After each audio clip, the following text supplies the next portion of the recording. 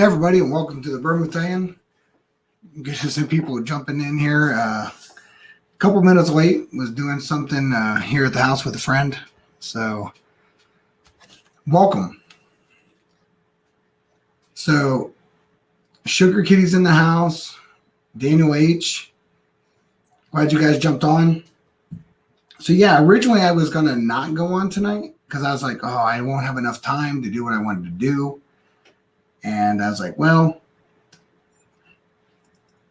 I don't think there's enough talk about blinds. So I thought, you know what, I could jump on and do that. So I am perfectly happy with going in and doing that. So that's what we're going to do. And while we do it, so let me add this in here. I'm going to throw the link and the settings here. So I put the StreamYard link into the chat. So while we're sitting here waiting for a couple people to come in, some more people to join, I had a local friend by the house and was trying some new stuff, because when you're not involved in the tubes and you're not involved in that stuff, cheers, Adam. Glad you could jump in, buddy. There's always that thing that, we're privileged to know different things that are new and upcoming and different trends and that stuff. And that's mostly because we are part of a community that is able to find stuff. So whether we have friends that find it, or we have just general people that can find it, or we watch people that can find it, right? Like Jason and Scott and all those guys, you can go in and do that kind of stuff. So it's always interesting. I really like sharing in my local community with buddies and friends and that stuff, things they've never even heard of. So I think that's such an important part of it. But the thing that I really want to talk about, hey, James Morgan, glad you could jump on, buddy. It's going to be a little bit shorter tonight than normal. I'm going to go 7 to 8, just because, Adriana's going to do 8 to 9. I know she has a pretty cool thing lined up. And her and I have talked plenty of times about the idea of when she very first mentioned the idea that she was going to do a certain time. It's really hard. Listen, it's really hard to know when everybody is on and you're trying to find a time to come on. And when she told me, she's like, hey, I'm going to be on now. I was like, I said, okay, that's when I'm on. And she was like, oh my God, I'm so sorry. I said, no, don't be sorry. You're going to have people and I'm going to have people. And listen, if you're only going once a month, I'll just go a half hour earlier. And I think Adriana is a genuine good human. And that's important to me. So tonight I'll do that. Next Wednesday, I will do stage 3 of the Texas Shootout. And that will conclude the Texas Shootout. I will do the Garrison Brothers, and then I will try them all and give an example. And then we'll go right into the Battalion Hump, and we're going to start with Booker's. Might as well start with my biggest, right? Yeah, right. Kitty, you're right. The number of tubers isn't exactly going down; it's going up, and I think that's a good thing. I know that it's really hard. Listen, it's hard for me to get on all the time. I have a full-time job. I still have one kid at home, and you're sitting there trying to get everything figured out. How do I have a balance of not being, we've all been on feeds. What's up, Cheech? Good to see you, buddy. Glad you're on. It's hard because I have this urge that I love. I love bourbon and whiskey, and I love scotch too. And you get on there and someone's like, oh, you need to try this. And I'm like, okay, I need to try that. And then I'm drinking with them. Well, I'm like 3 feeds in. And then I realize, like, oh no, I don't feel like part of my body. So it's just trying to find that thing. And I think we're all learning it. So I don't ever shoot out with the idea of doing anything other than just really enjoying it and enjoying your company. But hey, it happens. So If it ever does, and that's not my character, and I'm sorry. So, but having said that, I think it's really interesting. So we see a lot of stuff where people are going in and doing these blind fights. What's the difference between a blind and a double blind? And what are the perks to doing that, right? So there's a lot of perks. Our palette is always about evolving. Sometimes you have to have a double blind, meaning that someone else poured drinks and you don't know which ones they are. Not only do you not know which one's which, you don't even know what's in each one of them. So that would be a double blind. So a single blind, what's up, John T? Glad you could jump on, buddy. So a single blind is the idea that I know the different beverages. I know what liquors I have, but I don't know which one's which. Well, that can be kind of, most of us take notes. Most of us have different thoughts that hey, I know that this tastes like this if I have X. This tastes like this if it's Y. So what's really important about that is the idea of understanding. In order to truly evaluate and figure out, do I like this still or not? I have to not even know as part of it. And I've had some heavy hitters that were some of my all-time favorites be my number 5 of 5 in a double blind. And it's humbling. It's humbling because you're like talking it up. I love this. It's amazing. And then all of a sudden you're like, you just ranked it dead last. And so you're just like, what the hell just happened? Well, your palate's evolving. So I think that's the thing that's important, especially like for people like me and some of you guys in here that have a lot of whiskey and bourbon. You have to take that opportunity to figure out, well, what's some stuff I can kick out of my bar and make room for something else? What's up, Whiskey Nose? Glad you could jump on. And, that's the thing that's important about blinds and double blinds is weeding out your bar as your palate changes. Things you thought you liked a long time ago, you might not like so much now. It's good to have somebody come down and pour you a double blind.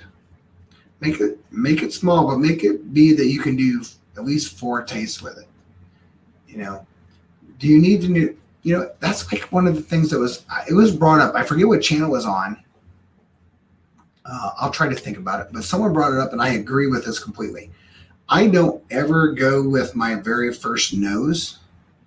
I don't think your nose your olfactory nerve actually is really on point until you've drank it.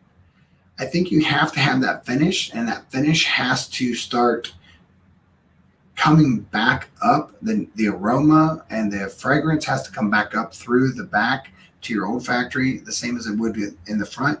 And when you have that, then you get acclimated to the point that the smell, the taste, and everything is different. So you have to come through and figure that out and then blind them apart. So it's just nothing more than figuring out, why do I like it? Do I still like it? And what do I like now? Blinds and double blinds do that. So we'll talk first. Adam, we definitely need a drink. What am I drinking right now? I am actually drinking, for anybody that is wondering what am I sipping on right now as I talk, I am on the Elijah Craig Toasted Barrel. I went through a gamut with my buddy earlier that was here, and a bunch of stuff he hadn't had. So I decided, hey, you know what I'm going to do? Some things he had never had or probably won't find here. So a single blind. The benefits of a single blind is, to me, I think a single blind should be, and don't have to be this, I don't want to step on anybody. I think single blinds are great when you're in a product line. I'm doing all Evan Williams. I'm doing all Jim Beam. I'm doing all this stuff. Because if I'm doing a single blind, if I come in there and I know that, okay, I'm dealing with Beam, I need to figure out, what do I like? Maybe I have a Booker's, maybe I have a Knob Creek, maybe I have a Beam, maybe I have a Russell's, whatever it is, or Russell's is turkey, sorry. But, a Beam product line, a turkey product line, all these different things. You definitely need to go through and find, what about this product line on a blind? Okay, I'm having a turkey fight.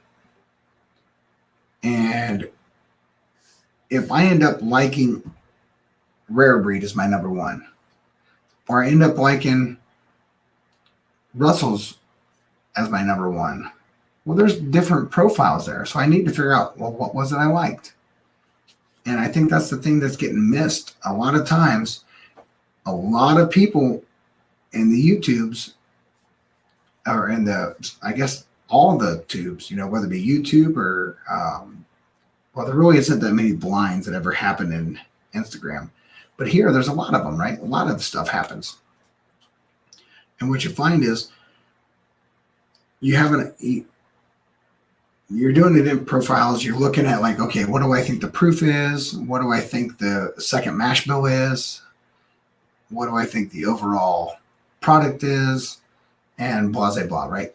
And those are important to know, because that makes you challenge your palate and challenge your nose, and is amazing for that.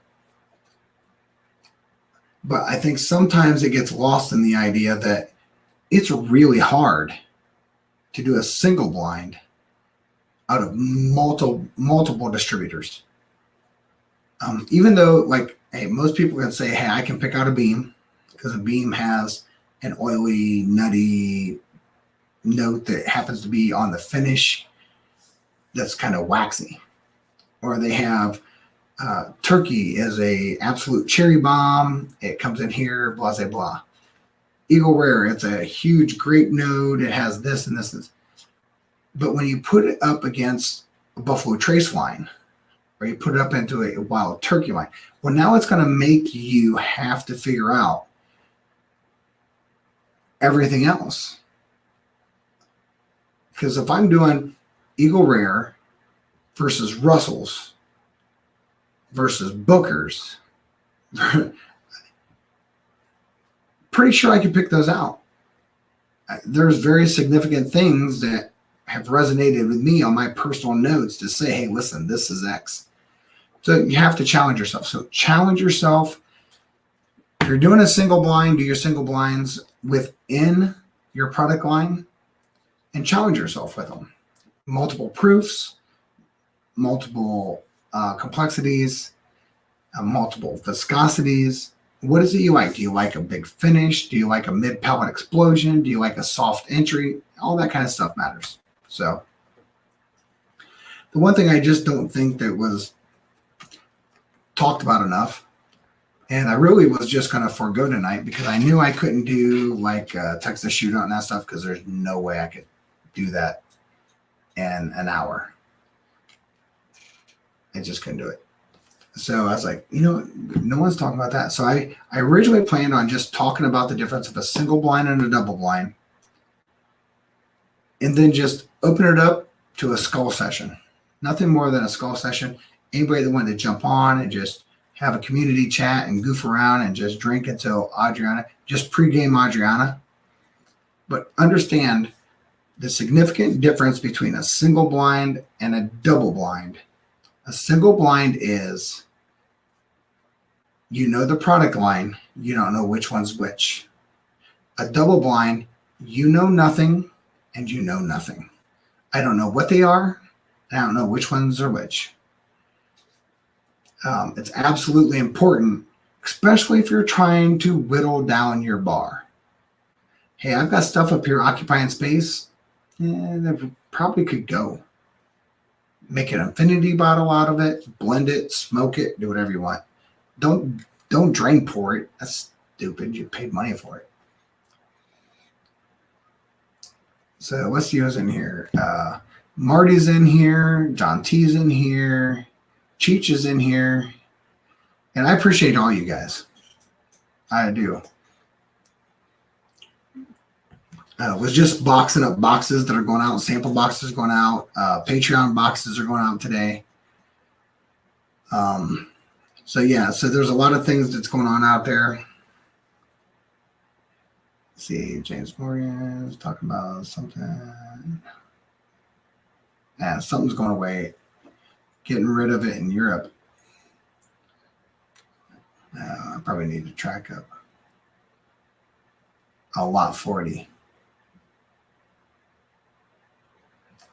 Adam, I'm so glad you're on here. I'm glad you're all on here, but super glad about it. So what's everybody sipping tonight? What are you guys pre-gaming with? I'm going to finish up with this toasted barrel and jump on some high proof stuff. Maybe A121 or something. I do have a bottle kill back here I probably need to kill. So do that. So hit me up. Let me know what's going on. So when is it? Like so there will be, not next week. What's up, DC?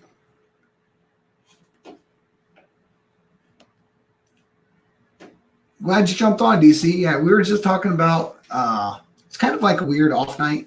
So I was just doing nothing more than just talking about what the difference is between a blind and a double blind. Usually I go 7:30 to 9, but I don't. 1 week a month, there's a new person that came on and didn't know what time slot to get, so they picked up 8 to 9, and they didn't know it, and I know that person. And I said, hey, listen, don't worry about it. You only come on once a month. I'm perfectly happy with sharing a time slot with you, and she's an amazing person. Whiskey Mountains Adriana is just a great human. So I'm perfectly happy with sharing that time slot. It doesn't bother me at all. So glad you're on here. So Daniel's on 1792 single barrel. So you just got that today. How is it, Daniel? You can't text me and then be like, what?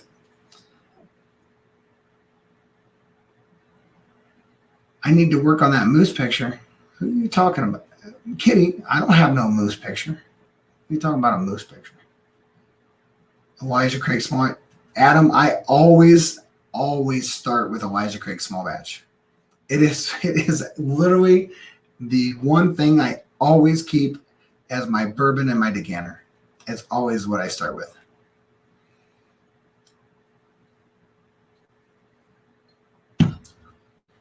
So I talked about blinds and double blinds. If you saw it, not great. If you didn't, you can always go back and watch it later. So what I'd like to do is something that's probably like, I don't think I've ever done it. I'm just going to open up the floor to anybody that wants to jump on and just chat. Just have a whatever. I'm perfectly happy with just sitting and talking and chatting, asking questions. If you have any questions, throw it in the chat. If there's anything you want to know,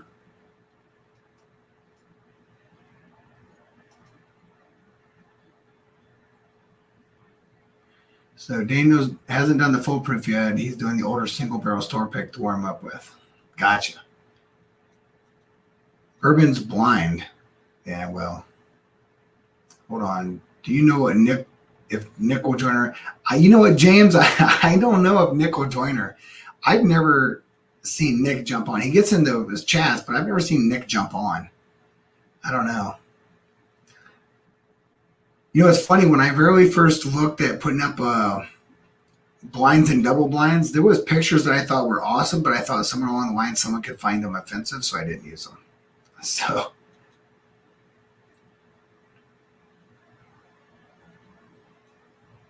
all right, Kitty, that makes sense. A moose or a bear? I mean, that's for sure. There's a local high school team here, not my town, but just outside my town. That are Mounties, and they literally had the uniform of like Mounties, which I think is like crazy. Adam's waiting patiently. Hey, Adam, if you want to jump on, or Bourbon, if you want to jump on, I think the link is at the top of feed here. And it was. I don't know why it like went away. I'll add it again.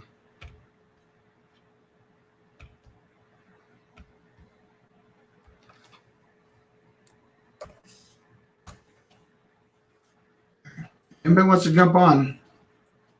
I think I just posted it. If I didn't post it, tell me. But it looks like I did. You know I haven't been really drinking. I was in a little thing where we were shouting a lot at a sports thing, and I kind of got a little hoarse.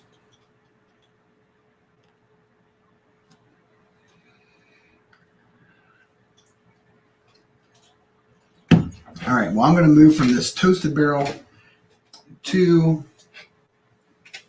I'm going to bottle kill this one over here that's been sitting here. I've drank it. I hate bottle killing stuff, but this is like, I've done some significant bottle kills between pours and whatever.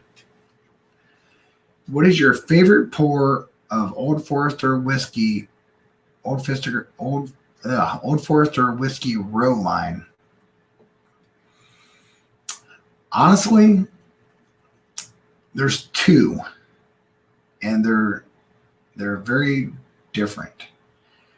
If I'm in a dessert mood that I want to have it and enjoy it as a post-dinner cocktail, it is Old Forester 1910, easily. It's the best dessert bourbon out there.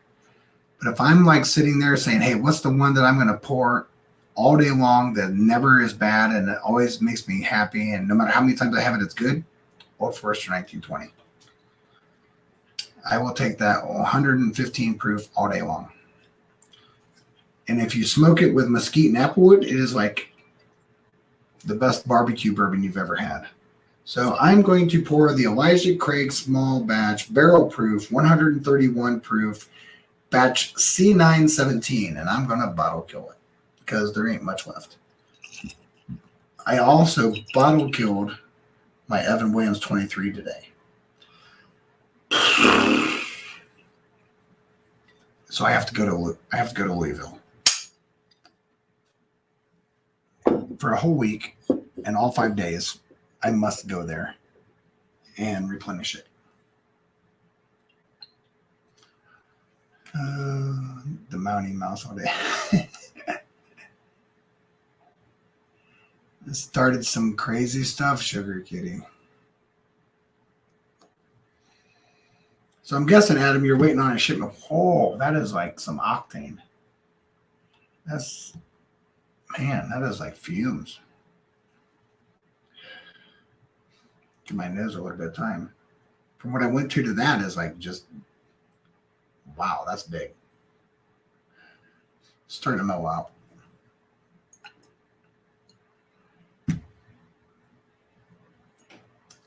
Hey, if anybody wants to jump on here, you can jump on. Just go on the link and jump on. I'm perfectly happy with just having a HQ sitting around sipping session, talking them trash. So it was really funny. My daughter came down and she's like, hey, I'm home from work, blah, blah, blah. And my buddy was down here from the Mid Ohio Bourbon Boys. He was like, we're sitting, tasting, trying some new things like that stuff. And he's got this beard that goes down like here. But he has got like a nice trimmed hair. And I introduced my daughter. I was like, hey, this is X. This is my daughter and all that stuff. And she looked at me like, is that what I think it is? And I was like, yes. She's like, oh, okay. And then she like went about her business. At Bourbon is harf. So Cheech, F no for $2 bills. Oh, someone's saying $2 bills for something. I want to wring my friend's neck today when it wouldn't come off that bottle. Listen, for $2 bills, it better be something solid. I mean, that's a hard buy. I mean, there's very few things. There's things I would. There's things I'd pay $4 bills for, but it's only because I've had them, I've tried them, I know I like them, and I'd buy them again.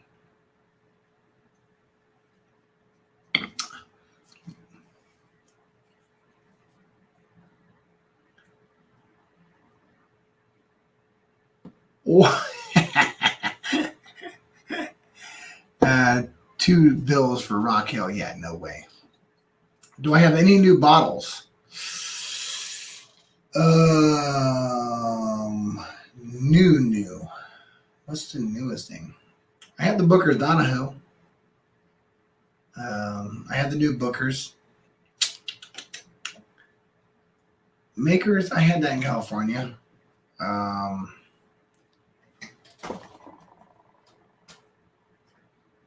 I have the single barrel Hancock Reserve, which I won.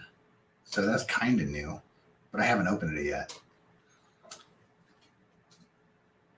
So I'm struggling, Daniel, with the idea of, do I open that and drink it, or do I put that on the Gunny's bar?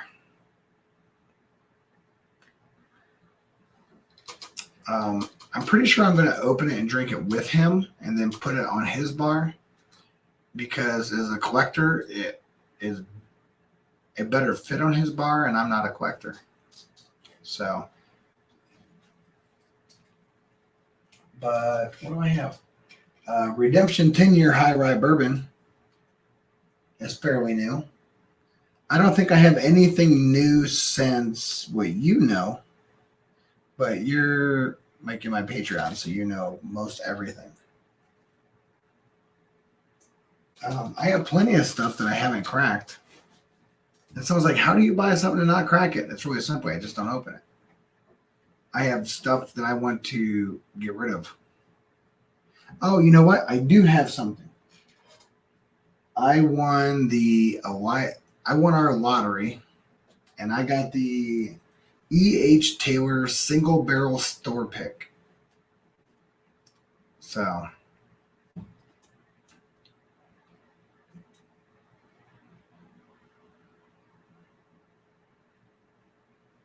yeah, F that. Fuck off. I'll say fuck off for you. Open what Hancocks? Oh, I got a Hancock. I got a Hancock over here. So I have this guy. I won in one of the, I think this is ADHD. I think I won this with Porter, right? ADHD whiskey. They had a give in, and I won this. So, but I told the Gunny that I thought this was more suited for his bar. He has a collector's bar, and it would really matter to him. But the preface was we had to open it, pour it together, try it, and then he could take it.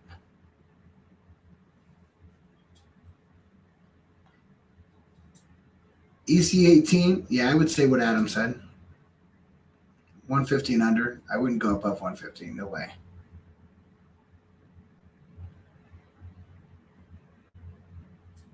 All right. Well, I'm going to be on here until 8, or if someone stays on, I will stay on.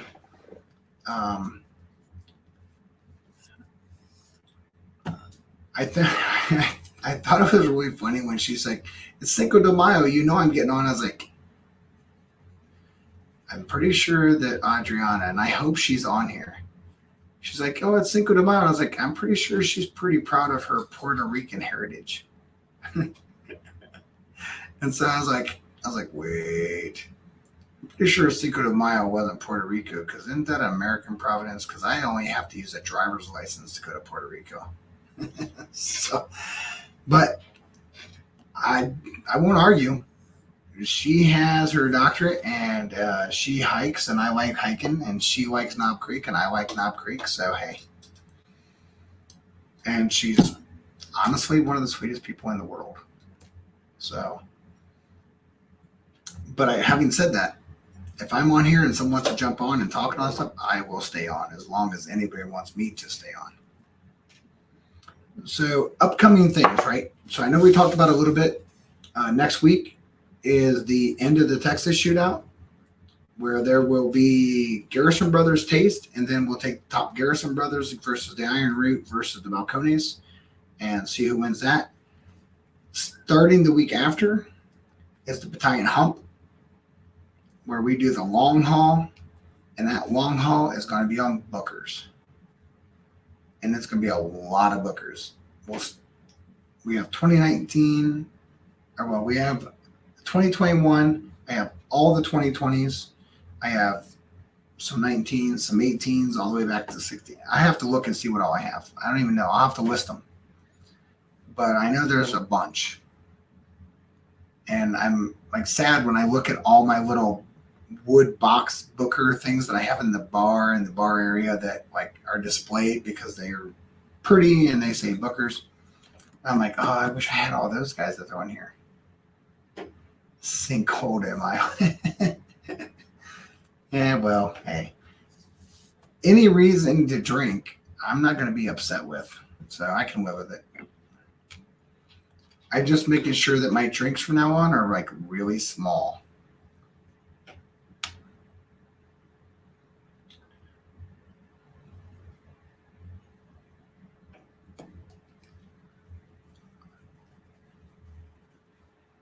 What about Hummus de Mayo, a turkey sandwich? Cheech passed on Elijah Craig 18 and 180. Yes, I would have too. Absolutely, without even missing a beat. Why would I pay, like seriously, Cheech, why would I pay $180 for an Elijah Craig 18 when I could literally at $180 buy, what, three bottles of really good shit? I can literally buy 3 bottles of really good stuff. I'm sure you have a toasted barrel somewhere. You know what that is. Just take some maple syrup and a honey and mix it up really light and pour it in there and shake the shit out of it. It tastes the same.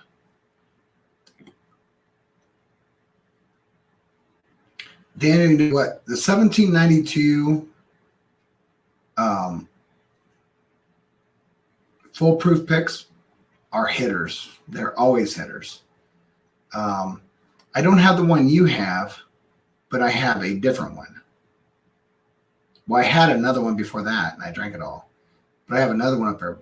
But once I get the one you have, which we need to talk, then I can crack another one. Yeah, there's no doubt about it. Not a fan of the Elijah Craig Toasted Barrel. You know how to make you a fan, Cheech? I can do that. Take your Elijah Craig Toasted Barrel and give yourself a regular pour. Add Elijah Craig Barrel Proof to it. The only thing that's making the Elijah Craig Toasted Barrel not hit your palate is the proof. You proof it up with Elijah Craig juice. Boom. Take your Elijah Craig. Absolutely. Whole Daniel, I'm in. We'll go back tomorrow and get another one. But Cheech, if you have Elijah Craig Toasted Barrel, take Elijah Craig Barrel Proof and do a 1-for-1. Take that 94, take that 130, and make it about 105, 107. Take a 107 Elijah Craig Toasted Barrel, and that's what you're going to end up with. I didn't do Wednesday Blends Day for the hell of it. It's just the idea of understanding if you try something that doesn't taste good, you have to figure out what is it missing. Thanks, Daniel. You have to figure out, right? If you're not doing this exploring of your palate, it's not that you didn't try something. You're like, oh, I heard this was a good review. I thought this would be good.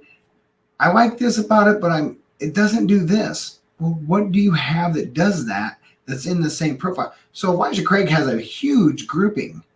You know, you can go from small batch to all the different batches of the barrel proofs And you can go through that whole product line of Heaven Health stuff and just say, hey, what am I going to do with this stuff?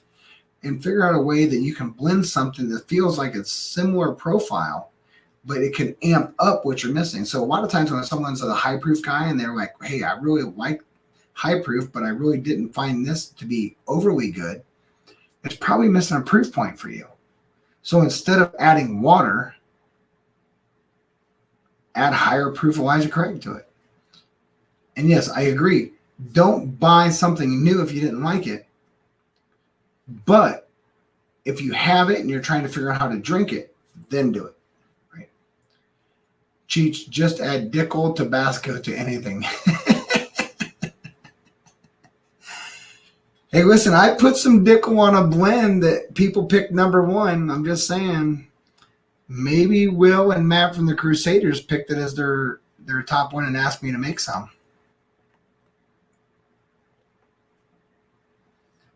Oh, really? So Kitty says Elijah Craig's small batch store pegs are coming out. Where at? Because I haven't seen that on the Ohio Liquor.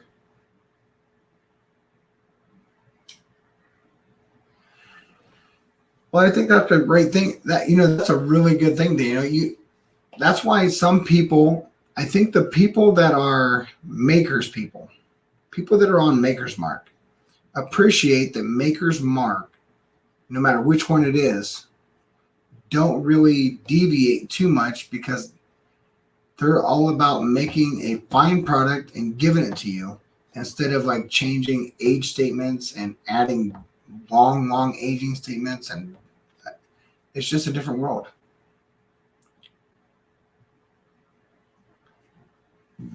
Wow. Elijah Craig 94 store batch. I would be in for that, Kitty.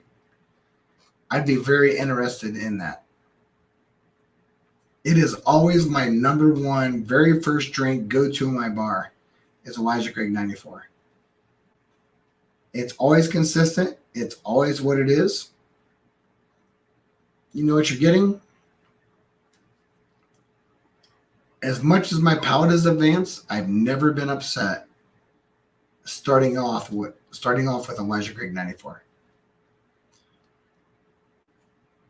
Yeah, but Daniel, I said that's the thing, right? Makers have stepped up their game, but they didn't step up aging.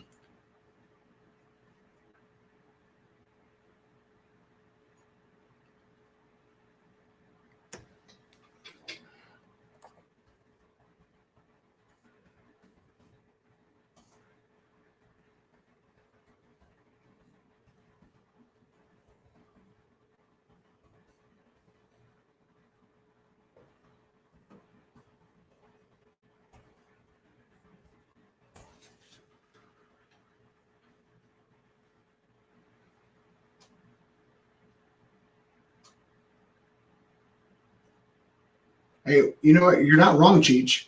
They're in a great position.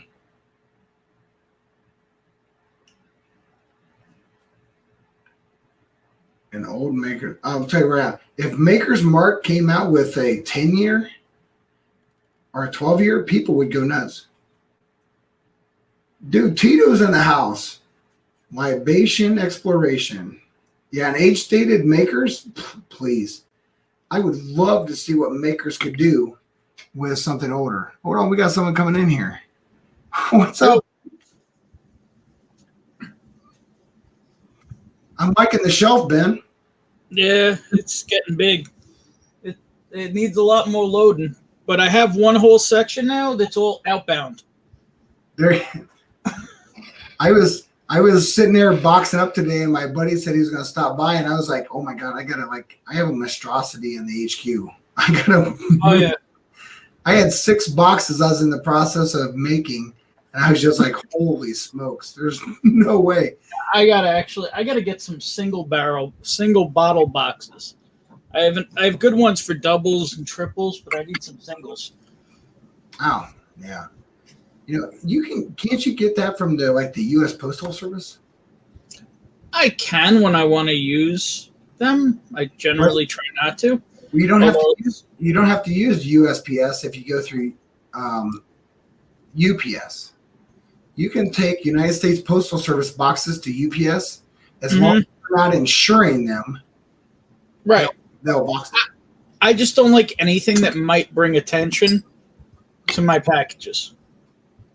I actually got in today what I'm going to start using as my noise makers and include in all my future hand deliveries. Mike and Ike's goodies, corn and Oh, I got creative, I think, oh. and I think it's fitting. So Let's see. Daniel asked, he said, how's that Redemption High Rye Bourbon working out? Well, you're going to have to buy him whiskey shits on for that because he's the #1 fan. Hey, I'm telling you right now, that Redemption High Rye Bourbon is absolutely amazing. Do you like Old Smoke Wagon? Do you? It's the same thing. You know what? I don't know that yet. You know I don't know that. Yeah, that's on the outbound shelf. Yeah, I don't know Smoke Wagon. But yeah, that 10-year Nerds. Oh, that's a great shaker because you can buy them small. Yeah, look how tiny they are. Yeah, they're small. So I'm going to put 1 or 2 in with hand deliveries. So I'll tell you, you want to know a funny story? I had a box. So everybody knows that. I've never heard of anybody using Nerds, so No. I got a lot of them. Yeah. It's really funny because everybody uses a shaker of some kind. I never have, actually. I No, always thought it was a bad idea. I never used it, but I got a shaker, right? And I didn't. I was like, but for me, it was like Mike and Ike's. I hate Mike and Ike's. Do you like Nerds? I like Nerds because they don't stick to my teeth. And I don't like shit that sticks to my teeth. So No, my thing was I wanted something very small that would just maybe make a little bit of noise. right. Because, like, I've had ones with rattlers or whole boxes of mac and cheese in it I've gotten. And I feel like that's going to make them think it's broken or it's just too much. You just want to cover up the gurgle. So I'm thinking these little Nerds might do the trick. But I tell you this, I've sent a box that I wrapped and wrapped and wrapped and wrapped, and I'm telling you what, whoever the postal service was, they had to beat the F out of it. Because I sent something to Perry that was like the most wrapped thing I've ever wrapped in my life, and he's like, one of them got broke, and I was like, how did that happen? I was like, by the way, they had to like get mad at someone and like punch something and throw rocks at it. I was like, he's like, yeah, it was beat up. So I've been like really careful. So I'll tell you, it was really funny. Someone sent me a box that had Mike and Ike's in it, and I just set them aside and think nothing of it. And the next thing I know, my wife and daughter are eating them. And I'm like, what are you doing? They're like, Mike and Ike's. I was like, I have no idea where they've been, how old they are. What are you doing? And the person that sent it to me, I was like, tell me those Mike and Ike's you sent me were new. He's like, no, I've had those, and I'm pretty sure that they've been floating around for a couple of years. And I was like, well, they've never been open, so let's just see if anybody gets sick. So I didn't tell my wife and daughter. Sugar. I didn't say anything. I was just like, oh, don't let them get sick. Don't let them get sick. And so yeah, it was really funny. But dry macaroni works great. I've had a lot of that, and it was like really loud. Yeah, well, that's my thing. I feel like it's too loud. I feel like it draws attention. I like to put it on the carousel and walk away so they don't ask no questions. I have my fake company name that I use. Everything is from Big Ben's Spices, Gourmet, Big Ben's Gourmet Spices. What the hell is it? Spices, oils, and rubs or some shit. I forget. It's all just low key. Right. Well, I think that's the thing, right? You have to. I don't write fragile. I never write send up. You know what I mean? I didn't put a shaker in at all. No, but I think a little box of Nerds is fitting. Yeah, because I always thought that, like, I always put my stuff in there that it was a vinegar barbecue sauce. Mm-hmm.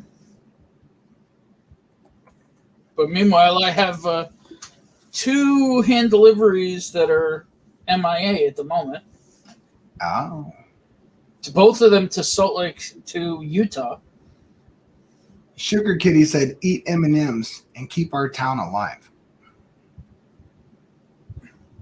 I'm fat. You don't have to worry. I've eaten M&Ms. Hey, listen, I was, and you know what? I can tell you right now, there's no doubt about it that, what was it we just had recently? There is, if you go to Sam's Club, you can get like chocolate chip cookies with M&Ms, and let me tell you, they're the bomb. So, yeah, Lux Road puts out some good stuff. Looking for Blood Oath. So I have Blood Oath 1 through. I have 1 through 5. I missed 6. I couldn't find it. So I can get you 6. Oh, well, that sober Bobby is saying yes because I've been looking for 6 and 7. I mean, 6 is it's like 120, 130 though. It's not 100.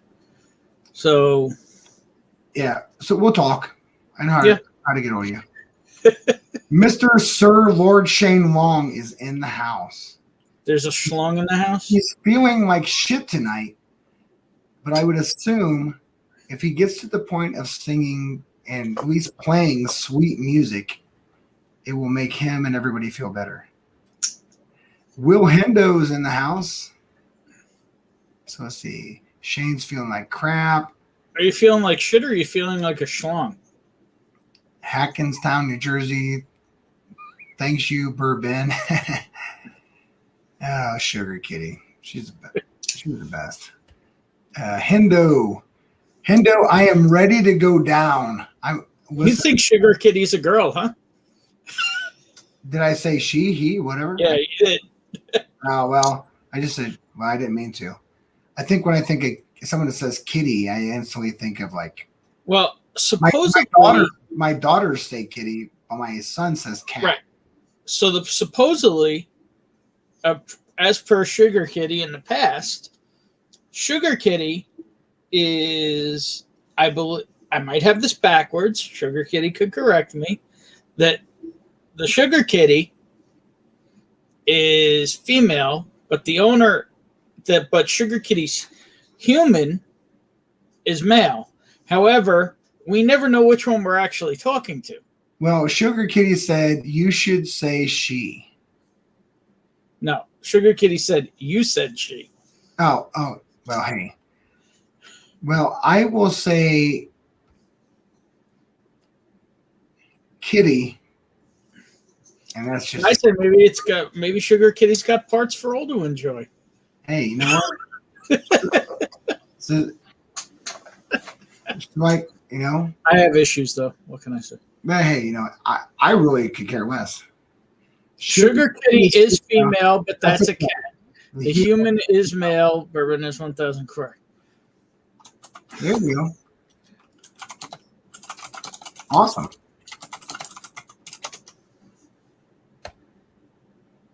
I have a cat named Soda Pop after the freaking Outsiders.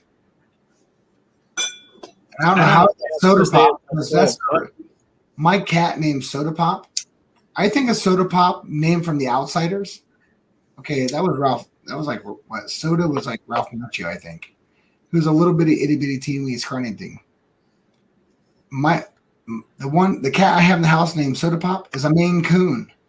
It's like bigger than 3 of my dogs. Those are like dogs. They're like bigger than 3 of my. I mean, they act like dogs. They like to cuddle and be picked up and. Oh yeah, they want you to rub their belly and all that stuff. But at the same time, they will literally just punch another cat. Like, yeah, and they're like this big. They're gigantic. Oh, they're huge. My Soda Pop is like 34 pounds. They're huge. That's crazy. Huh. And I just realized I had a bottle of bourbon acting as a 3D printer spool holder. Old Rippy. Old Rippy. A Sugar Kitty is asexual. See, I'm going hermaphrodite. I'm going parts for all to enjoy. I am. You know what? I'm like really like confused because like I'm a sexual human. Is that asexual or asexual? So whatever. That asexual means without sex, and I don't believe that for a moment for Sugar Kitty. Yeah, I think Sugar Kitty gets it on.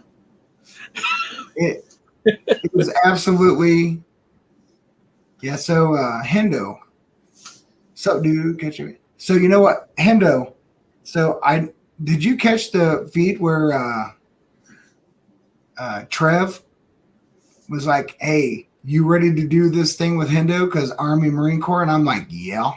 He's like talking smack. Listen, he ain't got no grill on me. I'm ready for this United States Marine Corps Army throwdown. At James Barton, yeah. Yeah. So I appreciate you all guys on here. It's so much fun. It's always fun when you can have people jump on and just shoot the breeze and just talk. I've just never seen Mr. Whiskey Shits turn down a StreamYard URL. Well, it's pretty early. Looks not well. Well, I mean, it's pretty early if you think about it. So it's 7:53 here, so it's got to be It might be running around. 5:53 here with him, and if he has the kids, and I know he has the kids. Mm-hmm. You know, my kids are all grown and gone, so for me, it's like a whatever. So let's see here. Cheech Morgan's like bourbon. And this planet is blessed that I have not reproduced, so you know. Did you all know Dixon Deadman left Kentucky Owl? Yep.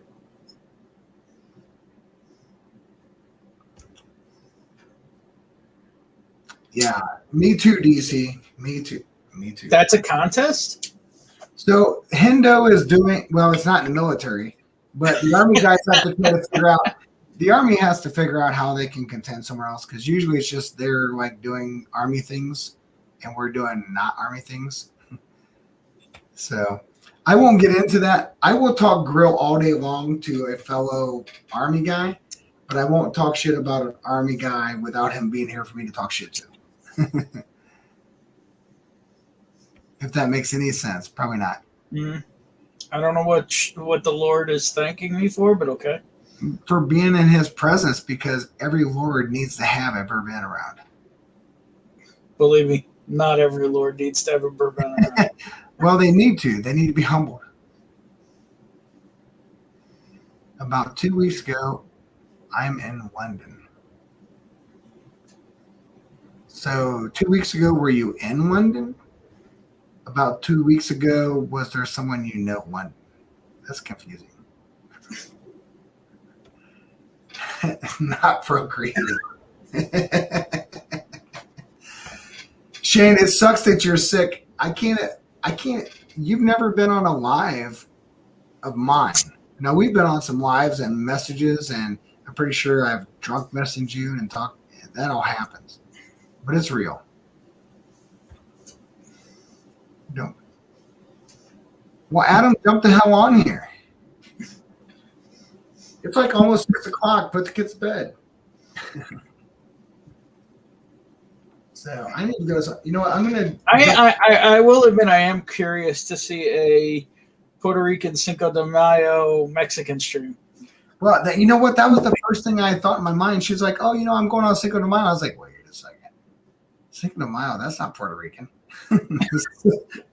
Well, I guess today's the one day we could call her Mexican. What? Well, I know for sure, without a doubt, that I've been to Puerto Rico like a few times, and I only had to use a driver's license, not a passport. So, so I was like, But you know what? She only goes on once a month, and we talked about it. So I am absolutely. But she said also she's going soon, and I was asking. She said she does have to go through some sort of customs. So I was wondering, to Puerto Rico? Yeah. No, she does not. So she said Puerto Rican or American. Listen, I travel through Puerto Rico all the time to the Caribbean islands. I do that for work. I only deal with subsea systems going underneath the oceans, and I go to all the seas in the oceans of the world. I only have a driver's license. My thought was, could she go to tax and duty free? I'm just saying that, you know, if you're coming into Puerto Rico as an American citizen, you shouldn't need anything.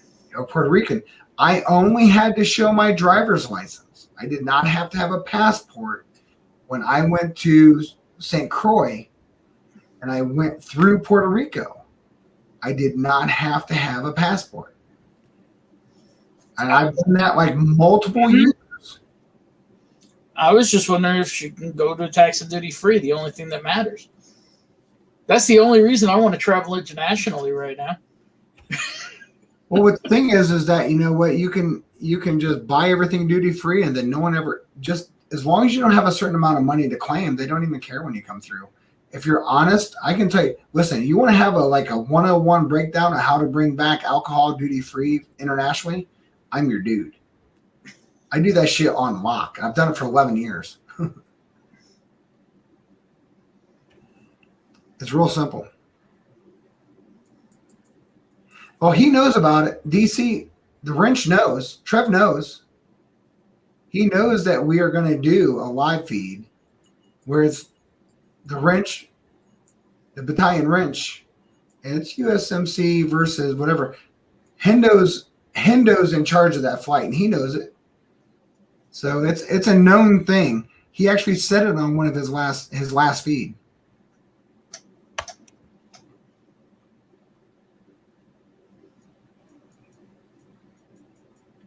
Bourbon, have you actually cracked the FAE-01? No, I have not. Do I need to? Yeah. I want your thoughts. For me, and I can say this very confidently, I think it's without a doubt, the very best makers they've ever made. Because I will say I've accumulated a couple of makers picks, and the FAE-01's the first of the wood finished I've bought, even though I've been always tempted by it, except for 46. I like 46. I think this is better than the 46 and the 46 cast, and I have both. See, because I picked up an RC6 for somebody yesterday. So I know that, after I do the Bookers, I have the next 2 battalion humps I'm going to do is makers, because I'm a makers ambassador. I have a bunch of makers. And then I'm doing Knob Creek. But I'm going to do that Knob Creek during the time period that Adriana can jump on with me. Mm-hmm. So, but I have 2 Ohio makers picks. Yeah, me too. I have a makers 46 cask. Yep. And then I have one private group pick. Nice. That's actually kind of awesome. Let me go grab that. Yeah. That hasn't made it to these shelves yet. All right, let me let the dogs up to these guys first. My dogs are out here whining. Come on. Let's go.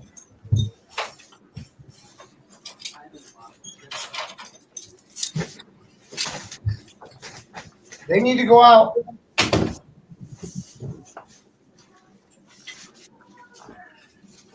I had to let the pooches out. The pooch has been out here for a long time. So, yeah, I think the thing that I found that was so surprising is that, what is this? My last meal. Thanks. Love you. The wife just hand delivered liquor food. She's like, I got your food. And I'm like, what? I'm sorry if that's really loud, but it looks amazing.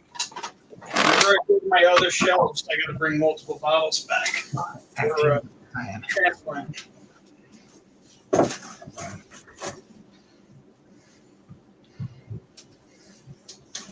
little older label turkey. Remus pick. Yeah. I'll tell you what, the FAE-01, I think the thing that's so surprising about it is that besides the fact that, listen, it's a 110.8 proof. It gives you a good proof point, but you have this big complexity between the sweetness of a Maker's 46, right, with the wood clay presence, but you also have this really weird, this. I thought it was such an interesting thing, Ben, because I can remember I did a review on a whiskey / bourbon that was their experiment was to dry weather stave. They put their barrels in the weather and let them be weathered first. And the person that did that was Woodinville. That's the thing about the Woodinville cast strength, right? it was weather stated first. They took the barrels into the weather and let them age in weather and then barreled. I just thought that was like such a unique thing. And when you're talking about FAE, the fatty ester esters, some of their staves were done kind of similar. But that FAE01 is just like delicious. No, I was just thinking. I found a bottle of Maker's Pick, and I couldn't remember when the hell I bought it, and then I just remembered that's an Outbound. Oh, oh, that's What did I do with that's Outbound? This is how you know I have too much freaking whiskey. I mean, I'm sure you have more, but I have way too small a place for this much whiskey. I have mine organized, so I'm like a little OCD. I know exactly what's going where and what's doing this. And Yeah, but you have a room the size of my house for your bourbon. We don't, Ben, we don't say that. I literally am in like this little cubicle here. It's like, it's not that big. No, I just can't figure out what I did with the FAE I bought. I'm looking around for it like, what the hell did I do with it? So James said Adriana just got her stove sharded. Adriana just got her. She better go white then. She just got the show started, and she looks nervous. Hey, listen, you know what? Listen. You make sure that you are. So you guys have to understand, right? Understand this. Adriana has not been live very much. Her very first live she ever did of any kind was with me on Instagram. Her second live was on Scott. I think this might be her sixth time she's ever been in a live. So listen, make her feel comfortable. Help her. The thing that you can help someone that isn't in front of a customer, doesn't have a job with her, in front of people all the time, which I am, the thing that's important is say stuff in the chat that helps her have something to respond to. Because when you have an awkward silence, I'm used to that. I've done that in customer prem forever. But if you don't know that, the ultimate finish. Is that Sting hitting the Hulk? Uh-huh. I think it's Sting. I'm trying to. Well, I'm not sure who it is. Hold on. Is that the Hulk? It's definitely Hulk. When did he ever wear red? Oh, he did wear red tights at one time. Yep, you're right. Well, it's yellow and red. Yellow and red. But that looks like the Ultimate Warrior. You know who the person was, the main guy that did the kick, though? Who? It was a little bitty dude. Who was the little bitty dude? He did the. Oh, why can't I remember it now? I don't know. That's what Google's for. Yeah, this is the second live on her channel where she's the host. She's been on, so I was her first on Instagram. I think her second was with Scott on My Bourbon Journey. And then she was on she had her own. I think she's the sixth time that she's actually been in front of people talking. And if that's not your normal jam, listen, it's really stressful. I'm just really stressful. If you don't have that comfort and understanding of how to talk when no one's chatting and no one's seeing it, and if she's doing YouTube, someone has to remind her to hit live chat. But if she's on StreamYard, you don't know who's wrenching, you don't know who's whatever, without having a secondary screen that says that. And you know this, Cheech. So, I'm a fan, and I also think you have to give people a break. Store pick stickers are so much more fun. Love them. You know what? I've never. This is Shawn Michaels. Shawn Michaels, that's it. I knew. That's what I was going to say. He was the little dude, but he was famous for this kick. He would stomp, kick. Mm-hmm. And but the thing is, right? So I have never had, because Ohio Liquor does not do anything fun. I've never had a bottle that was a store pick that actually had a cool label, ever. I could change that. You know what my store picks always look like? Yeah, I have a couple of Ohio picks here. Yeah, it's just a little silver thing, a little thing that says OHLQ. Yeah. Super not cool. I can't find my FAE though. I got to figure out what the hell I did with it. Well, here are two other Ohio picks. You got the. Oh yeah, here you go, Bobby. I knew you were going to go there. I knew you were going there. And then you have this. This says Winter Wassail, right? Yeah. Yeah, I missed that one. I didn't know I haven't about opened it yet. I don't know if it's any good. And my town, when it dropped so fast, was gone. So we have this like really shitty thing that happens in Ohio, right? So there's an app that you can get onto that will tell you what's dropping when and what store, and the Tater Chaser second guys will sit in droves.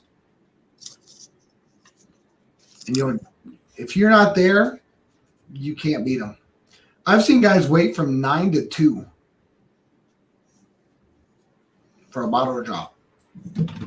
Craig is my local guy at Ohio Liquor. He said, I know that I have stuff dropping. They know I have it dropping. They will sit number one in line and let people walk into the store and out of the store, but they're number one in line. And they will wait there until it's good, until it's ready to drop. He's saying, I have to drop it by a certain time, and they will wait till that time. He said he don't care if it's 5 hours. They will wait. And it's just shitty because he says, I know they're going to buy it and sell it.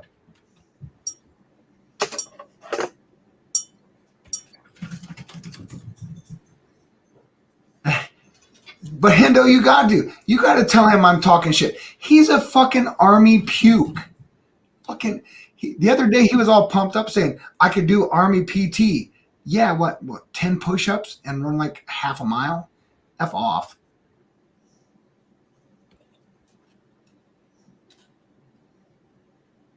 I just checked and she's dancing, so she's definitely not miserable.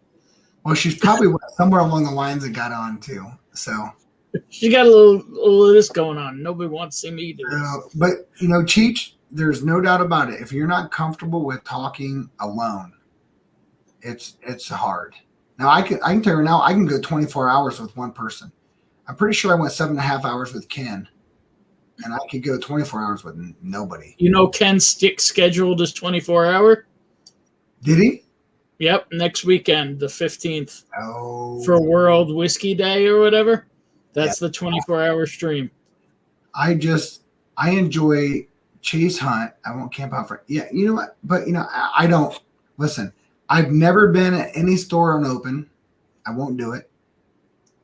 If it's there, the fact is they're always tater chasing. Most of the good shit is still going to show up that they don't even know about. So you run into that, right? Yeah, Dana H. And listen, Dana H. can come across some shit, and he knows connections, but he doesn't sit and stoop.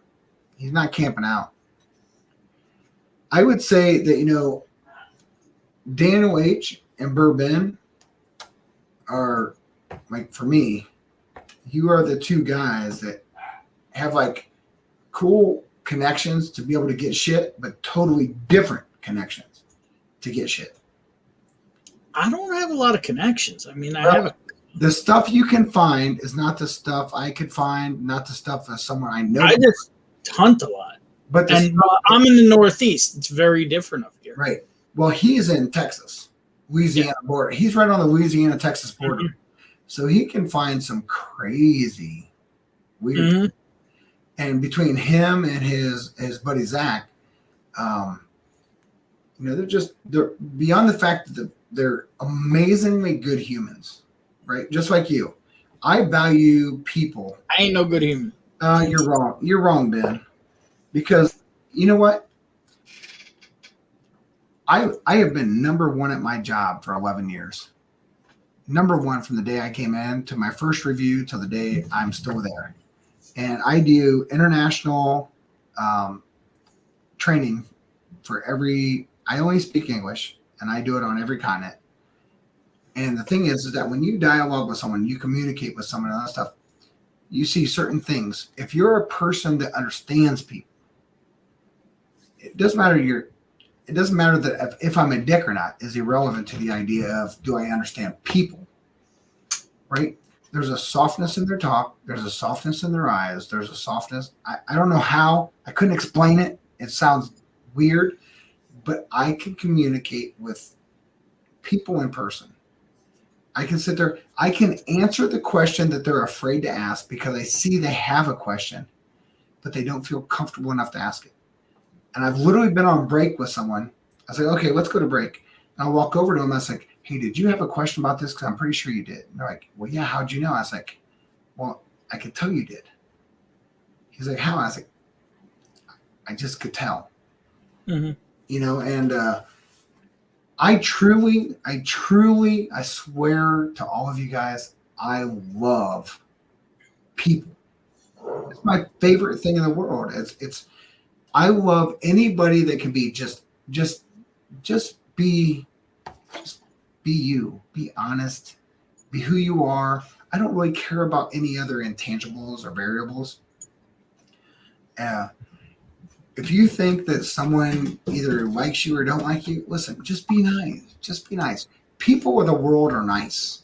People are just waiting for someone to be nice to them. The moment someone's nice to you, you're absolutely different. You're absolutely different. You get into Uber and you're like, yeah, I want to go here. And they're like, hey, how are you doing today? I'm like, all right.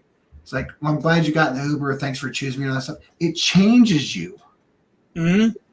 No different than if you get up, you know the license plate number, you know the name. Hey, Manuel Ezekiel, how are you doing today? I'm good. Where are you from? That doesn't sound like a name that's local. Are you from here? What's your heritage?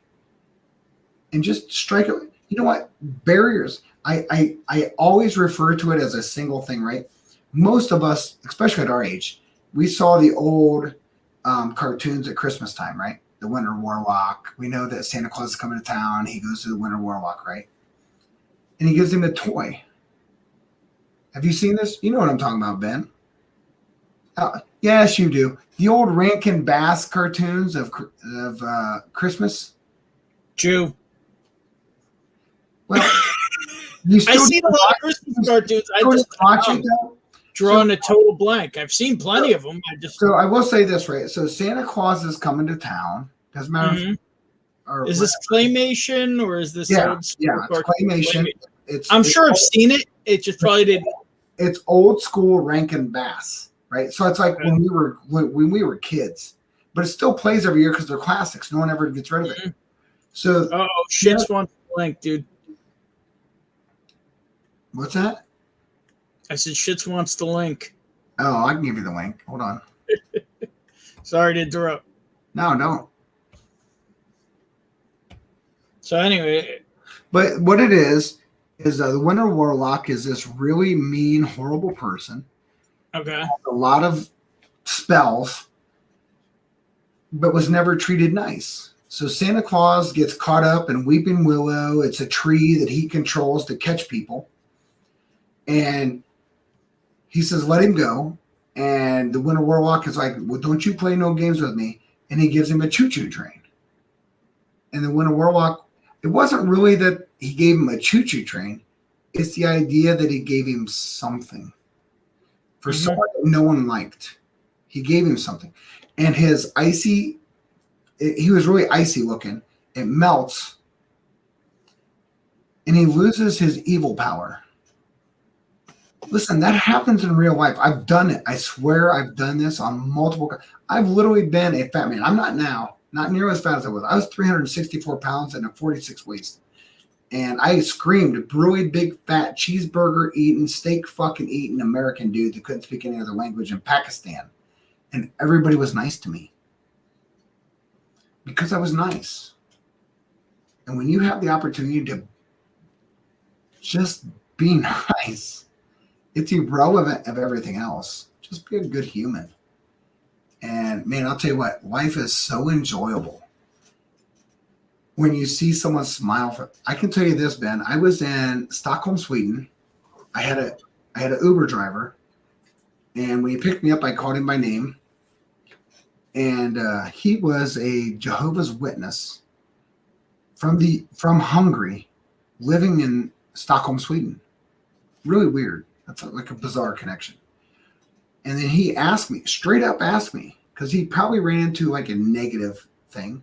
He's like, "What do you think about me being a Jehovah's Witness?" I said, "Well, if that's your faith, that's your faith. Who am I to tell you your faith?" And he asked me, he's like, "Well, are you a Christian man or whatever?" I said, "Well, I am, but that doesn't mean that it's my job to tell you you're wrong. This is my walk. That's your walk." And he's like, "I would like to talk to you." And I said, "Well, let's talk." And we literally sit there and had this conversation off meter. He's like, "I've been here 6 years. You're the first person to talk to me." And I thought, how sad was that? And then I instantly thought, a simple thought, how many times did I not talk to someone that never had someone talk to them?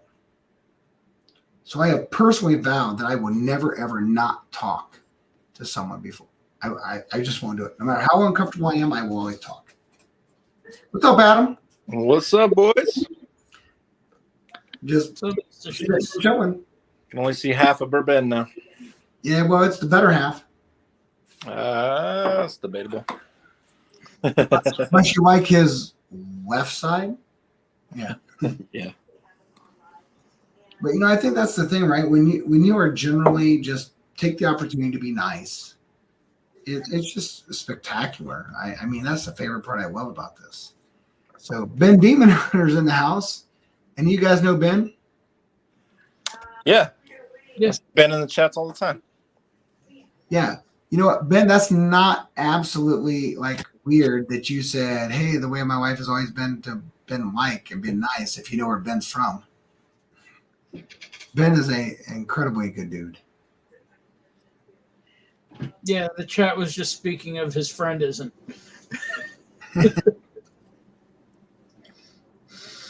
Yeah, so right up here, I know he's your friend, but he's a jerk, bro.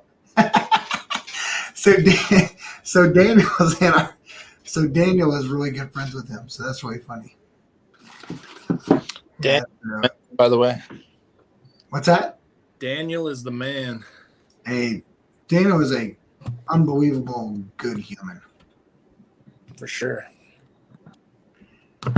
And I enjoy. Listen, I enjoy hold on, what the hell? Choo Choo Train is in Mashing Truck. What? Did I miss some stuff? I've been talking for a while. Oh, hold on, the Bourbon Ranch is in here. We need a flight. Oh, he wants to battle, dude. He said, "Oh, we're gonna battle. We're gonna fucking wrench." Listen here, Trev. I don't know if you're still in here. I'm sorry I missed you, but we were having like an in-depth wrench. I don't even say Bourbon Wrench. It's just the wrench. Adam, do you ever have this happen with FedEx before? FedEx hand delivery services? I'm trying to think of the last thing. I don't know if I've had anything delivered hand delivery through them.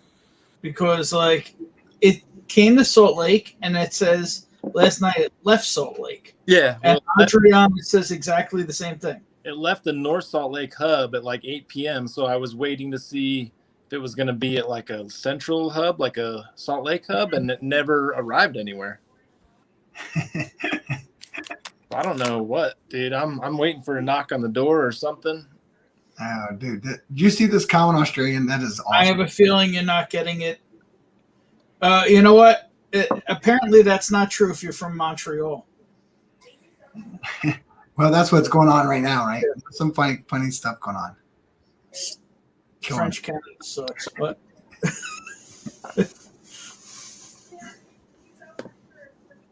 They're Well, hold on. Cheech is Team Trev. Cheech. wow. Cheech. That's cold, Cheech. That's cold. Cheech. You know what? That right there is just. He's like 12, right? I'm pretty sure he's 12.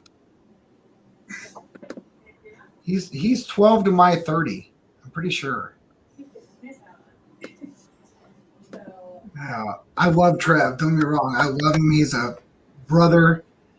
Signed on the dotted line. He just signed on the wrong dotted line because he's weak. But I love him. I can say that.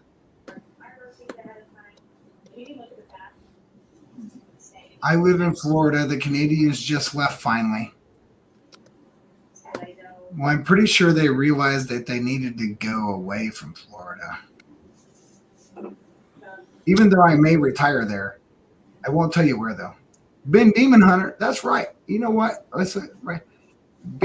Team Bobby. Screw you, Trev. That's right. Don't make me flex. That's it. We're going to have to flex. He's going to put up some graphic. I hope he's on my channel. I'm going to put up like a different graphic. I'm going to put him. I think that Trev has a really good palette, though. I think he started off very amateur when he started his channel, but I think he's developed it really good. He has. He actually done really, really well. Really well. And I know my strengths and weaknesses. I know what I can pick out and all that stuff. Some channels are going to have, they're going to try different stuff more often than me. But if I'm asked like a proof point, might be kind of shaky for me because I'm such a high proof guy. Stuff that's medium range feels really low to me. It's really hard because I literally drink mostly 120 and above. But if you're asking me mash bill, that's a whole different world. I can do mash bill all day long. Mash bill I'm good with. Distiller, if you're talking distiller, if it's a distiller that I've had that I drink plenty of, I can go good. So, but Trev did really good in his blind. That's why I'm actually doing a blind for him and his associate.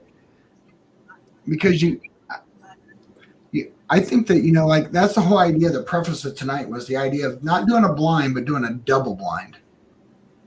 If you don't know what you're having at all, and you don't know which is which, not only do you not know what's what, but you have no idea what's up there. That's a whole different world. And I'm hoping that it comes up as I would prefer to have, a double blind.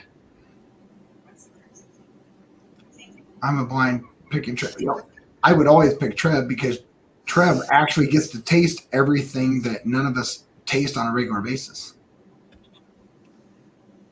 Adam ran away. What's that? It said Adam ran away. I need to drop back. I have to add him back. Oh, I'm back.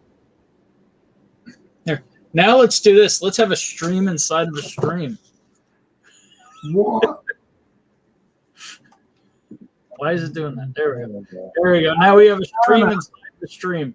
I feel bad but you know what? The thing is that I don't feel bad because you guys hear me? I've talked to Adriana before. Can you hear me? And I always we hear you. Yeah, I can hear you. I can't hear you guys for some reason. Well, are you on mute? Well, I'm not on mute. I can hear Ben, and Ben can hear me. Ben, you hear me, right? Yeah, I hear you fine. All right. Jenny is running the vac and the carpet cleaner. Bear with me. Yeah, no worries. Hold on. Let me add him back in. Can you hear us now?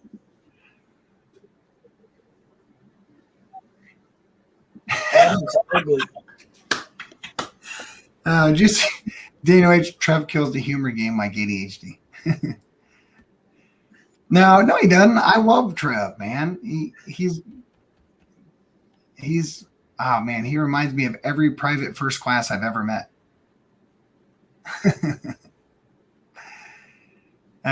What the heck happened at? You know what? I think there's some like in and out going on. Ben Demon Hunter, yes, it's like Quebecers that give Canada a bad name in Florida. That's true. That's true.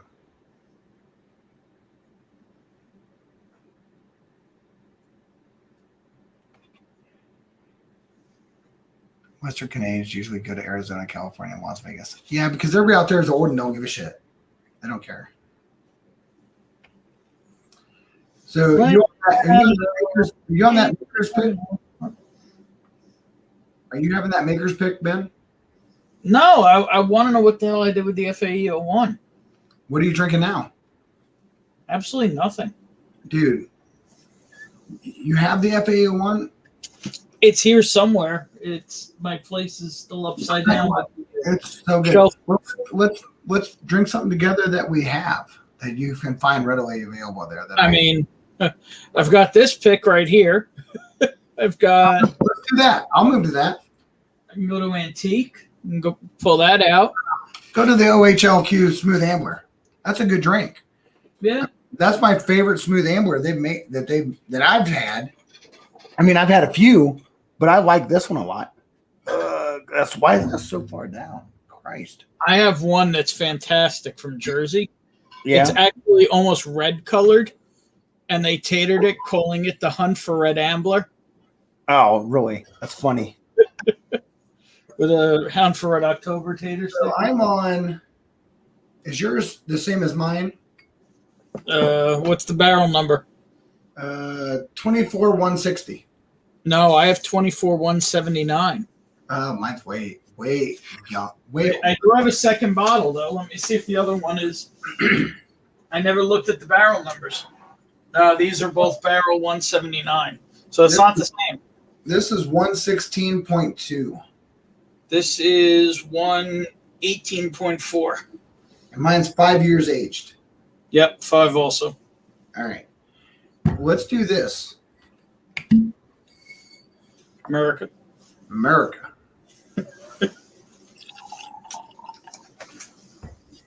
Now I am going to be like radical. I'm going to do something I very rarely ever do. I ain't going to say ever, but very rarely do.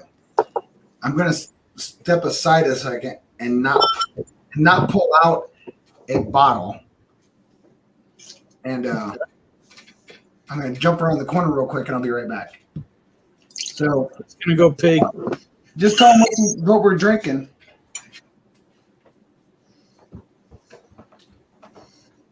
Well, this stream just got ugly.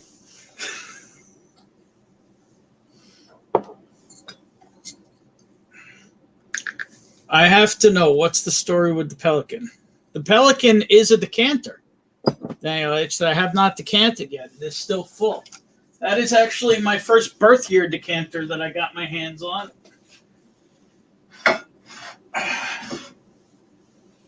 That is a Davies County Kentucky Straight Bourbon Whiskey, 80 proof.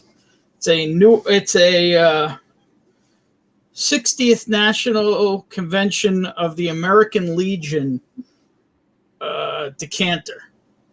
And if you rip the Pelican's head off, you get the bourbon.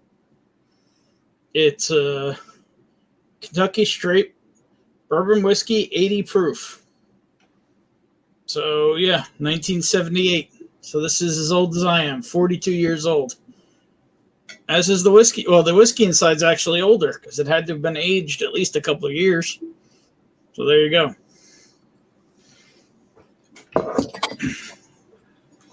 All right. Sorry about that. I just didn't want to make like some weird normal thing I normally do. I thought I'd actually be civilized. What's wrong with you? Yeah, well, hey. I'm trying to learn from my mistakes. So let's see here. Bourbon. Hold on, I gotta jump up here a second. Catch up some stuff. Bourbon is like what's the story with the Pelican? Oh, so I pulled it down off the shelf. It's my first birth year decanter. It's a Davies County 1978 Pelican decanter. Does it have anything in it or is it just empty? Oh, yeah. Oh, there's something in there. Oh, it's full. That's awesome. Yeah, I'm going to decant that one of these days. You know, who knows if we're getting chocolate milk or bourbon, but we'll see. Yeah, who knows? Because I can tell you its storage was definitely questionable. Like the tax strip, the tax strip is like water damaged. So I don't know what the deal is with this thing, but it's still in place. So I will say this, right? I'm going to say something that, I've been waiting for the right point and I've never done it. And, it's coming. So during the battalion hump, I don't know which week, but it will be many weeks to get through all the bookers.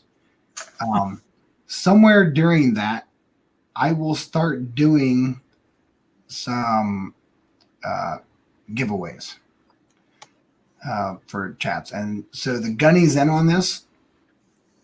And he's like, yes, I'm willing to unload some of the haul from the hole. And let's just say that's anytime he says yes, it's like unique. So there might be some things in there that you think are like, hey, that's really cool. I'd really like to do that. And you're like, other things like, I've never even seen that. So just know somewhere in the battalion hump, when I think the time's right and all that stuff, I will do giveaways. I've never really been one pushing towards that.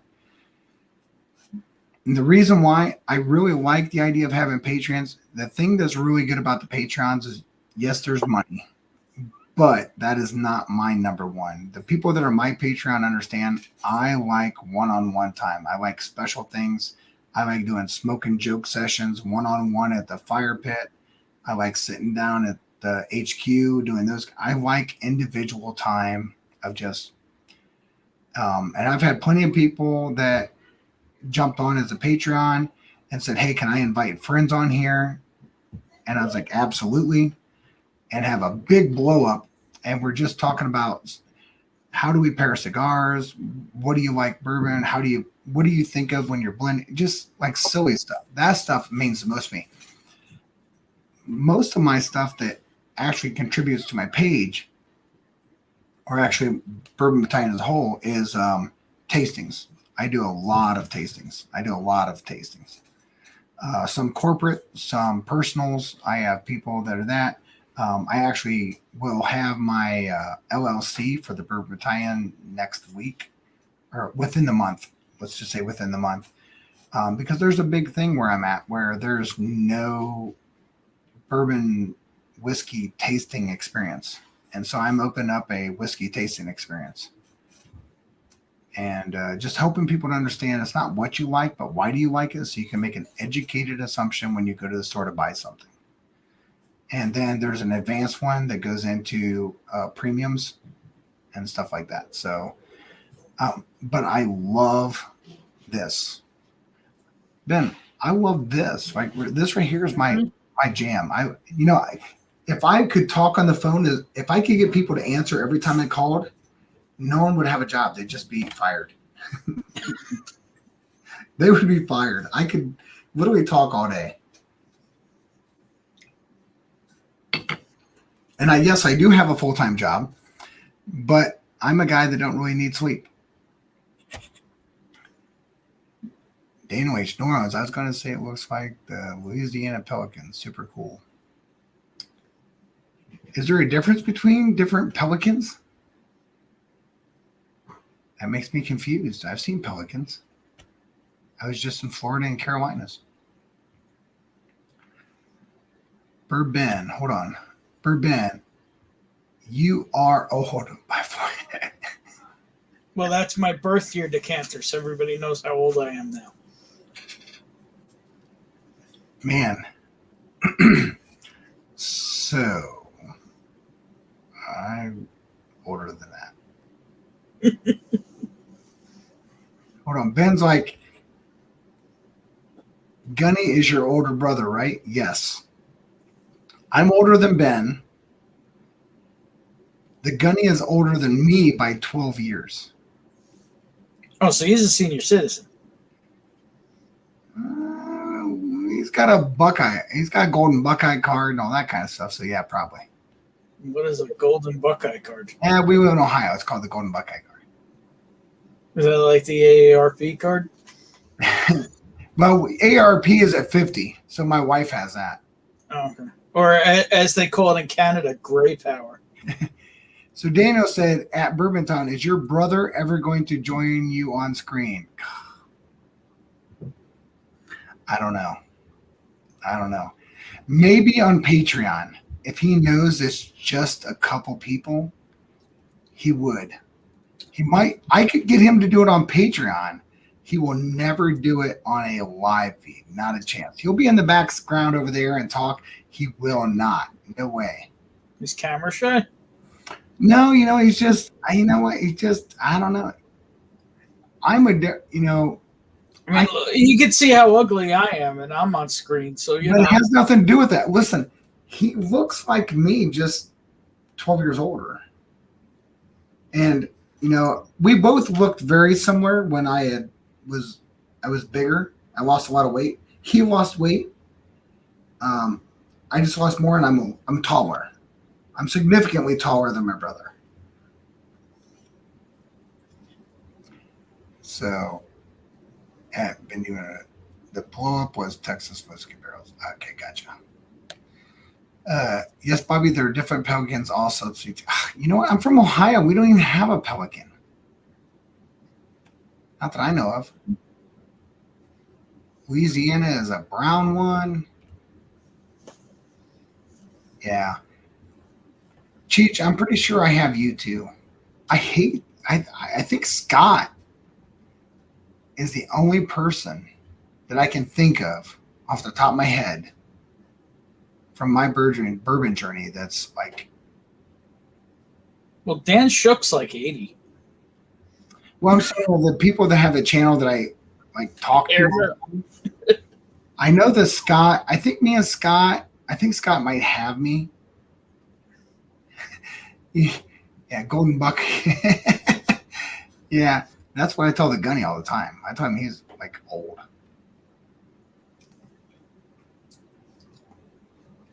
Yeah, that's true.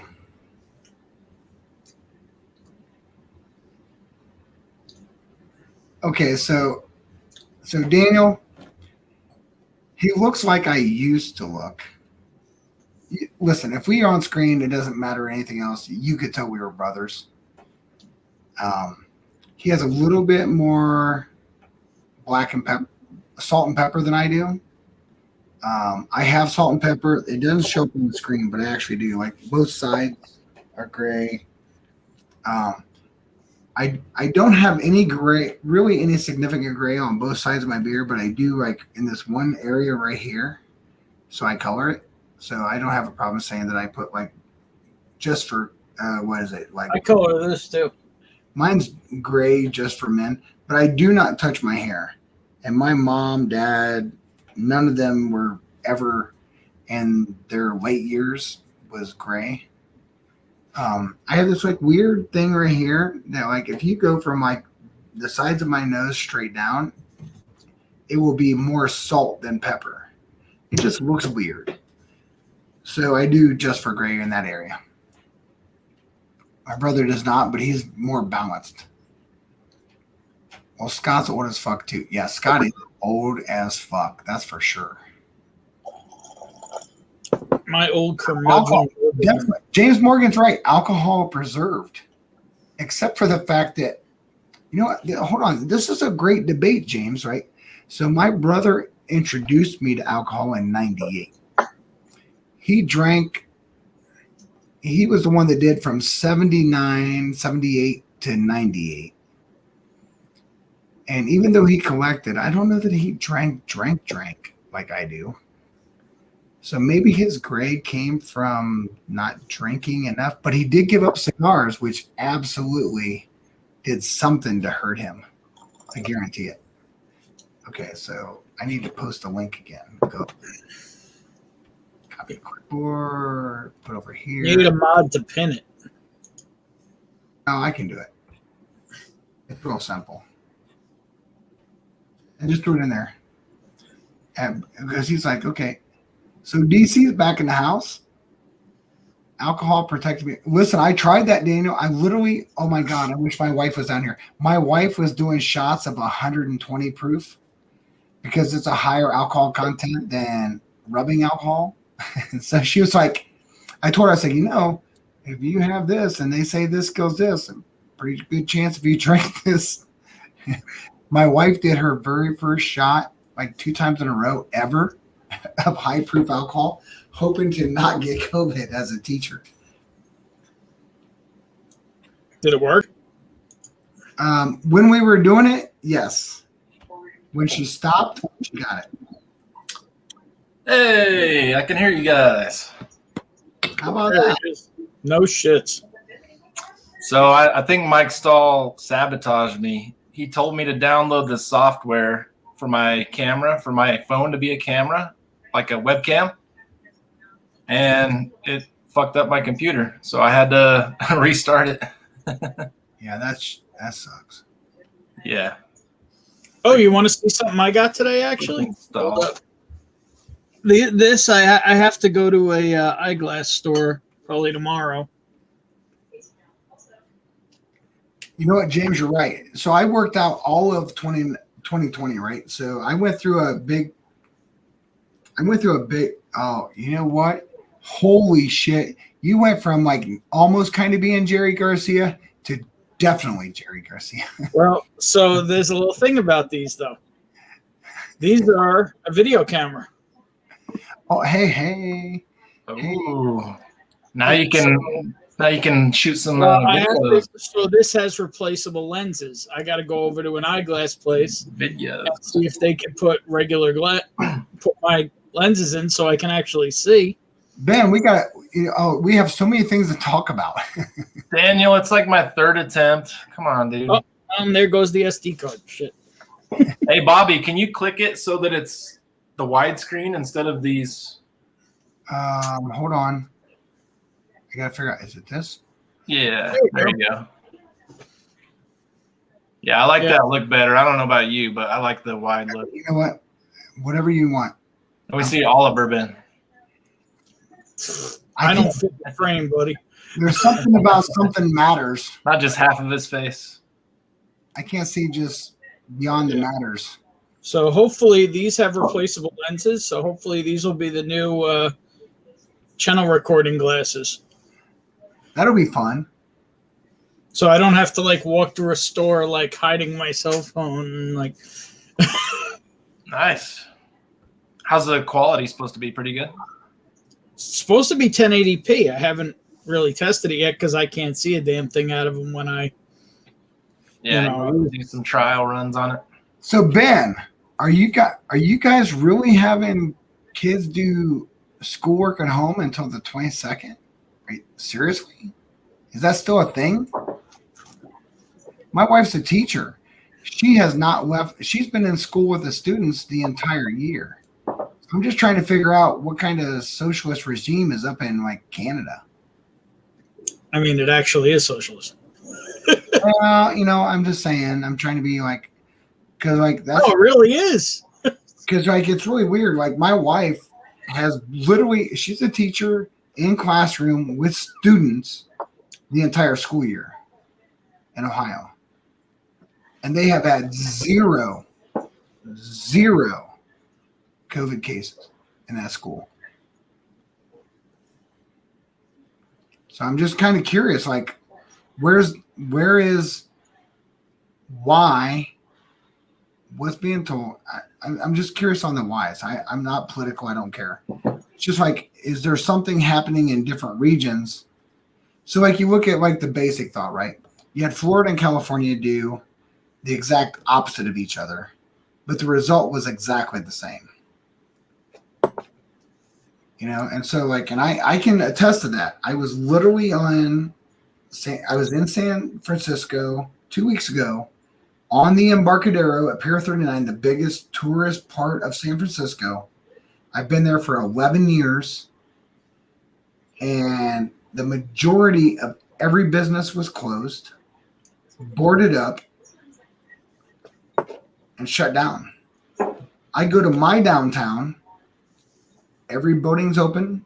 Every business is open. Yeah, but what does those states have in common? What does the California and the New York have? I get that, but the overall thought is, you look at California and Florida, right? That's what everybody's been comparing, right? You told the Florida and Texas governors they were Neanderthals and like praised the California governor. Well, California is fucking crippled and had to get their own individual bailout. Yeah. when you look at Florida, Well- for example, and I was just in Florida. I didn't have to do anything there. But so the only thing that I can talk about that's real that I can say, hey, listen, I've experienced this in my life. I won't talk about things I can't talk about, but I can say this. I have been a worldwide traveler on every continent but the Arctics for 11 years. In those 11 years, I've never been sick.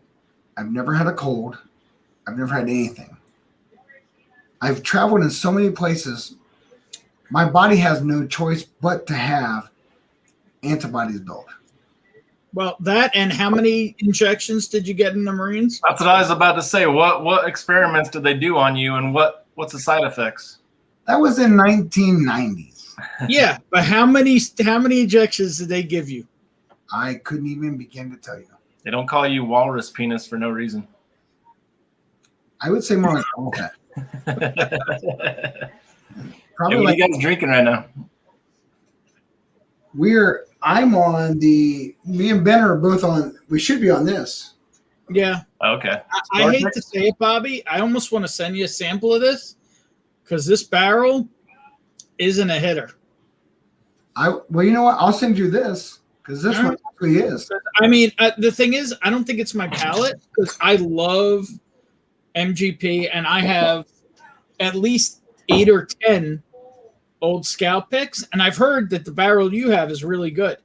This one is Dude, really this hot and barrel, not I can flavorful. tell you right now. I will tell you right now. I will like straight up go right at it. Mhm. This is what I'm drinking. This is. I've never had that, Adam. Couldn't even tell you what I think. They have that in Ohio, though. That's where I got it. Not where I'm at. It depends on where you're at. So Ben, So where are you? I'm in North I'm Central going Ohio, to a town called I'm in Ashland, Ashland. I'm dead in the middle between Cleveland and Columbus. My very first note on the nose of this guy is vanilla. If you took vanilla, Yeah, put no, this is a not- very light honey, like a light honey note on top of the vanilla. No, this is like one of those astringent bourbons. It's not cool. This, I mean, on the nose, this is a fucking banger. So is it a 5-year store pick, Ben? Yeah, they're both. We both have They're a different barrels. but they're different barrels, and his is a hitter, and mine's a shitter. Yeah, they're different barrels completely. But this right here, you cannot get away from this really. So where are you again, Bobby? You're between where and where? So a little town called Ashland. Yeah, I'm looking at the map. Between what two I'm cities? literally between Cleveland and Columbus on I-71. Oh, okay. So Just north of Mansfield. you know where Washington Courthouse is? Apparently, that's a town. It's more off 22 than 71. Dude, that's like way, I think Washington Courthouse is northeast. All right, so 71. Let's see here. Go to Cleveland, find 71, and go. Yeah, I'm looking at 71. I'm looking at South Lebanon. So if you look at, so go Lebanon, you're way too far south, going way north of Columbus. Fort Ancient. Keep going north on 71, north, I'm driving. drive. Good choice, Cheech. It's having that Maker's FAE 01. I can't find mine, dude. I bought it. Bobby, do you know what FAE stands for? Fatty acid esters. I found the Cedar Creek Flea Market. Keep going north on 71. Jesus. Port William. Dude, you're like way south of like Columbus, right? I'm Bought zooming this out. guy today. Jeffersonville. Hey, I bottle chugged that the other night. Probably why I got in trouble. It's only Manual? 127.1 proof, but Where are you at there? Antioch? What? Are you looking at YouTube? Are you looking at Google Maps? I'm looking at Ohio liquor maps. Oh Christ! So I'm almost into Columbus. yeah, you got to go like way north of Columbus. Like, listen, Oh, I thought you said between Cleveland and Columbus. I did, but Cleveland is way north of Columbus. It's almost on Lake Erie. Yeah, Cheech, I was hoping you Oh, had I was tried thinking it, between but Cincinnati and Cleveland. No, I'm glad you, no, glad you won something, buddy. Sorry, my Ohio geography isn't that good. You're right. That is not good at all. I'm like, hey, listen, you're talking about like way south of Columbus. Yeah, here we go. Medina, Medina, Medina. south of Medina. south of Vagina. Got it. Okay. Yeah, south of Medina. South of Vagina. Ashland County is just south of it. Okay, I see Chippewa Lake. Be south of that.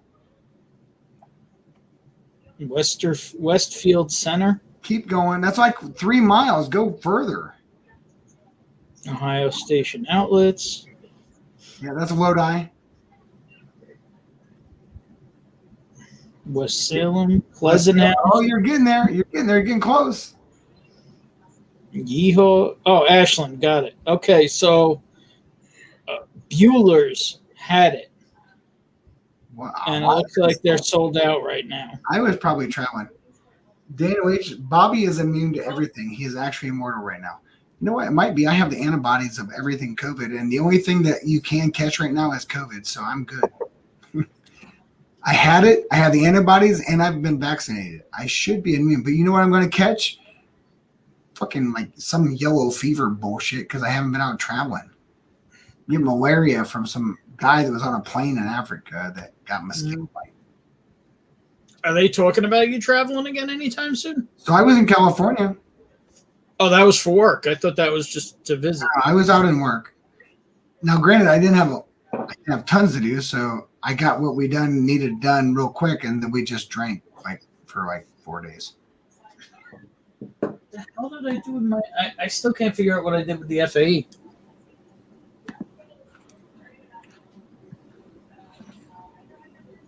Whiskey I Nose have a lot of- joining you on one of those. Hold on, Whiskey Nose, Smarty. Hold on, that's 2 hours from where I live. Trying to figure out what this is. Woodinville Private Select Single Barrel. I had that earlier, Marty.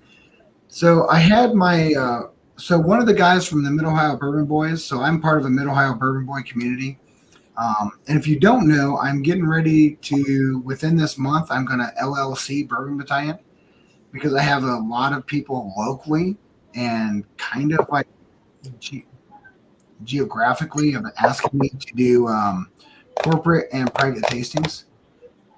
Going over the idea of doing how do you go through and figure out what you like and doing like low level profiles to understanding the differences and then high level profiles for different price points. So I talked to my accountant today. So I'm going to be launching a Bourbon Battalion actual business for tastings and stuff like that. So it's just the idea that, you go through and do that. So Woodinville Private Select, I had a really good guy from my Mid Ohio Bourbon Boys that knows a lot about bourbon. However, if they're not in communities, they don't know what we know. And it seems like there's a lot of us, but really, you think of how many people there are and how many states and how much do you actually know? I gave him 5 tastings tonight of things he never even heard of. And we hear of them every day. So the idea is, spreading the wealth. How do you know what to look for? How do you know what you like? And helping people to do that. So, Marty, I think that you and Jen would be really great at that. Like where you're at is not just what anybody can find. What's the things you're learning about that people can't find? Because they don't even know to look for it. Got it. Oh, he's on his tri-level back flat where it used to be his bedroom, but now he sleeps on the couch. Actually, that's what it used to be, a dining room. Now it's a disaster. But there's the FAE01. Oh, Dude, I will go back to that in a heartbeat. Because listen, I will tell you this, and I can tell you this. Adam, you've had it. I'll have some with you, Bourbon. All right, fuck it. The important thing, listen, I will tell you this I am confident in this all day long. The best thing about FAE, it has to open up, adjust your palate, make sure that your first 3 tastes, chew on your first. Okay. Make it miserable. Get your miserable out of the way. It will be your 4th taste before you get it. Let it breathe. Let it open up. Let your palate acclimate. If you could snort that shit, I would tell you to snort it, but it would blow your olfactory out. But I'm telling you what, it is the best makers has ever made, and I've been an ambassador since the ambassadorship started. That's I your think I did the subjective opinion, Bobby. I got my own barrel. That's my opinion. That's your subjective opinion. Which one do you think's the best? Well, so I'll say, so I did a blind with that and 2 other makers, but the FAE was a fresh crack. So I maybe need to do that blind again. What were the other 2 makers? It was the 46 cast strength and a private select. Yeah, I've had, the private selects are unique. The 46 cast not necessarily has a store pack. Pour it, Daniel. But I think the thing that's like really important about this guy, I was with my buddy tonight, and I said, "Listen, I just want you to barely sip it and just like set it there, let it breathe, let it open up, and then I want you to chew it. You got to chew it. It's gonna be miserable. It's gonna be bitter, and I can tell you this: when you chew, Ben absolutely can chew on first sip. Blow the palate up, but don't blow the olfactory out. Blow the palate up and then let it breathe. What's going to come out of the blowing it up initially is all the aromatics that are going to come back up through the backside of your nasal cavity. It's nice. It smells nice, but the palate, how it advances in the palate, is not the greatest on the first taste. What it turns into is freaking believable. It's really good. Really good. I'm almost getting red licorice. You're not wrong. But that will change into like this weird. You know what? I got to finish this. That's just the nose. That's just the first nosing. Listen, it's really good. Your nose will not match the palate. I promise you, it won't match. Just chew your first one. Just chew it. Get it over with. Chew the first one. Let it be bitter. Let it be acid. Let it be all the things that it is. Blow out that palate, but don't blow out the olfactory. So I'm on the FAA one as well. I'm going to go back to it because I think it is arguably at a 110, one of the best non-high age statements, medium proofs, after you've let it breathe and you've totally acclimated your palate. And I wish more. I wish Scott and I wish Jason and there's so many people I wish would talk about palate acclimation. I know that everybody wants to see, how do I have a taste that's 10 minutes? I don't want to waste time. But guess what? Shit takes time. And you're sitting there like, no one has time. They're not talking about palate acclimation. They're not talking about letting it sit. They're not talking about a second pour. You've never seen anybody, but it's bourbon night, and I would argue that they probably already did it before. They just didn't show you. No one does their first profile off the neck. Look at Fred. Look at Jason. Look at Scott. These people do not, they're pouring something and they're tasting it, and the bottle's already been cracked. If you're going to do it off the neck, then you better double pour it deep, because you're never going to get to where you were if you didn't do a second pour without pouring it deep. Do you guys both know what that means? Yeah. Ben, Pour it and then re-pour it. I know you know it because we've talked, right? Yeah, yeah. What that means? So in the wine world, if you want to aerate something, right, you either pour it through an aerator, it goes and makes a buzz, or if you take a wine, I'll show you for sure, right? So I'm going to do this like weird little thing, and hopefully you can see it. I'm going to take this and I'm going to pour just a little bit. Do you see a lot of bubbles in there? Mm-hmm. It's okay. You can say no. There's none. There's none. Now I'm going to pour it deep. Long pour. You see it? Mm-hmm. You see how it foamed up and it aerated. So the idea of someone saying pouring deep is like the further up you pour it, it pours to the bottom of the glass, it pushes air down and forces it to the top. So that introduces air, right? This is a very traditional wine thing.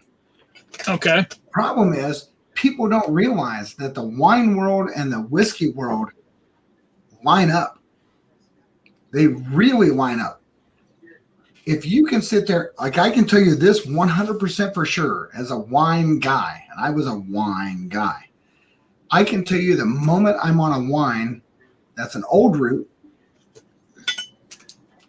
which they usually say is old vine, right? Old vine, if you don't know this from wine, old vine was a big root that came up, and off of it, wine was grown. Nowadays, you have single drops. So if you look, every so many feet, there's like a little weird drop. But it's not a big root. It's really little. So it's not pulling from the earth quite the same. So what's different from us? Nothing. Because our oak trees, when you're looking at an oak tree, how big is that oak tree? What is the sediment around the oak tree? What has changed? When you open this up, listen, this is like the best liquors they've ever had, they've ever thrown out there. But you have to acclimate to it. You have to let your nose acclimate. You have to let your palate acclimate. You have to blow out the side of your tongue, the gums. So you have to chew. I would say like this is one of those weird times. I wouldn't say chew. I would say mouthwash. And I never say that. Because people say, oh, you mean rinse? And I say, no, not rinse. I'm saying chew. This, I'm saying chew. Get it over with. Mouthwash, rinse, whatever. Get it over with. Blow out your gums. Blow out your palate. Sides of your tongue. Get it all over with.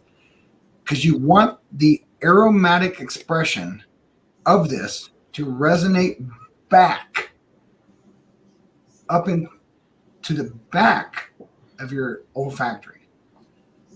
Then you get to this fucking just delicious 110.6 drink that has this earthy notes from this weird stave project they did.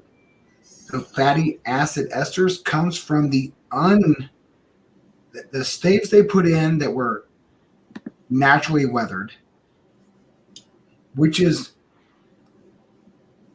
what else was naturally weathered?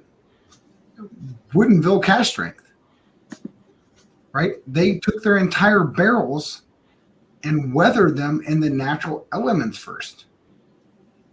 And Fred Minnick, who I think most people trust, he goes through and does a blind tasting of heavy hitters, barrel proofs.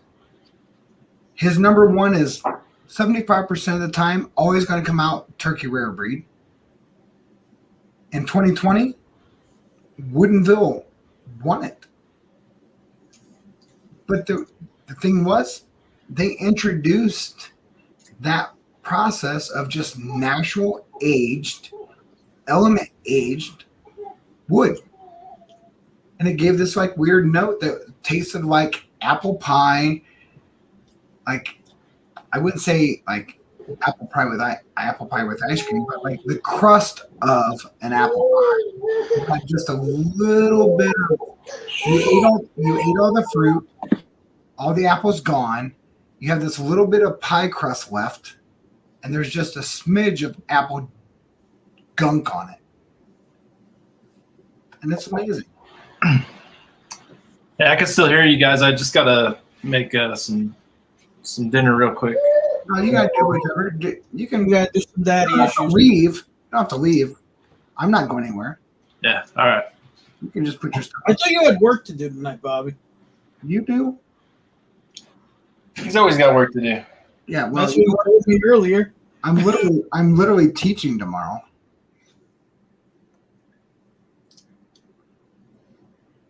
I'm literally teaching a class. So what do you think of that?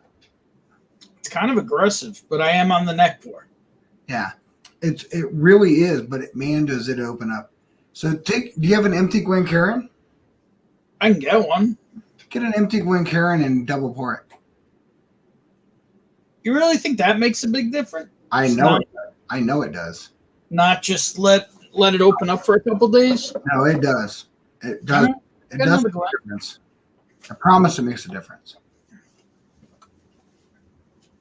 Actually, I don't need another Glen. I got another non-Glen here. It doesn't matter what it is. You're gonna pour Yeah, it back, it's close you're gonna enough. put it back into it. I don't know what you call this thing. I have this thing. Hey, that's a Glencairn on stem. No, because it's got it bows out at the top. of it. Well, the nose isn't quite the same, right? Yeah. I have those too, but I'm not against using them. So just So you're just saying dump. what I would say is put the glass halfway over, pour it. Mhm. As you're pouring it, no, get it to the rim. Get it to the rim so you don't spill Right. it. So as you pour it, get it going and then pour it up. Right? Okay. Pour it up. Let it froth. And now just Mhm. pour it back. Now just pour it back normal. Nah, if I could pour it high, I'm gonna pour it high again. Yeah. It will not taste the same, Ben. I promise. Swear to God. It won't taste the same. It won't even nose the same. The nose will have changed completely. The palate will change completely. Everything about it will be different. It will ease up. It won't be so bitterish. It will lighten up. But like sweet notes will come forward that weren't there before.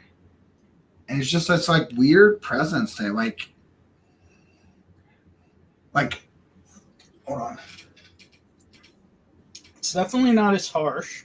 No, it won't be. It just won't be. I mean, that's the reason why they do this in the wine world. I mean, so there's not tons of differences.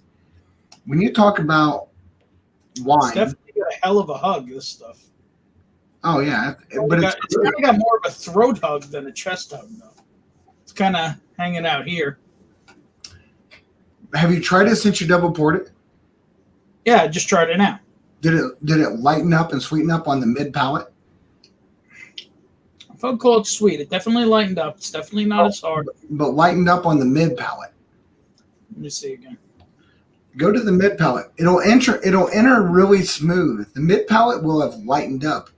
You're still going to have a finish, but somewhere along the lines, you're going to start having like some saliva on the back end of your thing where it's starting to like froth, kind of like froth.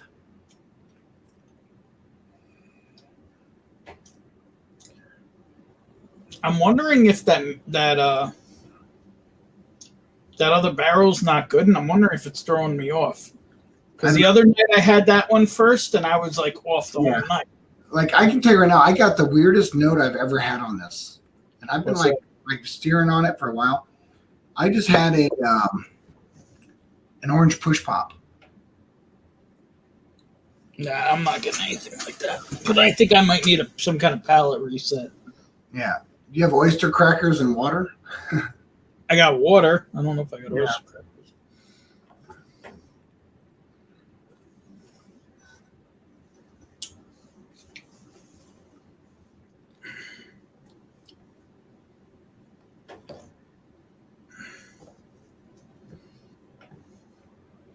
I think that's the thing that, you just have to explore. Explore your stuff, figure out what it is.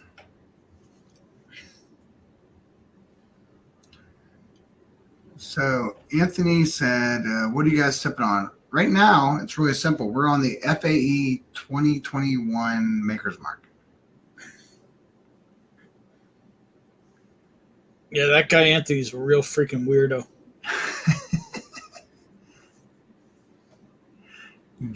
James like been in London is up to what importers get? Now he's in like Canada.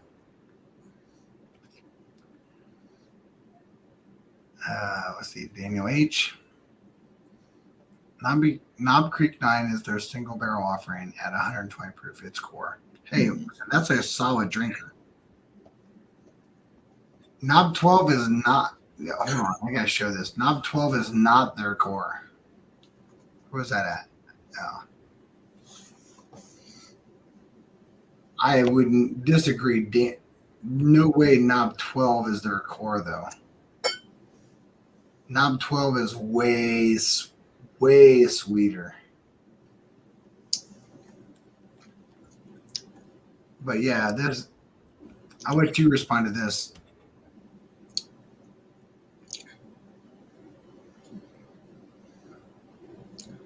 I don't know, Anthony, but I do love FAE. The very first sample I did a tasting in California, and my buddy that I work with, we drank the entire bottle on the feed. So I'm just saying.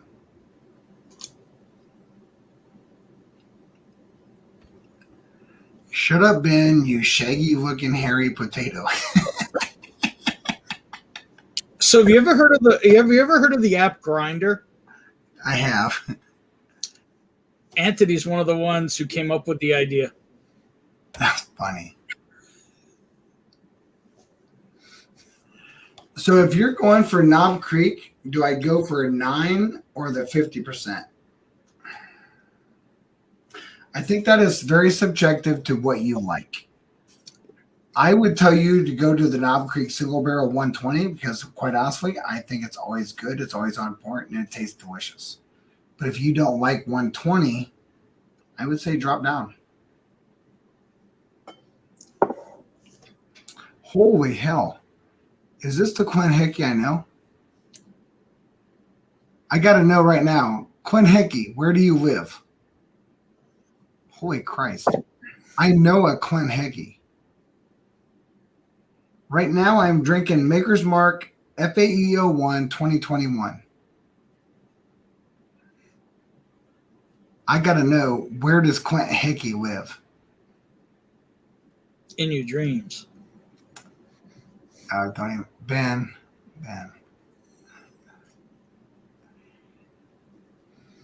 No, so I think the difference is Knob Creek. You know, so Daniel, I don't care if they say that or not.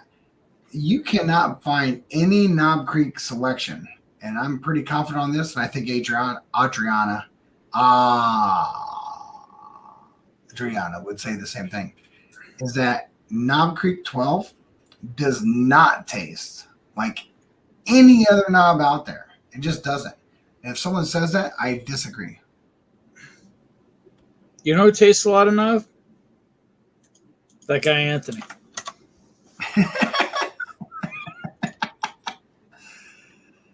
Whiskey Nose is going to get ready to get in here. Hold on. I got to copy it, post it, paste it. I already did it. Did you already get it there? Oh, no, I can't paste the link because I'm not wrenched. That's right. Hold on. Why? Oh, dude, that's such a terrible thing. You have to go to YouTube to do it. You can't do it from here. Oh, no, I pasted the link, but then I realized it didn't actually go through. Hold on. Because when you're not wrenched, you can't send. That shit's going to change right now. Turn my volume off. YouTube. Yeah. Fuck off. I mean, F off.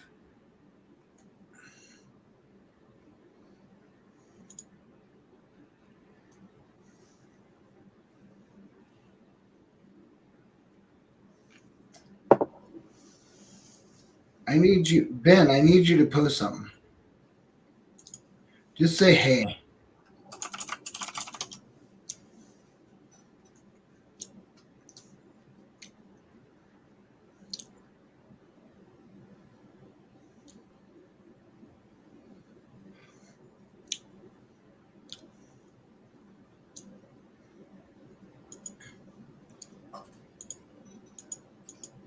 All right. Now you can do some shit. Now I can do some shit. You should be a mod. I can't see it, but you can. Yep, there we go. So now, let's see. Can I do that? But I still can't. Oh, that's right. Mods can't pin, but we can unpin. Never understood that. But yeah, can post a link. That's for sure. I can do a lot of shit from mobile, Daniel. Don't give me shit. See if it works now. I've tried to copy and paste on my phone, but can't do it. Yeah. Well, you know what? I was able to make him a mod, and he can pin. No, so mods can't pin. Only the owner can pin. You know what? But mods can unpin. It makes no sense. It's really shitty because if you go on, so like you can't have a live feed on YouTube, so you have to do like a secondary group. But when you do that, there's things you can't add on YouTube, and it's being shown on YouTube. It's like makes you want to like punch a baby.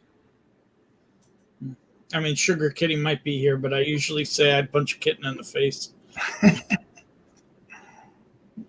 I hope Sugar Kitty is here. Hold on, Marty's getting ready to jump in.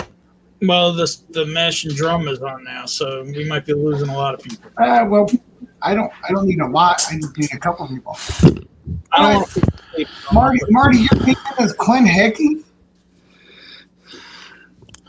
Oh, Clint Hickey just found this channel. No, I was gonna say Slowly but surely. Hey, you're good. You know, she had to clean the house. Gosh darn it. Darth Vader or something. Damn. How you doing, buddy?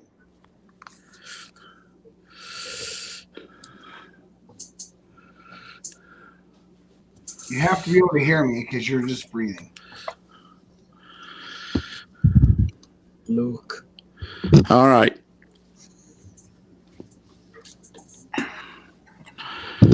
Phew, slowly, but I made it. Hey, that's okay. You made it.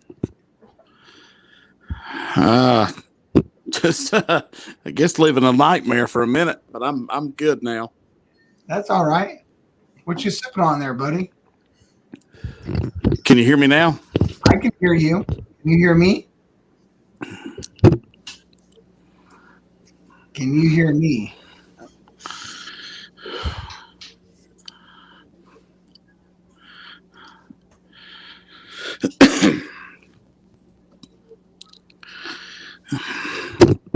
All right, let's see if I can get it better now.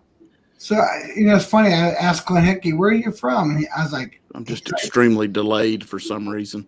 and Clint Hickey's like, where are you from? And I'm like, I will answer because, hey, listen, I'm okay with it. But I think he's from the same area I am. I'm pretty sure I know who this is. That's what I thought, Clint Hickey.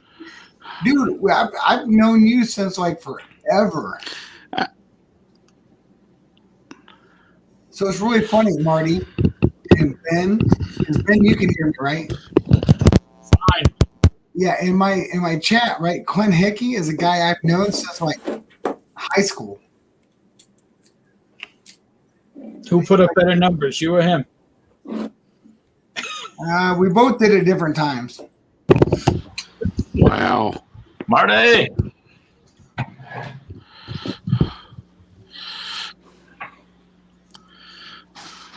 Can you hear us? What's going on? What's up, buddy? Let's see here. What can we do? Yeah, can y'all hear me? Yeah, I can hear you fine. Trying to get all this straightened out here.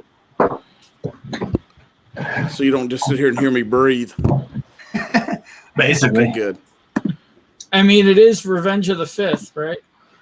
So you can get a little Vadering. Jeez. Yeah. We attempted to eat Mexican tonight, and that was an absolute disaster. Here's my Mexican. I don't even know if that dude's Mexican or not, but You got the stash, though. yeah.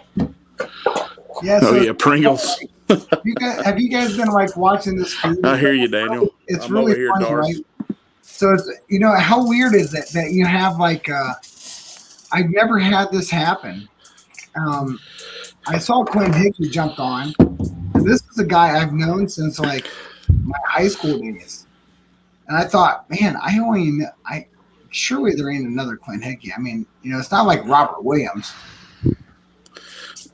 And Robert Williams, I have like the third most popular name in America. And so we're in here chatting back and forth. I'm like, yeah. He's like my friend. So I mentored his son for years. And it's just like really cool. How can, and this is the weird thing about the whiskey community. You can have people that That's awesome. That don't know you're a part of something that you both love. And so you can be reconnected. I mean, I haven't talked to Clint probably since high school football back in I don't know, Monkey's uncle, probably like 1988 or 89. We played football against each other. And he was a dude, and then I was a dude after him. So we both, I mean, it's so cool because he was a big dude. We were both fullbacks. We both did like amazing things. So it's like really cool, right? That you go through that. Or you could connect with people on here that end up living 2 minutes down the road from you. Yeah, I know if he still lives where he lived, I know exactly where he lived. I know where he used to live because his son is one of the nicest dudes he's a firefighter. He is like, I swear to God, he was like an incredible football center, but he wanted to serve and protect. And he's an EMT guy that like works with taking care of people. But you're not talking like a little dude. You're talking like a dude that was getting like colleges that wanted him. He was like a first team all-state guy. And he was more about like people. So I mean, that has a lot to say about his dad and his mom and that stuff. And people don't just become what they are without some influence. So and I've known Clint for a long time. Yeah, he was in 89. I was in 90. Yeah. So I went down to Adriana and Nick's house yesterday and met them face to face. What? Yeah. So these are people that I met through the Whiskey Tube community, and I hand delivered them a bottle that they won and some samples that they wanted. So that's awesome. Yeah. And I hung out at their house for like 15, 20 minutes and just chatted with them like it was cool. I'm telling you right now, when I come to Utah, it ain't gonna be 15, 20 minutes. You might as well fuck off. I'm gonna see. Well, we were talking about that. I'm gonna see Adriana. I'm gonna see Nick, and then when you get there, I'm gonna like sleeper hold you. Like we were saying, we want to try and get Michelle and William Davilar to come down for that same time that you're here. Yeah, I already talked to the wife about it, and she's like in for me to do it. And I was like, because she knows I'm like an extreme hiker. Right? I'm like a weird hiker. So I'll meet you guys in the morning for brunch, and then you guys go on your hike, and I'll come back later for drinks. Well, Adriana's about hiking. I'm about elevation hiking. I want to hike like straight up. I want it to be hurt. I don't want to breathe. I don't want anything. I just want to be able to hike. I'm about drinking. Well, I will drink on my hike. Listen, Marty, you have totally misunderstood where I'm at. I'm perfectly happy with doing like day hikes and drinking and backpacking bourbon. But you can't drink when you need to hydrate because it does not hydrate you; it dehydrates you. Yeah, Marty, what you drinking tonight, bud? Can you hear me? No. Can you hear me, Marty? Going to finish off the nine year single barrel. A single barrel. Nice. Daniel he's like, I'm gonna. Yeah, can you hear me? He's got a delay on it. Big delay. Yeah. I think you're listening to the YouTube audio instead of the StreamYard audio. Yeah. I'll be right back. All right, I'll let you back in. So Daniel was like, he's gonna bottle crack with something he's been meaning to crack for a while. Green Spot, Leoville, Barton. Yeah. Mike just picked up a red spot tonight. So there's some cool things that have dropped here recently. I just haven't been out because, I'll tell you the thing that's been. So originally I posted a thing today that I wasn't going to be on tonight. Then you posted you were going to be on for an hour.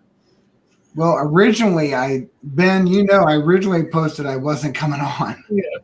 We're at 2.5 almost. And my thing is that so in the past 2 months, I changed jobs. I didn't really say that, but I changed jobs. And so in that, there's like this weird, you know what I'm talking about, Adam. There's like a transition stage. Oh, yeah. And then it's like, wait a second. What do you want me to do? And they're like, I want you to do this. And I was like, oh, damn, I can do that in like an hour. I was like, okay, that'll take me 4 hours. I'll see you tomorrow. And then that's when I told Ben, I was like, I changed my mind. I can do a post, but I originally thought, well, I didn't want to not. I never. So I went back and looked at everything, and I know the one thing that's for sure, it will be very hard for Adriana to bring someone on with her until she feels comfortable doing that. She's never done it. And even though I said I will be there, she also said, well, I will just do my thing. So I had some like messages, and I had to refilter, right? I had to refilter from that night. I had to like go back and research some shit. And I was like, wait a second. Nothing said that I was going to be added to the stream. It was just I would be there. And, and if you're not comfortable hosting, you're not comfortable hosting. Yeah. So. If there's one person who isn't comfortable hosting, it's Mr. Whiskey Shits. Why's that? Because that's all you do. It's called sarcasm. What are you talking about? Well, Yeah, she does good on on our live streams, but she's not in control, so I understand that. Yeah. Well, I can say this, and it's really hard for someone like me, right? I'm a technical trainer, deals with customers that speak my language and don't. So I can tell you the thing that I struggle with, and it's really hard. I promise you it's really hard. If I hear a gap, I'm like, what, does no one have anything to say? I can literally talk about nothing for hours. See, that's Mike too. That's not me. I struggle with that. I need Mike there to fill those gaps. So for me, it's like if I'm on someone's stream, it's hard. It's really, I promise you, I swear to God, it's so hard. I have to sit here and I'm like,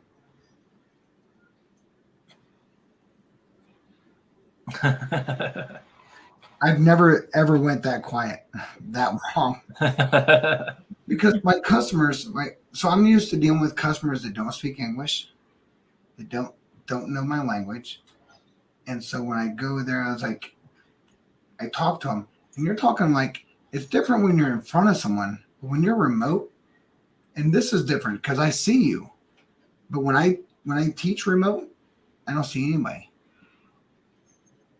So I have to assume they have a question. And then I have to figure out what's the question of what I'm asking. And then how do I do that? Yeah, that's not you. That's like a baton. Don't act like you're all that out. It's a piece of PVC.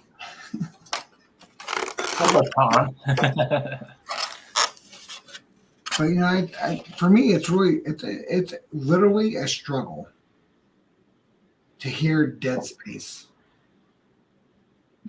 I think you and Stanley both. I agree, but in different thoughts. Yeah, totally. I'm just saying, yeah, both you guys, you hear that dead space, and it's time to fill it with something. For me, whether it be good information or whatever. No, he doesn't listen. He doesn't listen for dead air at this base. He just goes. The thing for me, I'm the one listening for dead air when one of them stops talking, so I can be like, hey, I got it. Oh. well, I had this thought a couple minutes ago. Let me interject. but Adam, that's the thing. When it's your live, you have to do that, because I can sit here and I can sit back, but if I feel like, if I have any thought that you need me to jump in, I will. Yeah. Because I mean, that's what I do for 11 years, right? I've been doing this for 11 years.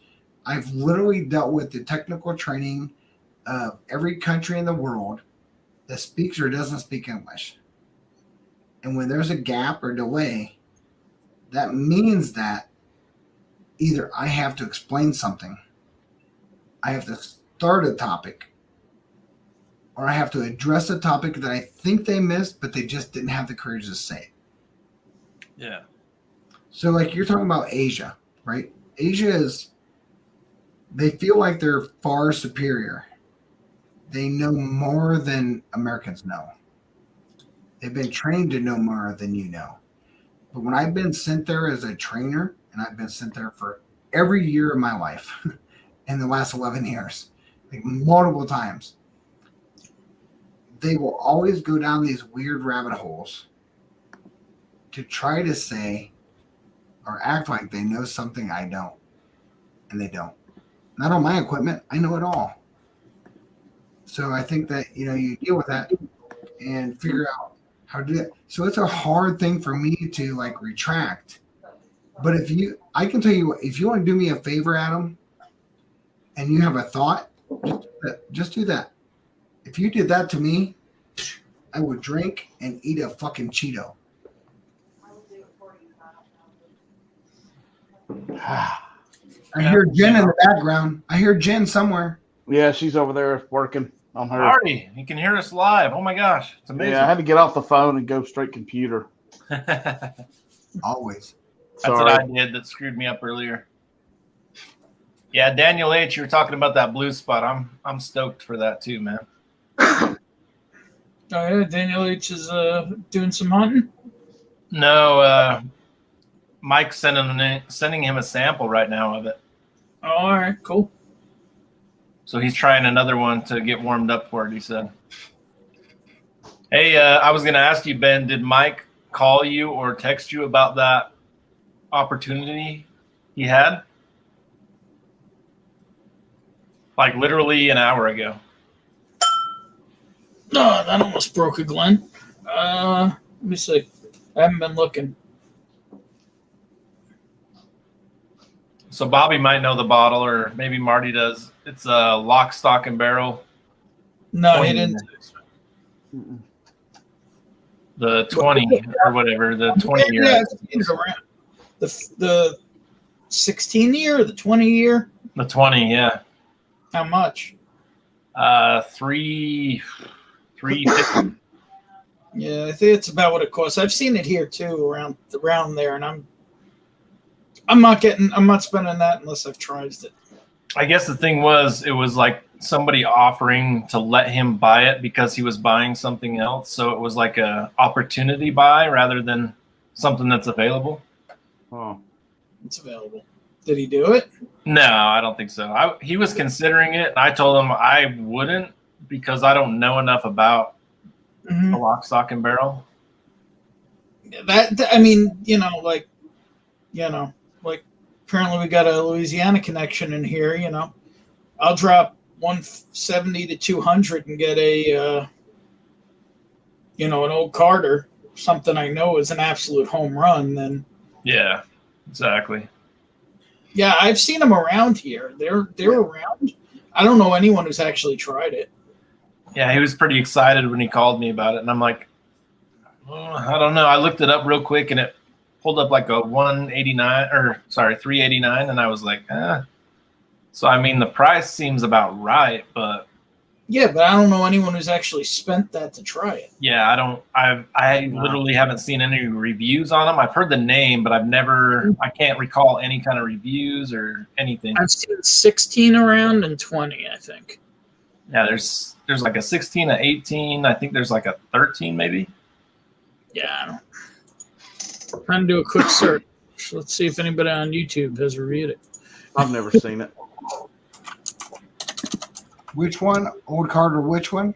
No, Lock, Stock, and Barrel. Oh, Lock, Stock, and Barrel. The 20. Hold on. A 20-year-old Lock, Stock, and Barrel?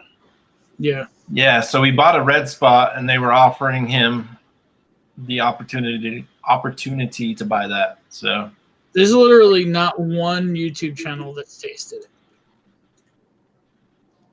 So, I mean, that's pretty crazy. it looks like the Whiskey Vault last year did Lock, Stock, and Barrel 18. An interesting rye graces them. So it's like,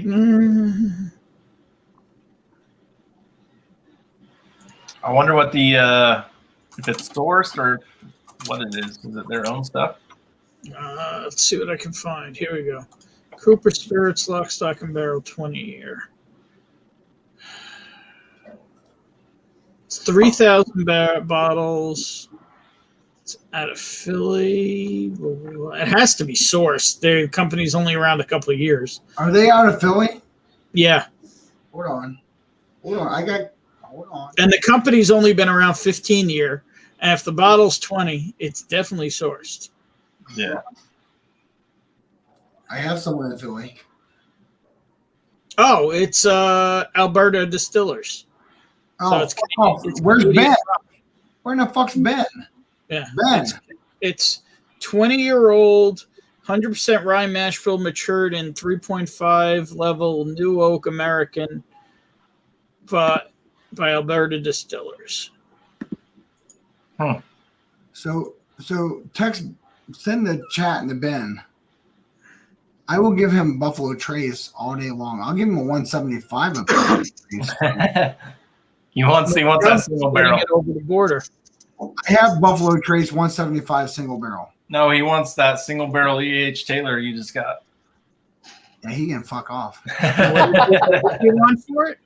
I can't see. I'm stuck in this other tab at the moment.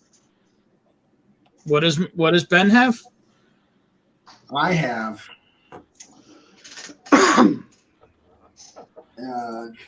So I won the Ohio Bottle Lottery. Sorta. No, I did. No, I got the one that I want. I got E.H. Taylor single barrel. I don't think it was your name on it though. Hey, Adam, easy, Adam.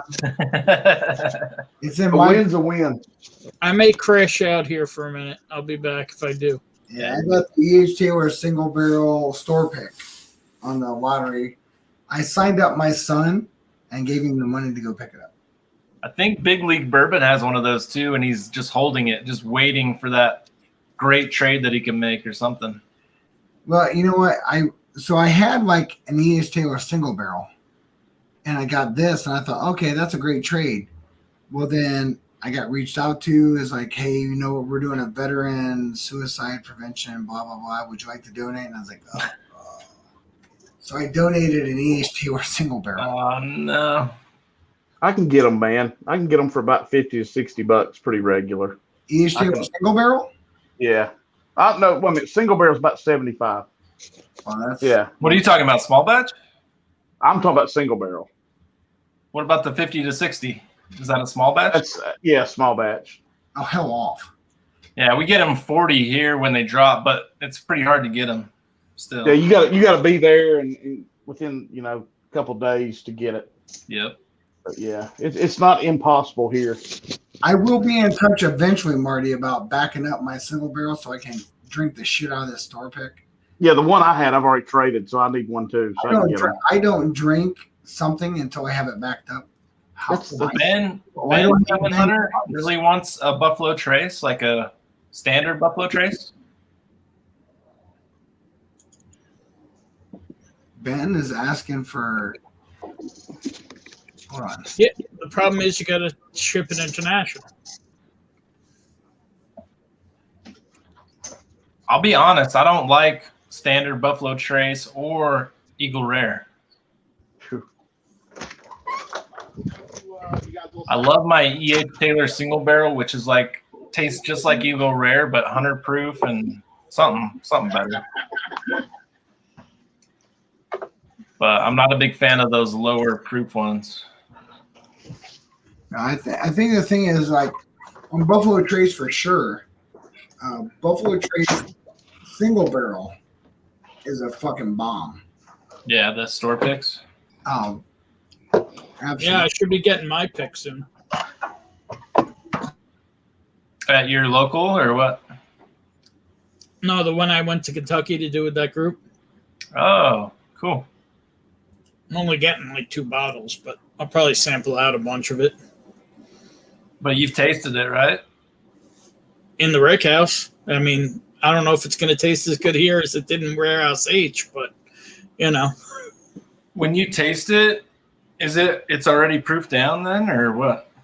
yeah, they proof it down for you, but then we were nice to them, so they let us try our barrel at cask strength. How was that? Oh, that was killer. That we thiefed it right out, and that was, I mean, that was whether it was H. Terrell barrel proof or Stag Junior or any mash bill 1 straight out of the barrel. Oh, it was like, would you guys not dilute it down and just give it to us like this, please? Please. That's just not how their bottling lines run. Yeah. I don't get it. I paid you the money for the barrel. I own the whiskey. Why can't I barrel it the way I want it? But you want it, yeah. But they're Buffalo Trace, so they're not. Marty, They're just going to say we'll give the barrel to somebody else who wants it the way we want to sell it. So Yeah, I'm good. I'm good. It would save them supply on bottles though, like because it would be less bottles that they have to use. Like you'd think they'd be all for that, you know? but then it would be something with their label on it. It would be another demand they would have to meet, basically. Well, it's also demand. It's also that if somebody tries it, it's not necessarily in the profile of the brand of the name they're selling it to you under. It's a whole thing, and this is why we do a lot of stuff with smaller distillers. But at the same time, you get a Buffalo Trace pick, you don't say no. Wow. Agreed, Ben. I'm just not an Eagle Rare guy. I've had 1 bottle of it. I've never tried a store pick. I know some of those are amazing, but or from what I've heard. But I'm just not a standard Eagle Rare fan. now I've never had a store pick of Eagle Rare. You guys I had it want offered. I had it offered to me, but it was like $65, and I said no, sorry, not doing it. $65 for an Eagle Rare store pick just to try it. I'll get you one for less than that. Yeah, I'd love to try it for less than that for sure. I will take that.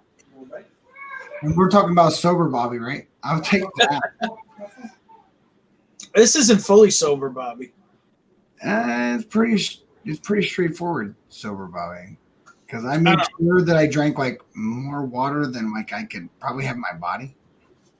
I tell you, I've been thinking about it. I do a lot of this getting for people, and I don't mind it at all. Yeah. It's going to be interesting to see, who, like I already know some of the guys in here and yourself included, they're overpaying the favor, Just going to be curious to see over time, I've been thinking about that. If there's something I can get for you, I know that. I know that. I'm not saying you. I'm saying I know you're good. yeah. But there's other people that have been making me wonder. We'll see over time. I'm very curious because I think that this is what I was talking about earlier is that you have this palate evolution. Yeah, Mm-hmm. that's And right. I can remember for sure what Eagle Rare was to me. And Eagle Rare back in the day was my daily drinker. I mean, I could show you bottles upon bottles upon bottles of empty Eagle Rare. And That's when all of them were single barrels, though, right? yeah, but in Ohio, it got allocated like for some fucked up reason. I will say that confidently. Like, what the hell happened? Why did That's everything Buffalo Trace now here. I mean, it's Eagle Rare, it's Buffalo, it's all that. But it never. And- used and- to be. It never I mean, used to when I see a bottle of Eagle Rare, I've got to buy it because I don't know when I'm going to see another one. But now the thing that you have to do, Marty, is like When's the last time you tried it? Do you even know if you like it, or do you? Yeah, me and Jenny did a thing, or maybe it was just me a week or two ago. That's when I had Wesley, my brother-in-law, on. That was the Eagle Rare night. But no, I do like it. I really do. It's one of them that got me started in this several years ago. But yeah, There's a lot of things that got me started, but there's a lot of things now that got me started that I don't even like anymore. But I've never had a single barrel store pick of Eagle Rare. no, me either. Well, Bobby, I'll take one of mine.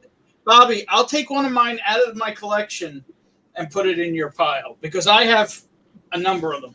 Yeah, I've I never even- have Eagle Rare, but I've never had a store pick single barrel Eagle Rare to even know. You know, and I'm all for sending something back that's unique. I will send. Me and the Gunny will send shit because that's the thing, right? It's not just me figuring out how our palate has changed. It's me and Steve. And I have more than, I would assume, I have more than each individual person here. He has double what each of us have. He's been collecting since '78. Yeah, I think Adam was in kindergarten. I was actually. What's that, Adam? I said, try not even born yet. I was given the benefit of the doubt with the hair loss, dude. Give me a try. That's my choice. Isn't it, Even Adam? lost. I That's shaved my it. choice. I was trying. So yeah, so I mean, like he has the entire whiskey row of 1978 unopened. I mean, when we're talking about, I show it all the time, and I won't show it again because it's like monotonous. But he has squat bottles of stuff that when he was buying it for $20, now goes for hundreds and hundreds of dollars. And it's like not one, but the whole. And you're like, I was like, dude, do you happen to have any Barton? He's like, well, what do you want? And I was like, what do you mean? He's like, you're talking about very old Barton? Old Barton? What year are you talking about? And I was like, you're a dick. Like, allocate that to me when you pass and eat a Twinkie. So, but no, I mean, we have a great relationship. We share a lot. We do a lot for each other. He's my mule for alcohol when he's out doing that. I'm his mule for cigars because she's not okay with it. And we just went through from 2020 to 2019 at my place because he isn't allowed to smoke cigars at his house. And I hope she is never watching this. At my house, I went through 300 cigars. And I'm just like, what the hell? Good Lord, look at this. Wondering what all that clanking was. Got an armful of bottles, man. That's more picks. So here is a total wine pick that I have open. Here is. This is from Prime Liquors. This one I believe I could still get. I could double check that right now. This one is from Connecticut, the Jammies. So, dude, yeah, I mean, they're not common, but they're like, we'll never get a Weller pick here, ever. Oh, Literally, there has never been a Weller pick in New York of any kind. But we'll get Eagle Rare, we'll get Buffalo Trace. So, I will be. So Ben, I haven't even tried it to know, but fair is fair, and I'm all about fair. Do y'all have the big and little bottle of Eagle Rare? yeah, I've got a couple of 375s. Not anymore. Ohio got allocated completely. Yeah, we are too. We just had this weird thing where we had a store pick. We had a lottery for Blanton's regular, Eagle Rare, and Age Taylor. I remember I bought that on the shelf all fucking day long. Yeah, so this is a total wine. So in New York, we're not allowed to technically put stickers on bottles. So we have to get hang tags Why? because it's a communist state. Anyway, Damn. What would you like? Can I trade you? Do you want money? Bobby, we'll talk offline. Yeah, we'll talk. I You will want an trade Eagle Rare store pick? I I can would, guarantee you an Eagle Rare store pick. yeah, I will trade you store picks. We'll work it out. I'm not worried. We'll You figure- know that. You know I went shopping Yeah, for I you know. already. I do. I know you know my number. I know yours. So I think the thing is just like, I would be really intrigued to figure out, do I still like Eagle Rare? I don't love regular Eagle Rare. I like picks. Well, I have, but I can do side by side. Yeah. I can do it side by side. I have Eagle Rare. I mean, it's going to be X pick too, you know? If you blind it now, Bobby, if you blind it now, you'll never pick it. It will not do anything in your blinds. Well, I found Well, that no, out. he's talking about blinding it against Eagle Rare. I will. Oh, okay. I will blind it. I will Yeah. blind it for sure because I want to know what.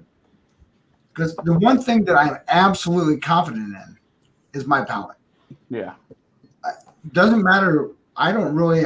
I mean, I've done this whole Texas shootout without even knowing the mash bill. I won't read the label. I don't want to know it. I just want to know what it is to me. So if I'm going to do an Eagle Rare versus Eagle Rare store pack, I will double blind it. Well, I can't do it double blind because I'll know it, but I will blind it for sure to figure out. I'll have Steve come down, mix it up to not know which one's which. The hardest thing about putting Eagle Rare in a blind is where the proof is so low. You can kind of get a feel for it real quick because we're all kind of the higher proof guys. Right. So when you start going back to that lower proof and you pop that one in there, you're kind of like, wait a minute, So it's hard. Eagle Rares. Well, that's the hardest thing. Like the one thing that I think that's very unique with me and Trev, right? So we do this United States Marine Corps Army Challenge that Hendo's going to do. I'm an extremely high proof guy. I can literally drink. I get shit. I don't get it by the quarts. I get it by the gallons and put it in quarts. And this shit, I think this is like stupid smooth. And this is like 139. And I think it's like there's no burn factor. Now, granted, it's been done right. This is like done right. I could make subtle changes to it. I can literally make subtle changes to it and send it to you, and you would think it would be delicious. I don't doubt it. I love it. I'm in Tennessee, so you don't have to tell me nothing. I can literally smoke and blend it, and you, based on like different profiles, I could change to that, and you'd be like, dude, that's fucking amazing. How is that so smooth? I was like, well, because you're profile chasing, right? So, but Ben, I'm all in on that. I'm all in. Me and the Gunny have never had an Eagle Rare store pick. Hey, Adam. Oh yeah. You like that? Yeah, I like the black. Is that a flat bill? No. Is it? No. No. All right. I can't be doing no Is this name true? Say what? What'd you say, Bobby? It was Adam. Oh, I'm sorry, Adam. What's up, Bobby? No, you said something about the hat. Oh no. Someone did. We're No, good. somebody asked if it was flat bill, and I said no. I said that, but someone Oh said yeah. afterwards. No, I just got some of those. I just wanted to show it. Oh, nice. He's sending me one. Yeah, let me know, guys. As long as it's not a flat bill. Nope, I'm gonna bend that. No, me too. Yeah, make sure. Listen, Marty, if you're going to put something up there and say, hey, listen, this is merch, let us know what you want. Nothing's free. Listen, you don't, whether you make a profit or not, it didn't cost you zero. True. I mean, so When are the whiskey nose dip cups coming out? Oh, dude, man, I know it's ridiculous. I can't help it. I know. I break your balls every time. I literally, like Ben knows this. I literally went down and met my accountant today to figure out, hey, so like next week I'll meet with my lawyer to get LLC and all this stuff because I'm going to do merch. I have shirts, I have merch, but my merch right now goes to my Patreon. And I'm not against selling it outside of Patreon, but in order to purchase more, I'm at the point now where I need to start expensing. And my expensing is not because of YouTube, because I don't have a lot of guys on YouTube, right? I have people, but the quality of people matters to me more than the abundance of people. This right here, is to me is what it's about. Right here. I will Us never here. spin a bottle. I'll never kick it. I'll never break it. That'll never happen. Yeah. I just won't do it. But You want to do a bottle flip? for sure, and Adam knows this, and Ben knows this because they've been around a little. I will give you my palate, and my palate will be unbiased. I would tell you that the significance of being able to taste is having the patience to get to a fifth pour. And if you want to understand what the master distiller was getting to, get to a sixth and understand that it takes a long time to get to where the shit gets good.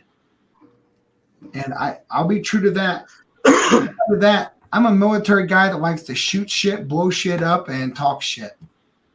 And I know you're blowing shit up. I've seen you drink, and I've seen you talk shit. That's at the meetup. That's at the meetup. So that's coming, right? So how many people are in here? I'm not on YouTube. How many's in here, Adam? Like 9. 9. So there's 5 people more than this.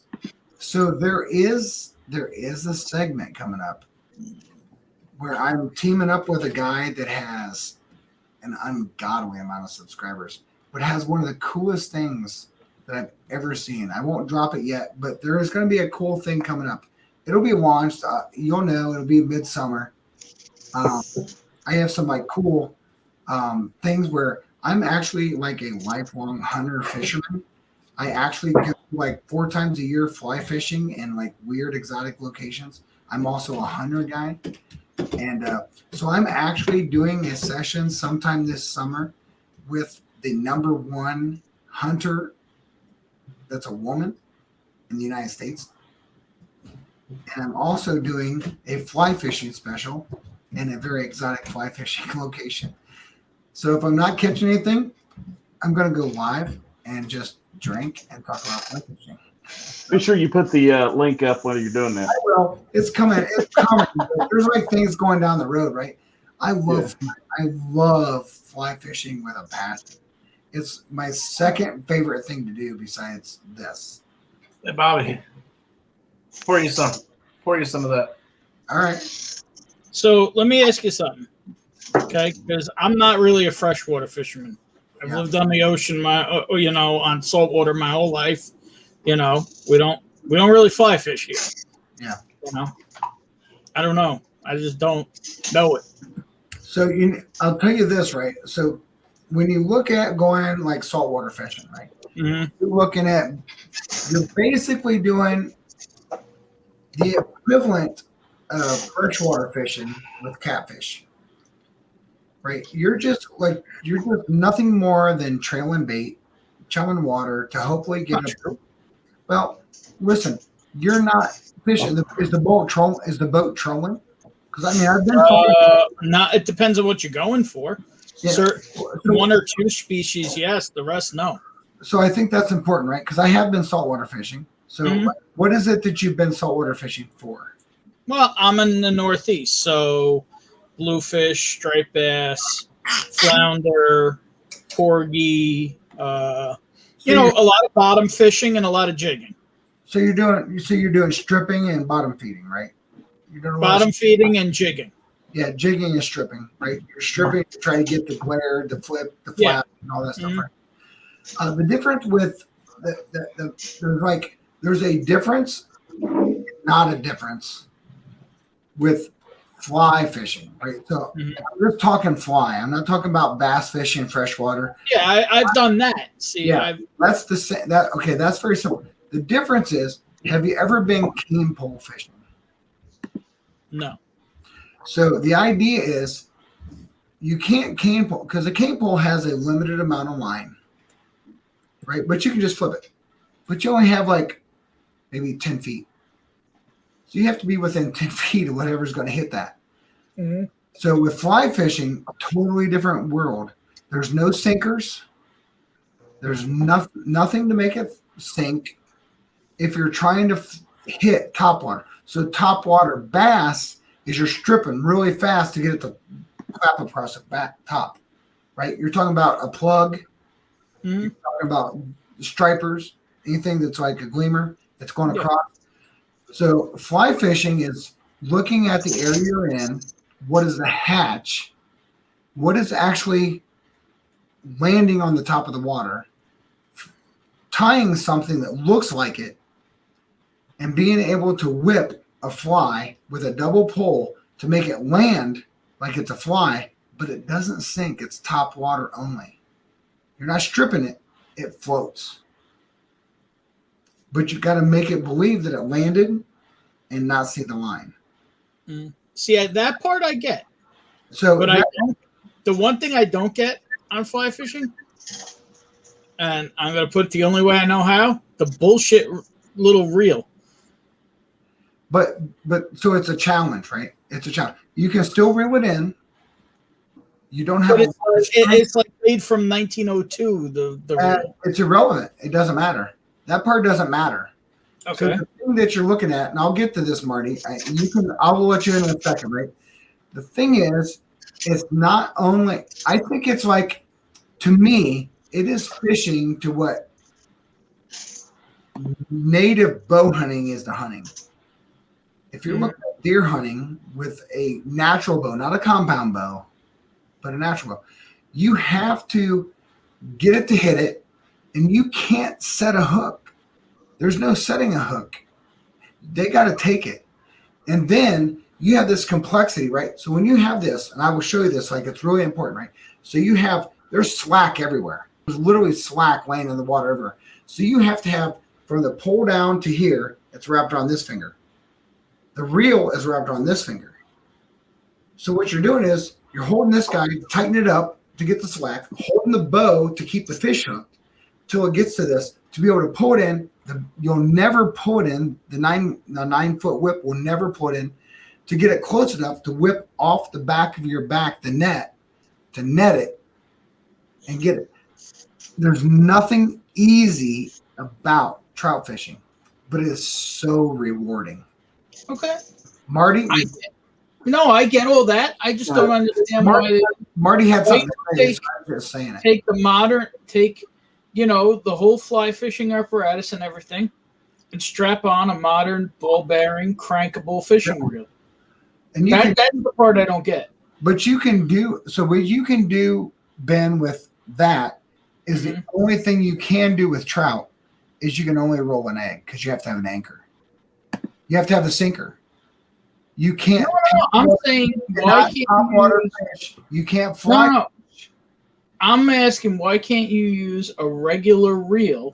Yep. Like let's take a regular spinning reel that's made for long casts and free lining, and slap that on a freshwater on a fly fish pole. Do you want me to say this or you, Marty? I got it. Number one, the fly is too light to cast. Yep. You can't cast a handmade fly with a spinning reel. Nope. What I use when I trout fish is a spinning reel, but I use what they call rooster tails. Yep. It's a spinner. It's a single spinner, Mhm. and it's you know what they are. They got enough Those weight. I know. Sure. Yeah, you can flip them every which way, and I do fine with that. But you were talking about the reel earlier with fly fishing. Once that trout or whatever you're after hits, you've got excess line pulled out. You're not immediately reeling. You're pulling that fish immediately with just your hand and that line against your rod, and then you're catching up the slack with your reel before you ever play that trout. So that you're basically holding that trout with nothing but you in the line. So it's a different feel. Your index Completely. finger, Marty, am I right? Your index finger is holding this while you have the slack here, making sure you're not like wrapping up your fucking. Yeah. reel. Yeah, So see, the problem. there's Go so ahead. much challenge in it, but you cannot throw a top water fly without a fly rod. You can, No, it's you can too light. ride across the top water. You can't, but you can't in a reel, on a regular reel, a big caster, anything else. You cannot throw without a sinker. But in a fly rod, you're throwing out all this slack so that Sure, you you get put on whip. a spinning reel. You could. You just open up the bail and you're free to do whatever you want. No, not Yeah, on, but you'll never see your fly. never. You've lost track of where your fly is because the color of the line gives you an idea of where you're laying. That's Why that's couldn't one you thing. use It's also that same line? I don't know. it's a thicker line. It's a gauge that would never ever fit on a spinning reel. It'd be Yeah. more of a deep sea So on a fishing. fly line. rod, you have a line, and Adam's about to pull his hair out. then you have the main line All three of them. and the pass line, right? You have what's, Right. and I'm talking really elementary. Right? There's like a thick line that's very seeable, and then past it is a line that's not as seeable. A leader. Yeah. Well, I'm being elementary. That's why I said that. Yeah. Yeah. Right? It's the idea that you can see where this is, so it helps you to gauge where that is. Mhm. Because you won't see it. If you went on as just a straight top with that, and even then you'd be, listen, think about this. A true like hare's ear, I can tell you right now, and I've done this, my first 3 years that I ever did 13 years ago, I could not throw a hare's ear with a bait caster. It's impossible. There's not enough weight to throw it. And if you open it up, it's irrelevant. You will never throw a hare's ear to hit top water without a sinker. It just won't happen. And then once you hit a sinker, it goes down. The fish knows, oh, that's not it. The only thing you can do with a true reel to me is you can roll an egg all day long, but you got to put a light weight on it. You can roll an egg all day long. Adam, we're going to come up here and trout fish. We'll get you in this. Yeah, okay. What's Daniel talking about? Hold That on. redemption that me and Bobby are drinking. Oh, okay. It's good shit. Yeah. Jenny loves Not redemption. 150 good though. Well, I didn't pay 150, but it's I know. He's saying he found one for 150. I said, Yeah, fuck that. don't buy that. he found it. I mean, granted, I it found will it be in 150 California. in a year or two. But it'll be $150, $200 all day long because it'll only be on secondary. If you Yeah, can, Ben just found them for half that. I can tell you right now, if you go, I found mine in California. So I would say like Richie Z and someone, if you knew anybody in California, they can find it. And right now it's MSRP or Ben in New York. Get in line on Ben's list. So I didn't Daniel, urban4@gmail.com. So this is, I just bought this in California when I did that feed. It's good. Oh yeah, It's good. I wasn't lying. No. Hey, Ben, What I batch feel of your bottle pain. do you have? I feel your pain, buddy. I sent out 6 packages today. Dude, I've been boxing all day. It's batch 2, probably the same as you, right? What bottle? 15686. I'm All right, 19. can you guys see this shelf here? Yeah, the bottom. Yeah. Hold That on. one- well, that's not the bottom, actually. There's one above it, one below it, but that's all outbound What's up? Okay. Yeah. for this whole shelf. That's all outbound. Nice. I got issues. No, you don't. You just like helping people. No, read the shirt, Marty. Of course, your opinion matters, just not to me. I saw one the other day downtown here in Kingsport. It says something. I had a good day till people happened, Mm-hmm. and I was like, yeah, that's pretty good. That's pretty accurate every day. Yep. Ah.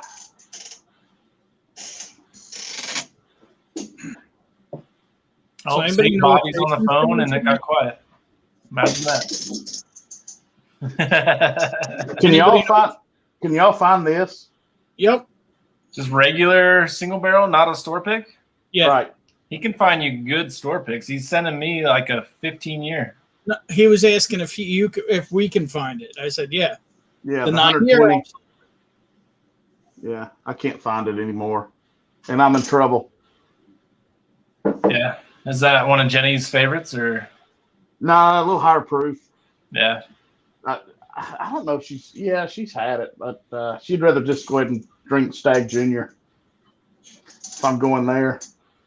So this might be controversial, but I don't think I'm a fan of Stag Junior. Like, I'll buy it if I see a new batch, but I'm not gonna buy multiple bottles like I do with Elijah Craig Barrel Proof. Yeah, I'm with you on that. We can't find either. I struggle bad here with both of those. It's the Stag Junior's once a year really here, Yeah. but yeah, it's You agree tough. with that, Bobby? With that, Were you agreeing with that, or? I agree because I would take the Elijah Craig Barrel Proof over Stag Junior. Yeah, for sure. I don't know. I don't know if y'all were on the live feed with me. Shit, what day was it? Saturday night. I got on here late, and I had just opened that new bottle of the 12-year Knob Creek, and I was drinking the 9-year all night, the single barrel, and I put them against each other, and I think I like the single barrel 9 better than I do the 12. I really do. Just that proof. So Adam, Yeah, I think it is, Adam. So Adam, what did I do with that? Oh, when you mixed the 3? I blended them. Blended, what was it, a single barrel, a 12, and a 15? Yeah.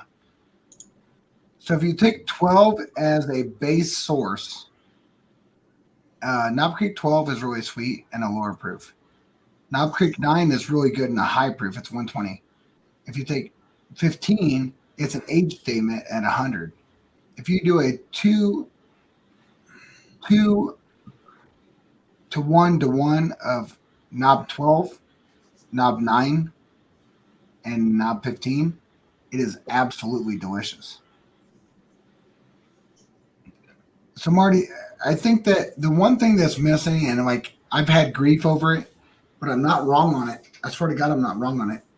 If you've tried something that you paid a good amount for, you have to taste it and say, what's it missing?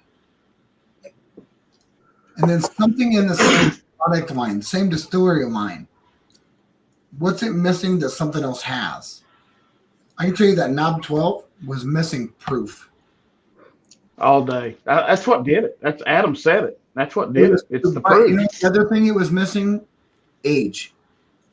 Yeah. If you take a Knob 12, 2 parts Knob 12, 1 part Knob 9, 120, and 1 part Knob 15. The biggest thing I've ever blended that I had the most emails to. I don't have a 15. I've never found a 15 yet. So do to 2 to 1, do 2 parts Knob 12 and 1 part 9 1 part 9. single barrel. And I'm telling you what, it is absolutely freaking gonna like wow. Well, I know what I'm going to do. I'll Well, show I think you here. The thing that's like really important is like I paid X for something. I want Y for it. So I don't know why people had such an issue with blending. They're like, why would you do this? I was like, because I want something fucking better. Like, how can you not sit there and say, listen, if you are on the YouTubes as a person or this or that, and you do not understand your palate, you need to recheck your palate. You need to sit there and say, like, do I know what I like? Or am I completely influenced? You have to know what you like. And then that doesn't mean you can't have subjective thoughts, but you don't do it the same day. The same day, if Adam tells me, he's like, hey, dude, try this Redemption. It tastes like marigolds and freaking dandelions. And I'll be like, Got fucking marigolds and dynamite. That's amazing. That last link I posted right there, check it out. Highlight it and check it out. I've got some stuff on there that I'm ready to do some blending with. I don't think you can post links. I don't think anybody can click it. I You gotta have a wrench post it. Can you highlight I'll it? get there. You see it? I jump around. I'm not even a wrench on your channel, Bobby. What the hell? On my YouTube channel? I thought I was, wasn't I? I'm not. You were. Hold on. Hey, you want to see a great Knob Creek? I'll show you a great night. I thought you were gonna say you want to see a great knob. I was Want like, to see a great knob? easy, dude. Is that a store pick? It was a store pick. Now it's an infinity bottle. Started with the bottom of the store pick. What? It was a 15-year store pick. Put it in the decanter. Get a cork off that shit and put it in a glass decanter. This is glass. And No, but your cork isn't. it's a synthetic cork. Yeah, but it doesn't breathe. The Why would whole you want idea of a decanter is that it breathes. Somebody wrench me. I got to show you something. Just chill out. I'm getting there. I'm distracted. Here, I'll distract you. with Yeah, something. wrench Marty while you're at it. I'm working on it. I have to go to my freaking phone.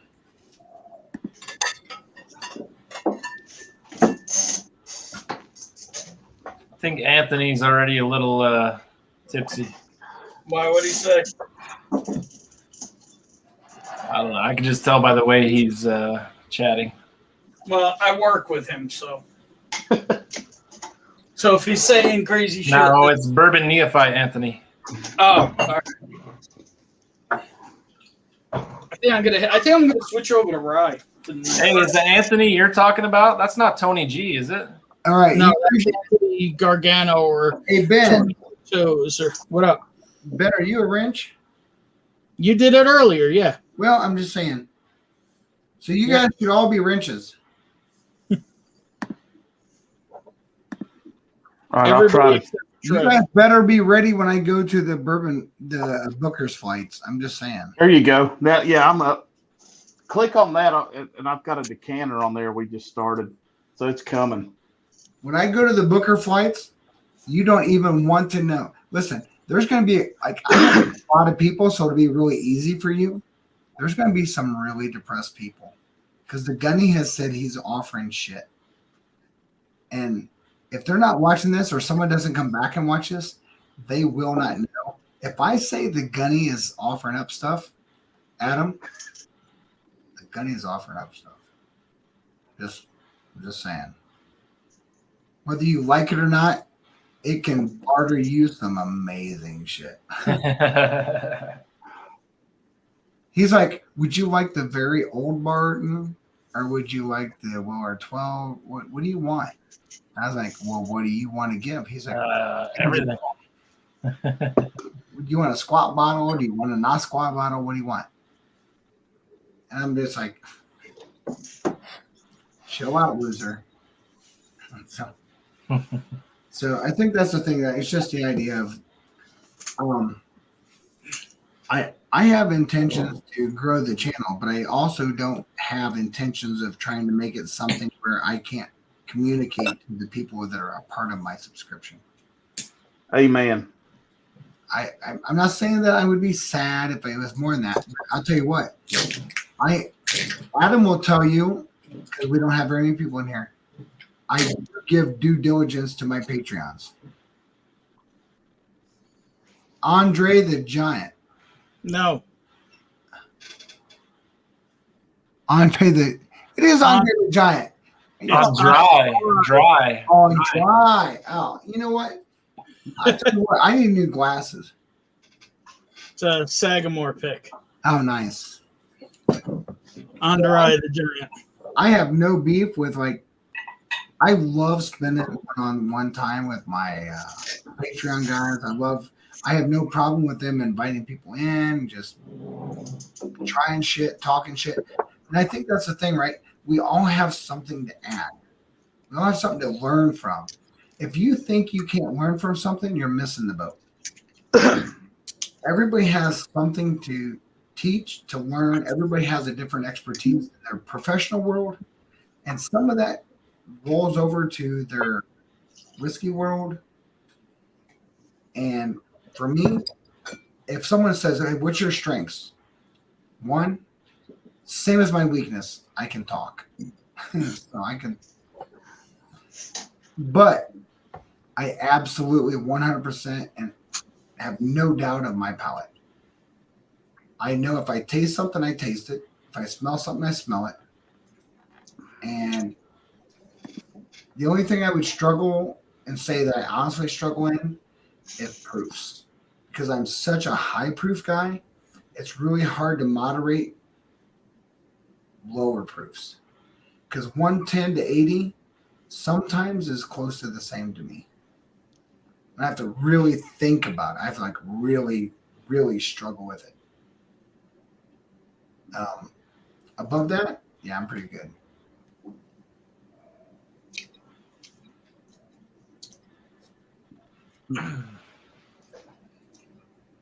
Did that link come up? Yeah, it popped up. Yeah, a long time ago. Y'all let me know what you think of that. Gifts on Glassdot. Well, I can't go to it or I'll leave the show. I will look at it though. Yeah, let me know what you think. I can tell you. So I would say, Marty, when we end the broadcast, stay on. I have something that I've heard feedback on that I think would help you. Yeah, sure. I'd love to. You don't think that any of the feedback I heard was negative, but I thought it was constructive. Big difference between negative and constructive. Yeah, man, for sure. Make your whiskey sheds wrench. Hold on. Let me go here a little bit. I checked my palate about 5 minutes ago. I think we need to do another check here in a minute.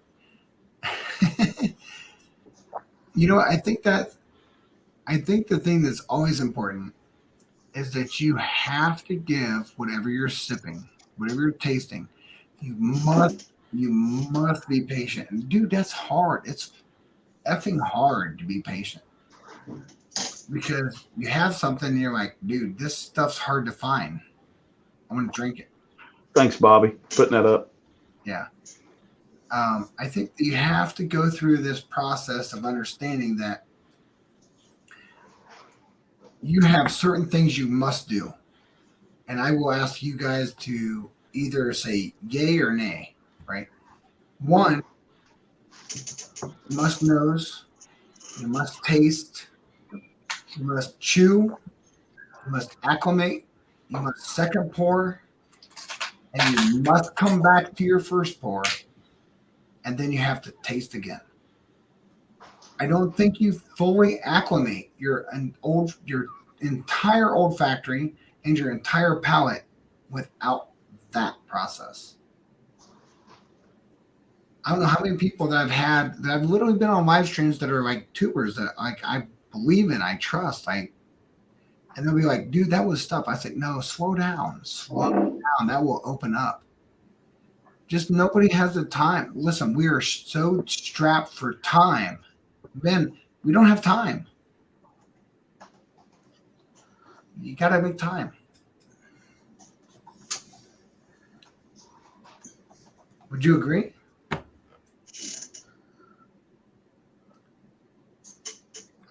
Talking to you guys. I agree. I totally agree. You got to go back 3 times, man. I think you have to taste, right? There has to be this acclimation, right? Well, I mean, I do agree and I don't, because I agree that's if you want to take it apart and you want to learn about it and you want to find everything in it. But sometimes you just want a nice taste and drink too. But are you ever going to get that on a first pour? You're never going to get that on a first pour. No, but I'm saying sometimes you just want a glass full of whiskey with some rocks in it. It happens. I'm not saying it's all the time. Yeah. I'm just saying, sometimes you just want to sit back and chill and not think, oh, do I taste caramel? Do I taste strawberries? Sometimes I just want to drink. I agree. So I will repeat my question. There you go.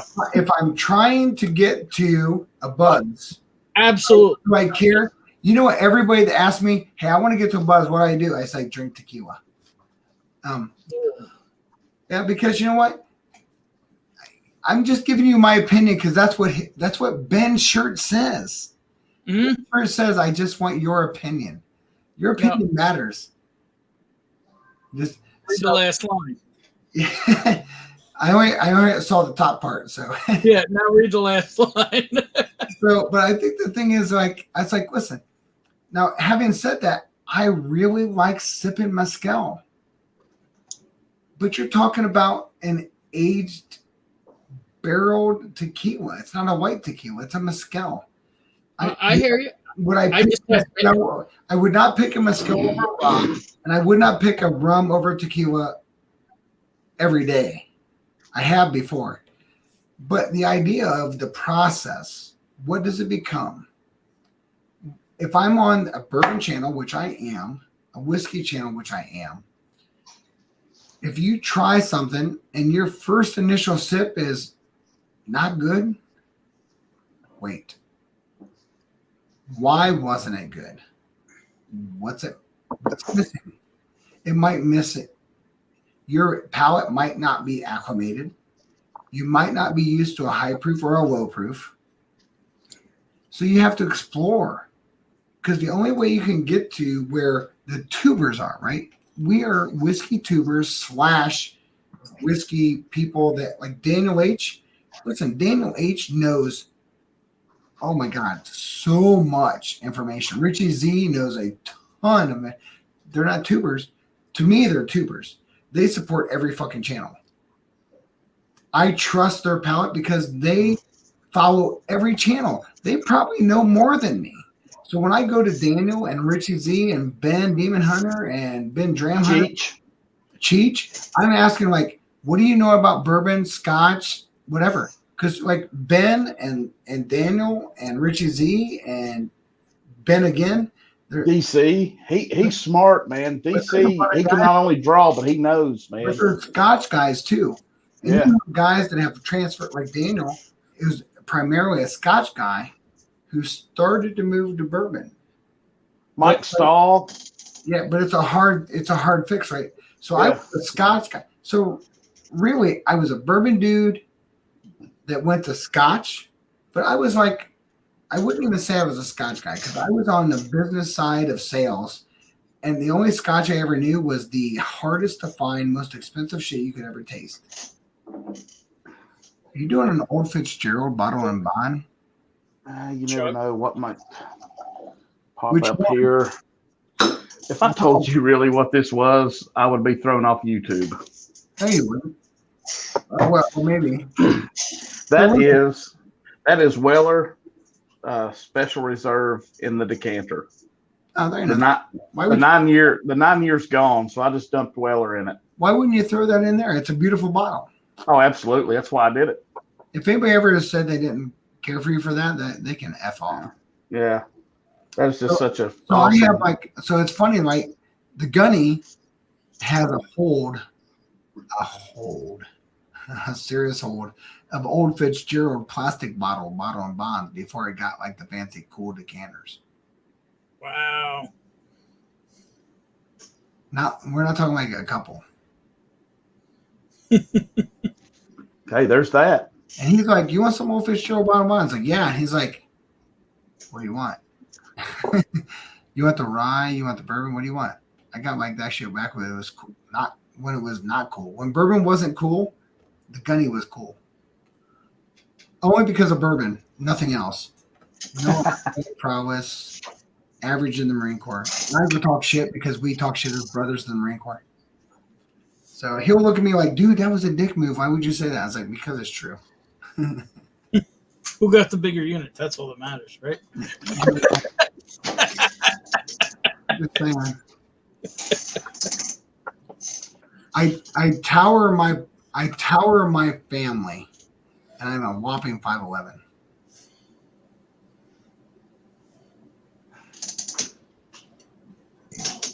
Ben, yes, I do trust because you have tasted more scotch than me. So I trust your scotch palate because 2 years is a lot better than my one. I don't know shit about scotch. I'll tell you that. But I'll tell you the weird thing about it is, right? Like when you first had scotch, if you had it, you're like, oh. That's right. What is this garbage? But now your palate is advanced against like an 80 to 86 proof. Now you're up in this high 100 to 120 proof, maybe even above that, which I am. I'm like a 107 to 130 proof. I went back and did this. I did this whole thing with the Texas Shootout. It's not a scotch, but it's not bourbon. And I was like, Andalusia in there? I just thought it was like amazing. And I was like, so someone said, hey, you need to try this scotch. And I tried it and I thought, holy shit, that's amazing. I remember thinking that was like drinking asphalt and asshole. Okay, what scotch is that? Any of them. Well, my very first introduction back into scotch from like the executive level sales team was going back to Glenfiddich 12, which is very like it tasted like a fucking orange. It's like if I was to like chew on an orange peel, I thought, wow, there's so much orange in this, and it's like not terrible. And then I went to Glenfiddich 15, and I was like, and I did that, and I thought, wow, this is really good. I went back to 12, and I was like, wow, that's really not so great. And I find that my palate is advancing the more I try things and don't get set on the idea that it's so bad. More about the idea that I'm open to the idea that it could be better. I want to find a scotch I like. I just haven't found one. But I think you have to start with the idea of just truly not judging against the bourbon. It's just like, what are the good notes? What are the bad notes? And in this chat right here, Daniel H, Ben, and Richie Z. James. Well, I've never talked to James about scotch, but the other three I have. And those guys, I'll tell you what, if I was to tell you anything, I would say, listen, go watch Malt Muser for sure. I think he gives a really good, true, honest to God profile. And he has a guy he usually goes on with. It's Malt Muser. Dan, who does Malt Muser go on with? I'll ask Daniel and Ben. They know. Who does Malt Muser go on? It's a weird name. It's like net something. But those two together are swear to God, the most honest dudes in the market. They will tell you this weird thing and they try them, and they are just good humans. Telex. Malt Muser and Telex. Exactly. Malt Muser and Telex have one of the best, honest to God, non-profit, don't get much stuff out there, true taste profiles of scotches. I don't even know if they have enough to get a Patreon, but they are absolutely point on. I've tried stuff that they've said, and their notes are, if you're honest to your nose, eyes, mind, and palate, you'll be like, oh, that makes sense. So I'm a big. Oh, I get tasting notes. I just haven't found any I enjoy. I've got a couple here I got to try that I haven't tried yet. So I would say you need to tell Daniel and Richie Z, hey, you need to hook me up with something and tell me what I should taste it against and why I won't. Because you know Daniel. Daniel Not really, but he emailed me, so we'll be talking. Oh, no, you need to talk to Daniel Haston. No doubt about it. Hey, Daniel, I didn't say Houston. That's Daniel Haston. No, so Ben and Daniel and Richie Z and Ben Demon Hunter, Ben Dram Hunter, Richie Z, and Daniel, probably some of the best supporters across every channel of whiskey. They're not limited to bourbon. They bounce, and they are. I may be their dudes, they're my dudes, whatever. I enjoy it. Like, and Malt Muser is absolutely Malt Muser and Telex are just straight on point. They don't lie, they don't exaggerate, they don't try to be something they're not. They will sit there and give you a solid review on anything with very few people watching.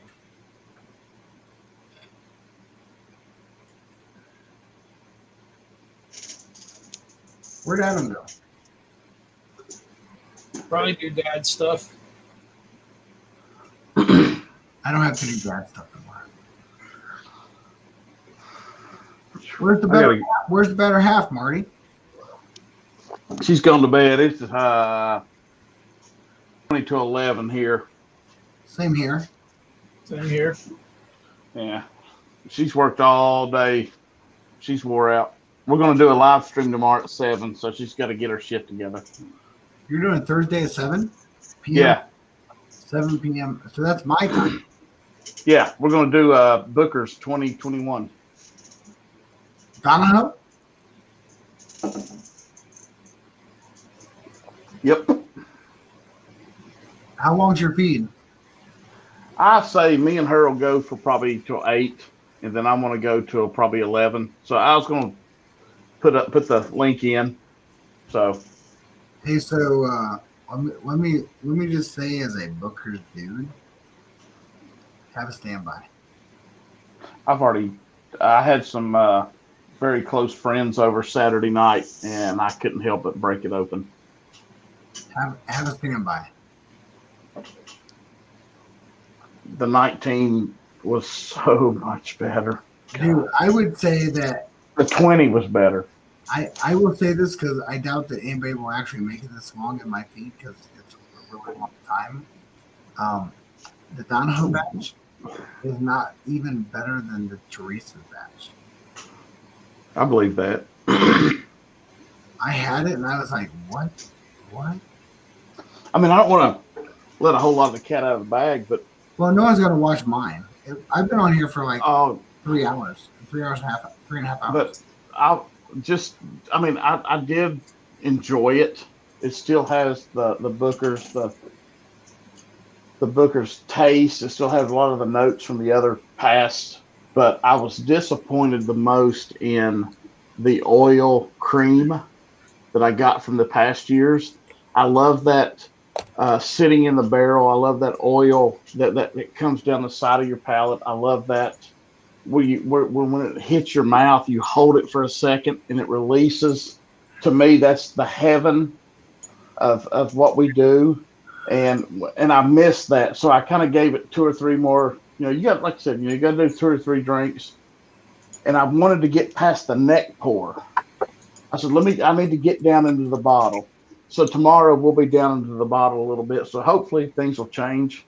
But, hey, it's Booker's. It is what it is. Hey, listen, you know what you get with it, but that one is like very, for a guy that is a diehard Booker's thing, and people know I'm a Booker's dude. I'm getting ready to go on a Booker's Italian hump with like 16 different Bookers. I already know. Mm-hmm. I know where it's going to finish. Yeah. No, I agree. I think you're right. I don't think it will pass. I don't think Teresa's batch will even be less than that. And Teresa's batch was not good, but the Donahoe batch was worse. It was just so. You're right. It didn't have a coating. It didn't have the vanilla cream heavy coating that made me feel like I could have a Connecticut leaf wrapper, and on the back end it would pair to make this like creamy. It just was gone. It just didn't exist. I thought I was having this really bitter, terrible, high proof expression of what Booker's use could be if someone didn't fuck it up. Yeah, and it doesn't. It doesn't have, like I said, the palate explosion that you think it should. And Ed Sturger, a buddy of mine that I do these tastings with on Whiskey Tornado and stuff, he wants a bottle of this year so bad because he's turning 50. I sent him an email and said, do not watch our live stream tomorrow. Just don't. And I said, because I want you to have it and I want you to do your thing with it. And I don't know. If he sees it, it's not going to be good. No. 'Cause I'll be on the live stream. If you ask me, I'll tell you right now what I thought of it. Yeah, sure. Yeah, that's what we're going to do after. I want everybody to come in after. I'll even drink it with you. I have it here. Yeah, I had it and I tried it and I tried I literally went through and I tried it and they're like, "Do you want another one?" I was like, "Yes." "Do you want another one?" Yes. yeah. Have it ready tomorrow. I was like, "No." And it's like, "Why not?" I said, "Because I tried 3 times and it wasn't what I expected." Is that All right. being all fancy with his teeth clenching? Me and Jenny posted a new video this morning from the Caribou Crossing.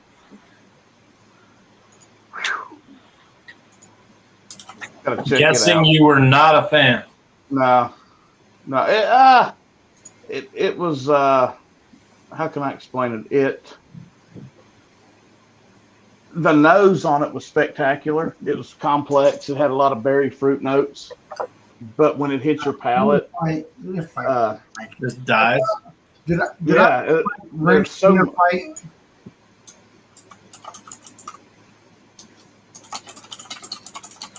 Neophyte's a wrench? Yeah.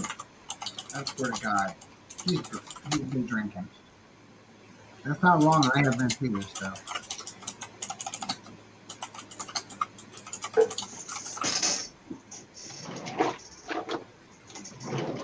So, hey, there's not a lot in here, but let me tell you, there's amazing perks to my Patreon. You can be a Patreon for 3 up to X. All that stuff. Everything I do is like custom made. I don't have it through Patreon. I don't have a link with Patreon. We do have Patreon as a link, but I don't have them supplying the goods. I have personal people in my local community. Whether I'm having something etched in glass, whether I'm having something made with a t-shirt, whether I'm having a wood stave made for your flights, whatever, that's all local people that I grew up with. So I don't have When are those extra large condoms coming out? you know what? whenever they fit. As soon as you tell me I need to do that. So, but the thing is, like, I try to solicit. So I'm really fortunate that I have people that have all of the market space in my local community that do those things. I don't have to do out to like some weird sourcing. Thanks. I can go to MVD Sports in Ashland, Ohio. I can go to Ben Schnell, who is a video production dude that's out of a local area here. That he's a part of a band that does the county line.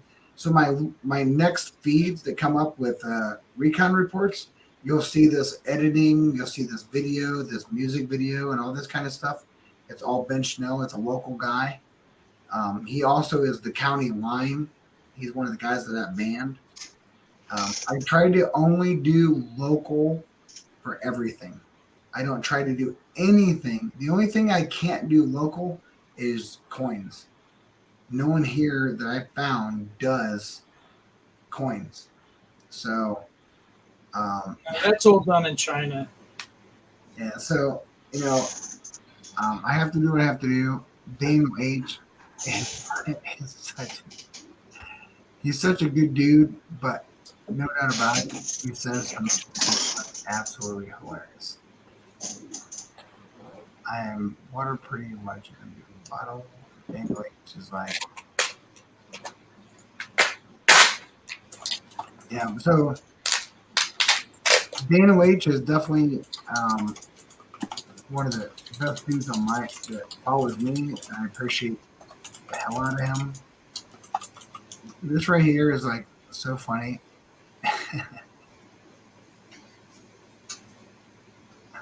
He's such a douche. That's so funny. I'll have to reach out to Trojan. We'll see.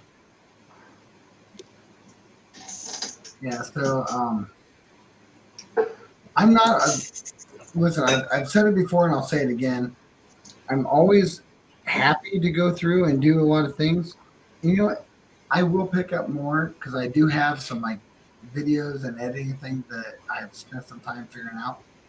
But my idea, I have never been about having how do I have this bulk social media thing if people don't really give a shit about what they're tasting. I'm not here for entertainment. If you want me to flip a bottle of like $500, it ain't gonna happen. I'm not gonna kick it. I'm not gonna drop it. That ain't gonna happen. I'm older than most everybody on the channels, so I value the idea of just learning, and I think that's important, right? We all have something to learn from each other. I think we know who our group is. I mean, I've been doing this now for 2 months, and I'm here now, and I know who our group is, and that's why we do this night in, night out. I mean, to me, this is what I set out to do. You know, taste with everybody else. I just want to make sure that in the group that we're a part of, we don't lose sight of if we're going to have a stream and someone's going to actually try to scroll through and figure out how to get through 4 hours, 3 hours, 2 hours. Somewhere along the lines, we have to talk whiskey. We have to talk bourbon. We have to talk our tasting notes. Yeah. What do we think? Because what's the value if we don't? Yeah. That's it. I swear to God, Daniel's a douche. But I love him.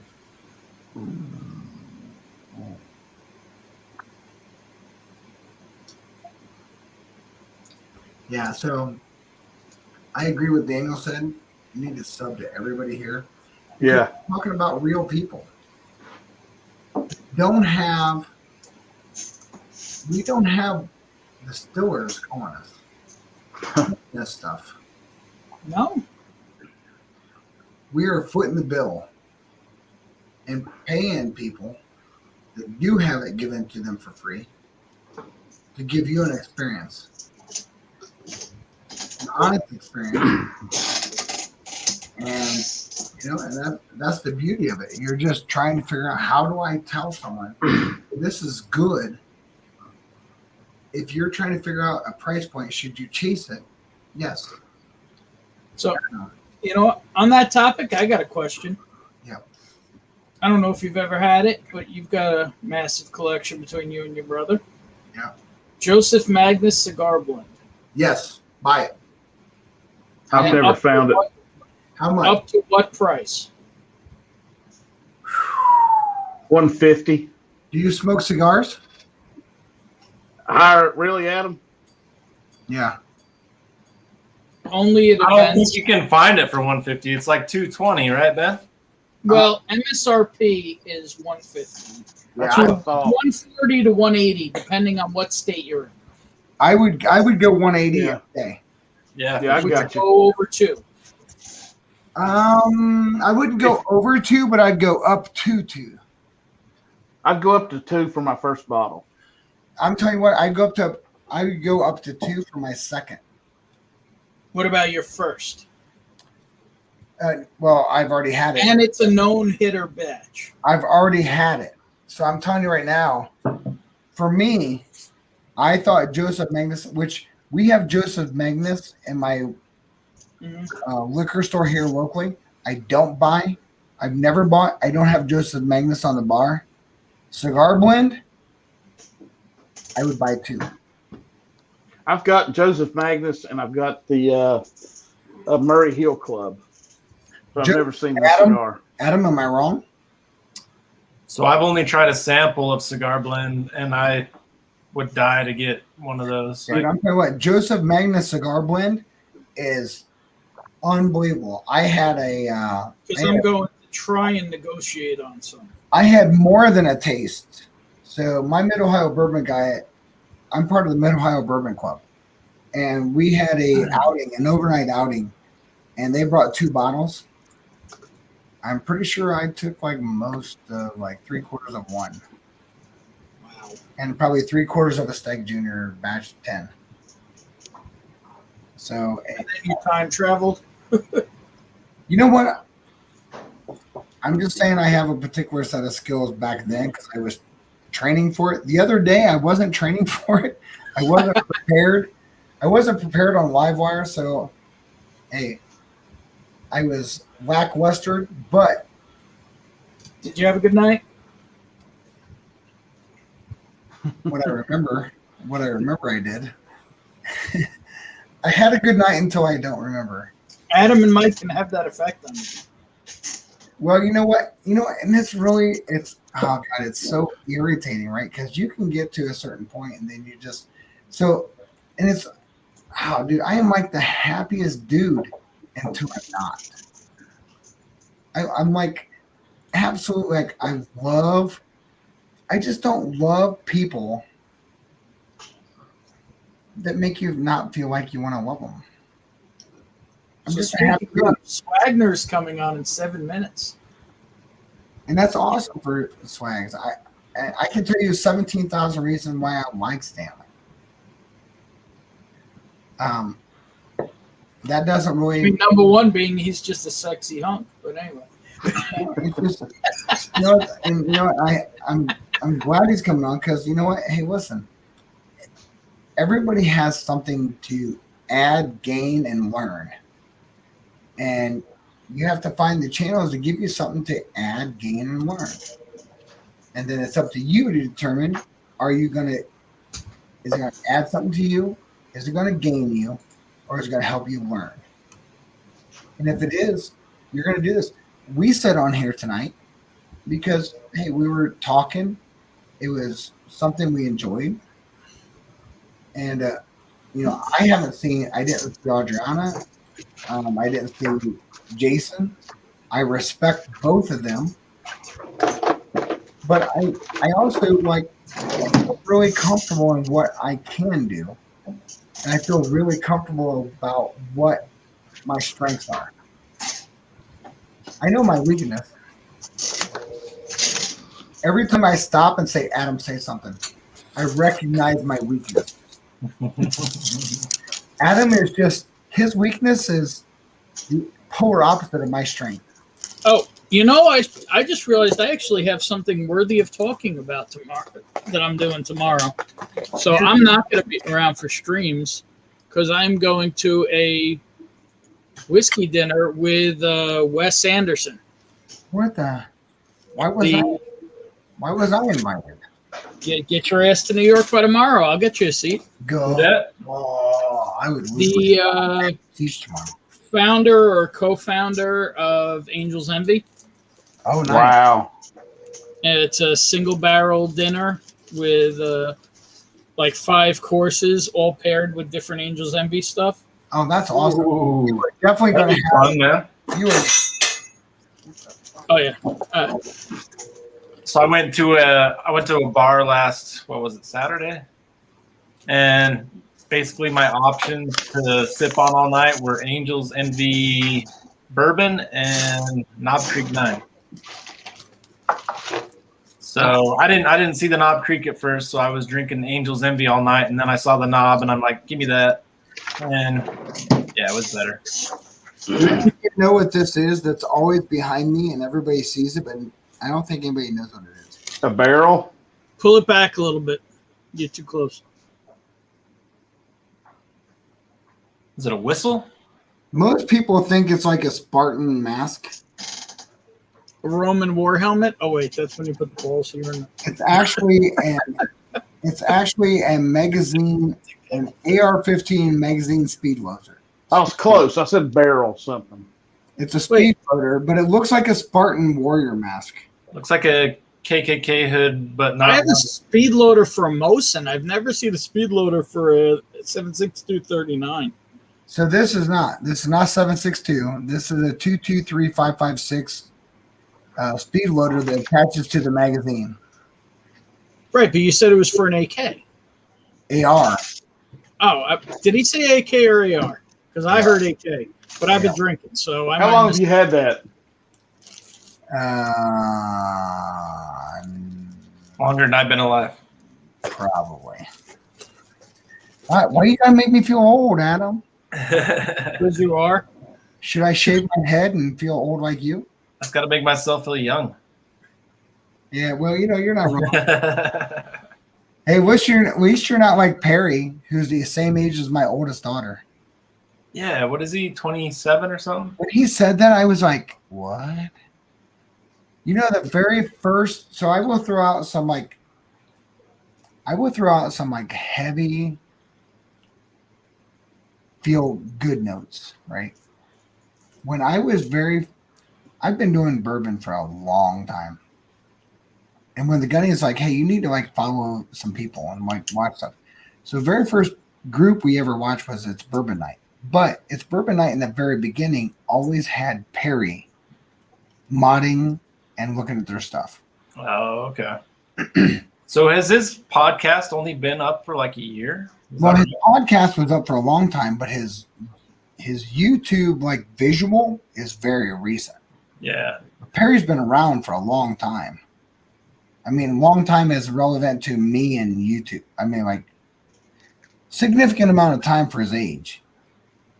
And when I was going to Lexington, at the time, I was the second highest tier you could be with It's Bourbon Night. And I said, hey, I'm coming to Lexington if you want to get together. The only person that showed up was Perry. Wow. And I did not sub Perry. Perry showed up. Chad and Sarah did not. And I said, hey, you know what? Hey, I'm in town. You know, maybe you missed it. Did you see this? And they're like, we don't just come see anybody. They do if you have a bottle for them. But you know what? Perry, I wasn't even his sub. And he met me at OBC Kitchen. And the only reason I knew OBC Kitchen was because Sarah talked about it. And I said, you want to meet at OBC Kitchen? And Perry's like, yeah. So Perry met me there. We had drinks. We enjoyed it. I had just done like an ungodly amount of like, I was on the bourbon trail doing stupid stuff. And we were sitting there and, but you know, he came and saw me. It just changed my entire mental thought process. Here's a guy that I didn't sub that came and met me. And then we had a great 2-hour session, just eating dinner and talking. And it just changed my profile completely. I came home, and whether it's wrong or right or whatever, everybody's got to do their own thing. I'm not saying that I don't like It's Bourbon Night. I'm not saying I don't like Chad and Sarah, but I unsubbed them immediately, and I dropped my Patreon, and I joined Perry's. I'm going to say something. Let me I'm say just something. I'm just not about someone that don't give a shit about me. I have tried multiple times. I tell you what, I'm just going to shut up. No, I want to hear it. But I like to stir the shit too. Well, don't shut up because, like, I think that the I thing can't. that- I think We got 8 people in the chat. I think you're good. well, if you have a channel that's like blowing you off, listen, that's just wrong. I mean, like, listen, everything you're doing at this point with the amount of the subs you have is out of pocket, Marty. It's out of pocket. I look at it like this: if I have 75,000 subs, and I do a live stream, and if any of us are ever fortunate enough where I guess we probably don't want to be that big, if you ask me, because I think we'll lose touch of what we have here. If we ever reach that point, I've got somebody on the other end of the computer with a mouse putting all the super chats up. And those super chats are going to get mentioned. They're not just going to keep rolling. And to me, I don't know, man. I just have a real hard time with it. And I hate super chats personally. You know, there's like a I could have 1 million subs, which in 1 million years ain't happening. I won't super chat. I'll do what like Chris and Josh do. I was a big proponent of them getting not ever super chatting, and once they started super chatting, getting rid of it, because that's all it becomes, is throwing money at the stage, throwing money to get your To get voice. recognized. Yeah. If you have a I want- PayPal and stuff, you're doing it to help the channel. You're not doing it for recognition.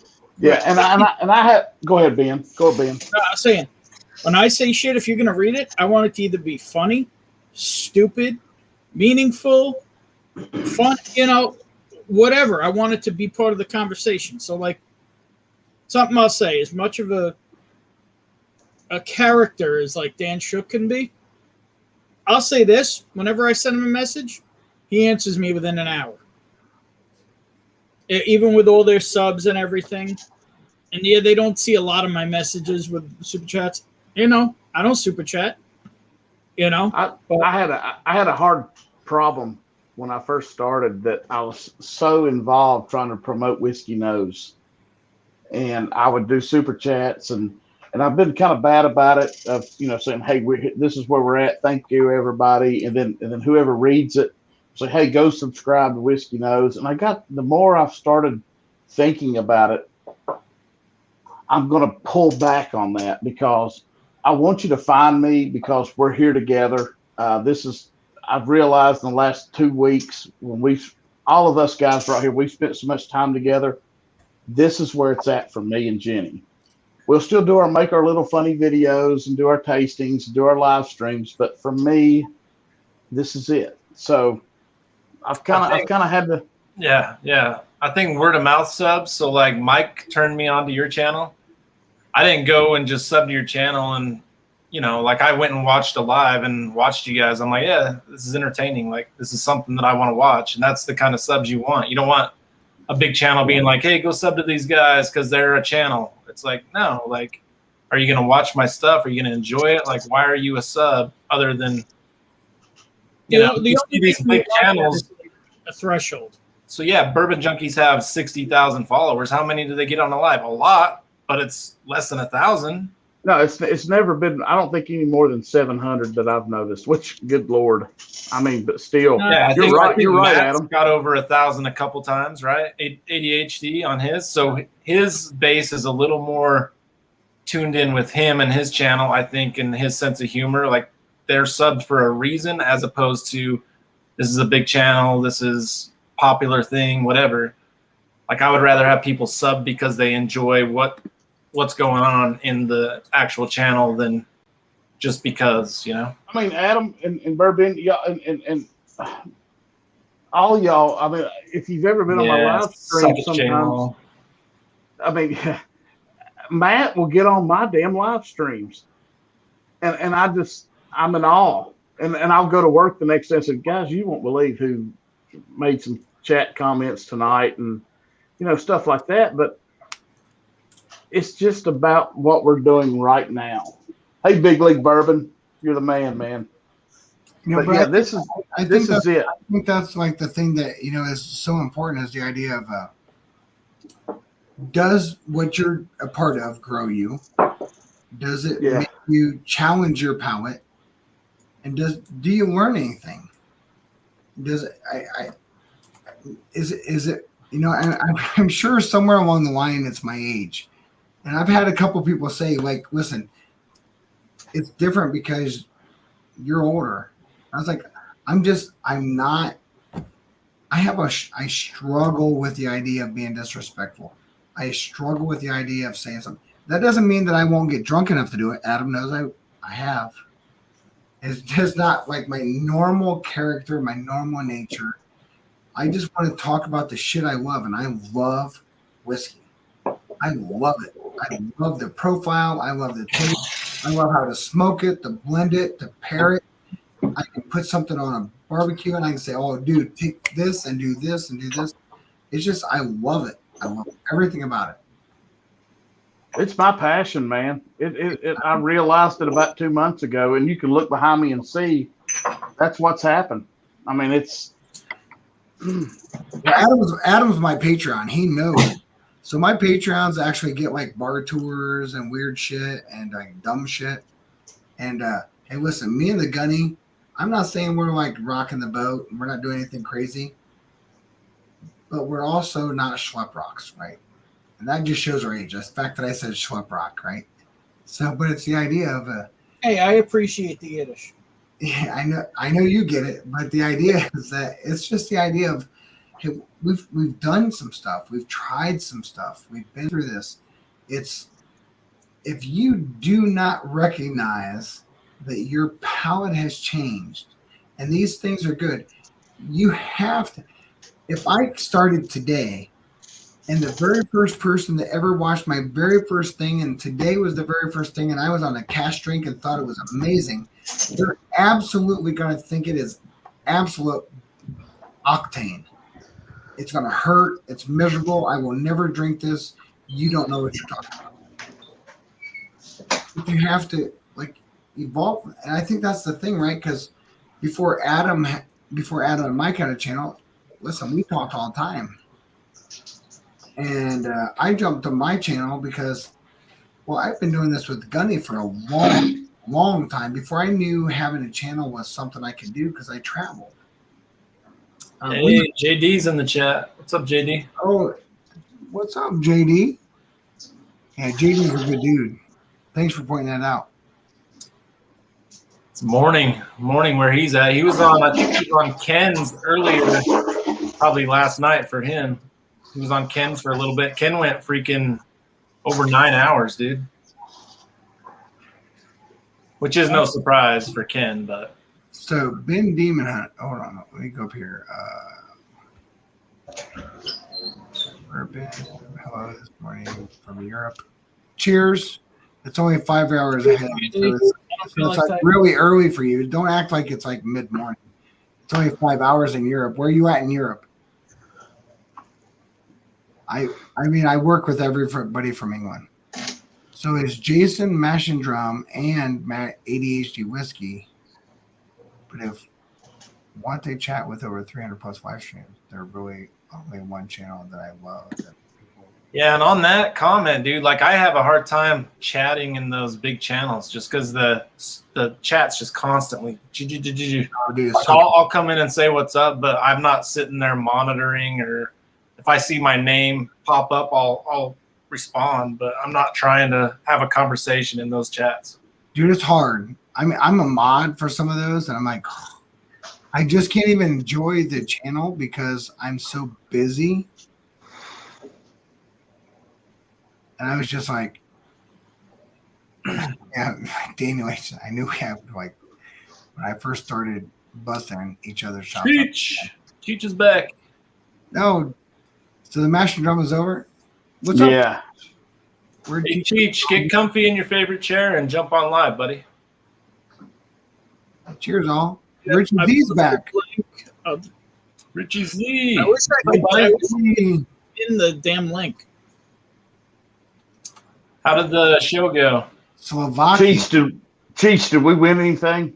I think Bobby has to pin it. Yeah, only the channel owner can pin, but anyone else, any mod can unpin. It's so stupid. What do you need me to pin? The link. Channel, the live link. No, click on the three dots and hit I'll get there. on my last post. No, oh, dude, I just timed you out. Sorry. Did you really? That would be funny as hell if you did. Marty, were you off watching the drawing, or what were you doing? So you can see. So I had a super chat early, just saying hello. Hey, Adam, can you still see Ben? Yeah. Okay, so I didn't time you out. Oh. I thought I. Smedley was blocked for 5 minutes. You blocked him in the chat.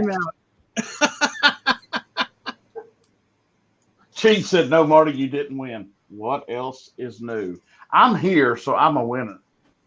So Chris is jumping in. All right, Chris's Hello. chair in the house. Woo. Hey guys. What's up, buddy? Not much. How about you? I was chilling on a Wednesday night. Hump day.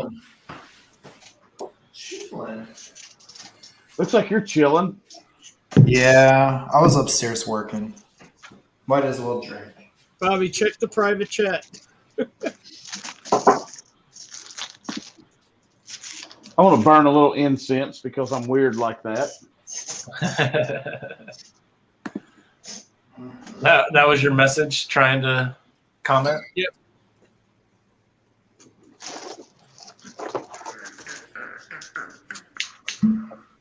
You're still in, Ben? Yeah, but I can't type for Ah. 5 minutes. Yeah. No, you don't need to type that. I don't even know how I did that. Hold on. No, that's Chris. It's bourbon or Big League Bourbon. Big League And Bourbon Demon Lemon. timed out, right? Big League's got a store pick. Cheech is on his way.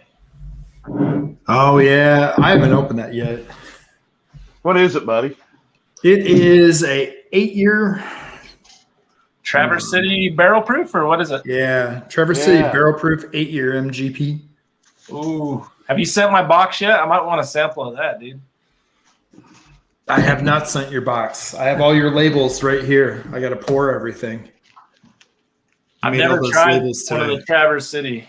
Those sound delicious, man. Yeah, I can get you one of those. Oh, there you go, Daniel. Hit that 291, bud. So Traverse City got I'll themselves do in some with you. Shiite lately. I don't know if you guys know about that.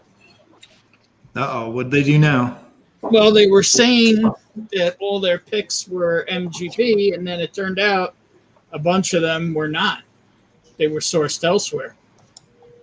So, yeah, there was a whole is it MGP or not debacle with Traverse City.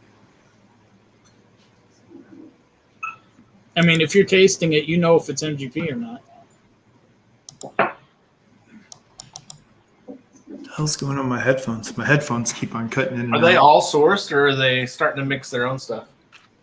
They have their own stuff, but it's all low proof. Hey, So Sherry. young and it sucks.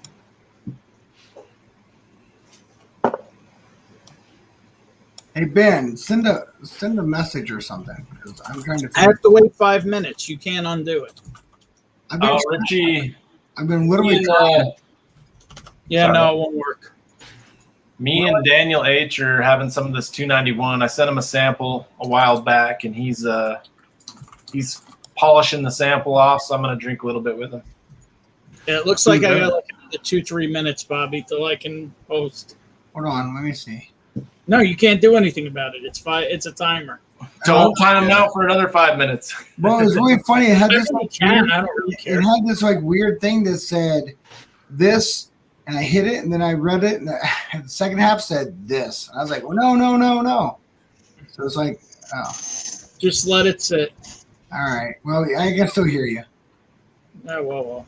Sorry. Sorry, Mr. Sir Lord Shang Long, the guitar playing Macho Man. I hope to swear to God that you're feeling better. I don't like your Oh, what's bottle. going on with him? He wasn't feeling good earlier. He's been Uh-oh. out of town. Yeah. Look at all these people. What's up? So what's the good word other than we're having some drinks? What's going on with the double blind? What did I miss So already? what we were talking about is like, what's the significance of a blind and a double blind? So people that taste and try may know or may not know, but for the people that don't know, the double blind is an idea that you can take. Not only do you not know what you're drinking, you also don't know the order of what you're drinking. So you have a double blind that gives you an opportunity to put stuff against your bar, the things that you liked versus things you either did or didn't even know you had, and trying to figure out what you need to do to double blind eliminate things off your bar. So a double blind, a single blind is truly nothing more than, I know that there's 4 different whiskeys. I know what they are, but I don't know the order. A double blind is, I don't know what the whiskeys are, and I also don't know the order of what they are. So it's like, I absolutely have no idea what I'm tasting. And the double blind gives you an opportunity to eliminate stuff on your bar. Things you think you like, because listen, everybody in here has been tasting something, and someone's like, dude, I just smelled this, and And then when you smell it, guess what? You smell it. So what do you do on a double blind? Do you truly like it on your own opinion, your own nose, your own mouth, your own finish? Do you really, truly like it? And it might be a Have a pretty very hard pill to swallow. Some of the things you think are your best, you might not like. Yeah, I've come across that. I've definitely come across that doing some blinds, and it'll crack you up. It'll really crack you up because you'll tell everybody how good something is, and you do that complete double blind. I've had ones come in last and thought they were horrible and said, "God, I would never drink this," you know. And so yeah, I'm right there with you. That's an interesting way to weed stuff out for sure. Well, I can tell you right now, one of the things I thought was like my all-time favorites that I really thought was Willet Family Estate Reserve. And in a double blind, I put it number 5. I actually, in my tasting notes, I would never buy this. Yeah. And when the gunnies showed me that, I was like, you know what? F off. You're a dick. I love that shit. You know what I didn't do, though? I never bought another one. Yeah. Nice. Cheech is having it too. That 291. Hell yeah. Daniel, I haven't got any feedback yet. I literally gave them to them yesterday, so we'll find out. You did 291? Yeah, it's the maple syrup barrel one. I haven't ran across 291 yet, but I'm not like hell bent on it. I'm waiting to see more reviews. It's pretty freaking good, but you see, I'm getting low. You've I already gave out a lot of samples of that one. you gave samples. You didn't drink all that. No. I sent Mike sample. I sent 2 guys in the chat, Daniel and Cheech, both have a sample. I got one. Who? Oh, Chris. I got one. Chris got one, yeah. Yeah, pretty much everybody I've sent samples to in the last month and a half has gotten a sample of that because it's so unique. I just wanted everyone to try it and be like. So what was unique about 291? It's not. So I've never had a regular 291. Mike bought me this special one because of like what it was, and I guess it's kind of hard to find. So I'm like, yeah, man, I'll take it. It was $100, and it's like the wildest thing I've drank. Like, I guess finished. It's pretty interesting, man. I'll save a little bit so when you come out, so you can try it. Yeah. But yeah, it's a wild one to drink. It's going to be like, I'm trying to figure out the dates. It's somewhere between June and July. Yeah. I'm thinking of June. So it has aspen staves, and it's finished in maple syrup barrel. Good Lord. Yeah, it's different, but it's really it's a good different. yeah. That'll make you tap your foot. Maple syrup in like Utah? No, it's in Colorado. So not really maple, just kind of like maple. Yeah, whatever. Just- I don't know. I don't know where they source their maple syrup barrels. Canada. Char, caulk, and charcoal. Yeah, there you go. Was it you, Chris, that was saying you could really get that aspen wood out of it? Yeah. You could smell it on my sample. I thought so. I could pick up notes of that to go get that along with more the on the maple. nose, and then on the Yeah. palate, you get that syrup. Yeah. Yeah, It was different. It was different. Like I opened it and you could pick up the wood, and it was definitely, it wasn't that oak smell. It was that aspen smell, which is closer to a cedar smell. You could smell that right away. yeah. That was pretty cool. Just so different. Ben, can you type yet? Yeah, I'm good. All right.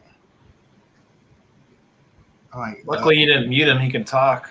No, I didn't do that. You'd be better off if you muted me. So it's like really weird, right? I just went over and I did this like weird thing, and it had like a 2-stage thing about it. Like, do this. Oh, by the way, you're also going to do this. And I was like, oh no, I already hit it. No, you just want to post the link and then click on the 3 dots. You can do it yourself and hit pin. Yeah, I already done that. No, because it hasn't pinned. What hasn't pinned? The link. I thought I pinned it quite a few times. No, you posted it, but then you have to click on your message and Hold pin on. it. Hold on. Let me do this. I'm gonna try. Make sure I like squared away. So can we do this? After you do that, I got an interesting question for you guys. Yeah, that's a oh shit. Okay. But you know, the only thing I have, right, if I go to the 3 dots bin, Yep. my only choice is to block user or put user in timeout. No, do it No, on go to that message. I hold on. the one by Bourbon Battalion. I Yep. know. Like, where did it go? There it is. You might have to do it in YouTube, not in. Yeah, it's in. You got to do it in the YouTube chat. Yeah, but I'm not in. I'm a StreamYard. Well, that's you'd have to open YouTube to do it. That's what. Yeah, that's where it becomes. I want to punch a. I want to punch a baby just to see it cry. A good thing my kids aren't babies anymore. If they're 5, they punch back. They want to punch that hard. Why does that? Why does that want to be like such an F-tard? It's like, oh, hey, you can't go on YouTube and click it. You have to hit like open Google. What do you mean open Google? I already have it fucking open in Google. StreamYard and YouTube need to get something figured out. It's such No, that's the truth. it's such a pain, right, Adam? You know, the pain. If you're on StreamYard, you have to rely on your mods because you have no idea what the hell is going on. You didn't even figure it out. Why? Oh.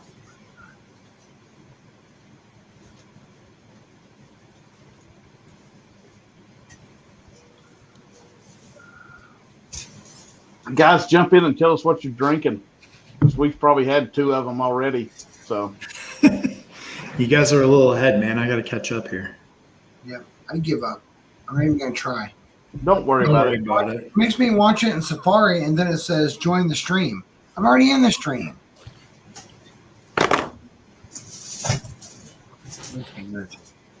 Why do they make that so hard? I should be able to just do it.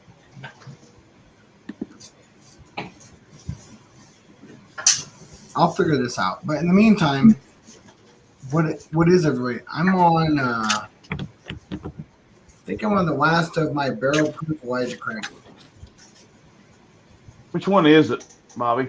I just am on the back end of C. C917. Okay. Oldie, huh? Yeah, I had to finish it. There wasn't much left in it. I was like, you know what? I have to pour some stuff. I'm like holding on to because I'm like sad.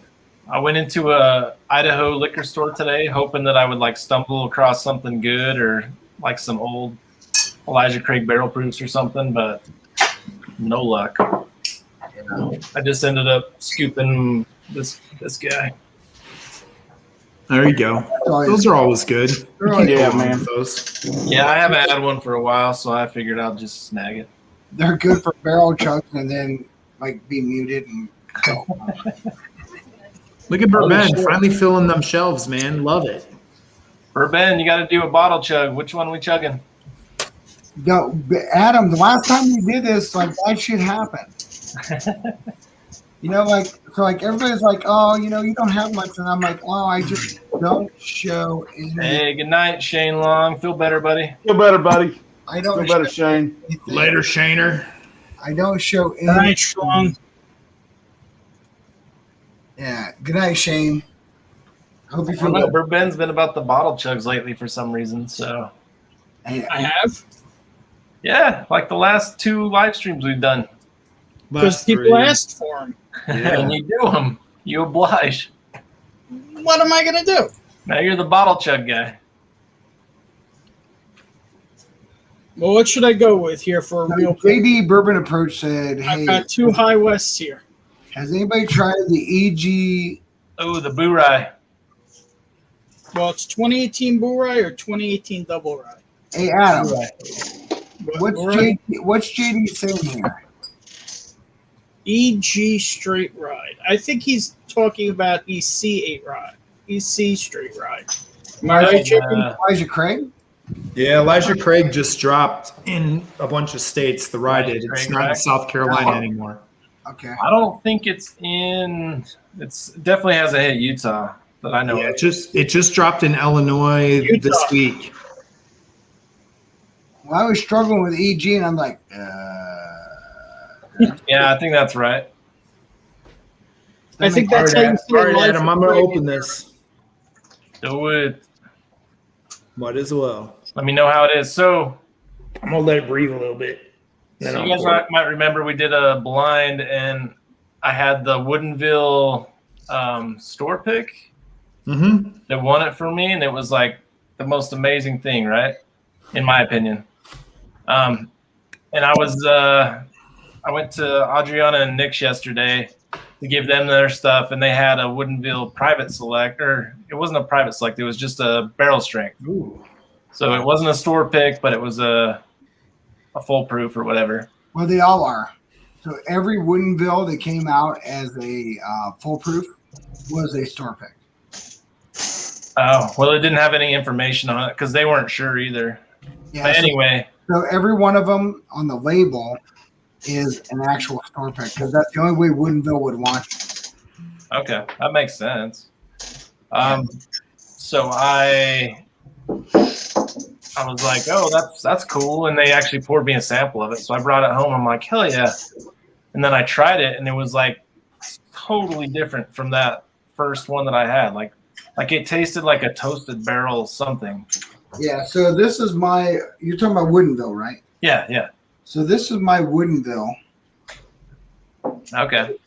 Every one of the Woodinvilles that dropped is only store pick, right? So you have to look to the private select, and right below it, it will tell you. Like mine is a total wine and more from Texas.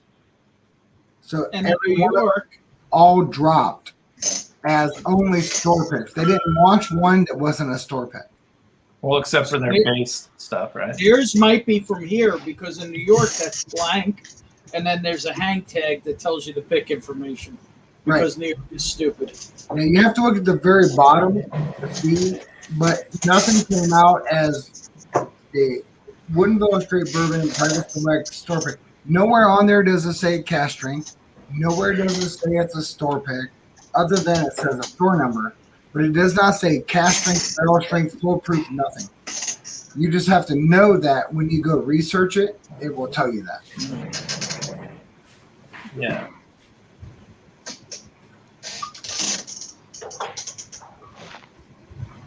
No, I got one coming from Tito too. I'm excited for just because I think there's some really good ones out there. What are you looking for? Like Woodinvilles? I mean, yeah, I'm interested in them. He's sending me one already though. Are you looking for foolproof? Are you just looking for like primarily cask strength things that's hard to find from state to state? Yeah, I've never tried their base stuff.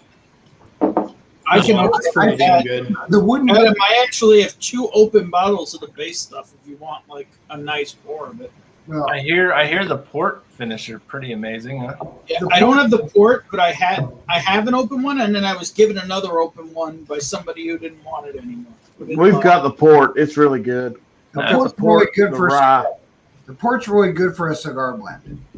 Okay. But I would tell you if you have a Woodinville port, you try it and you think it needs something, what it's missing, and I can tell you this for sure, it's missing Bell Mead 108.3.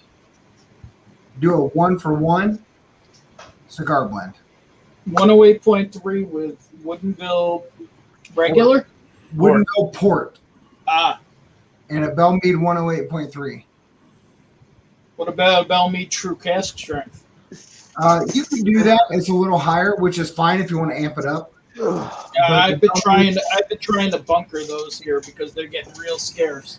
Well, you're talking about 108 to 115, right? 115.8. Well, anywhere from 112, 116, 120. I've never seen one of those. Only the 108.3s. Well, 108.3 is reserve, Chris. Okay. Bell Mead cask strength.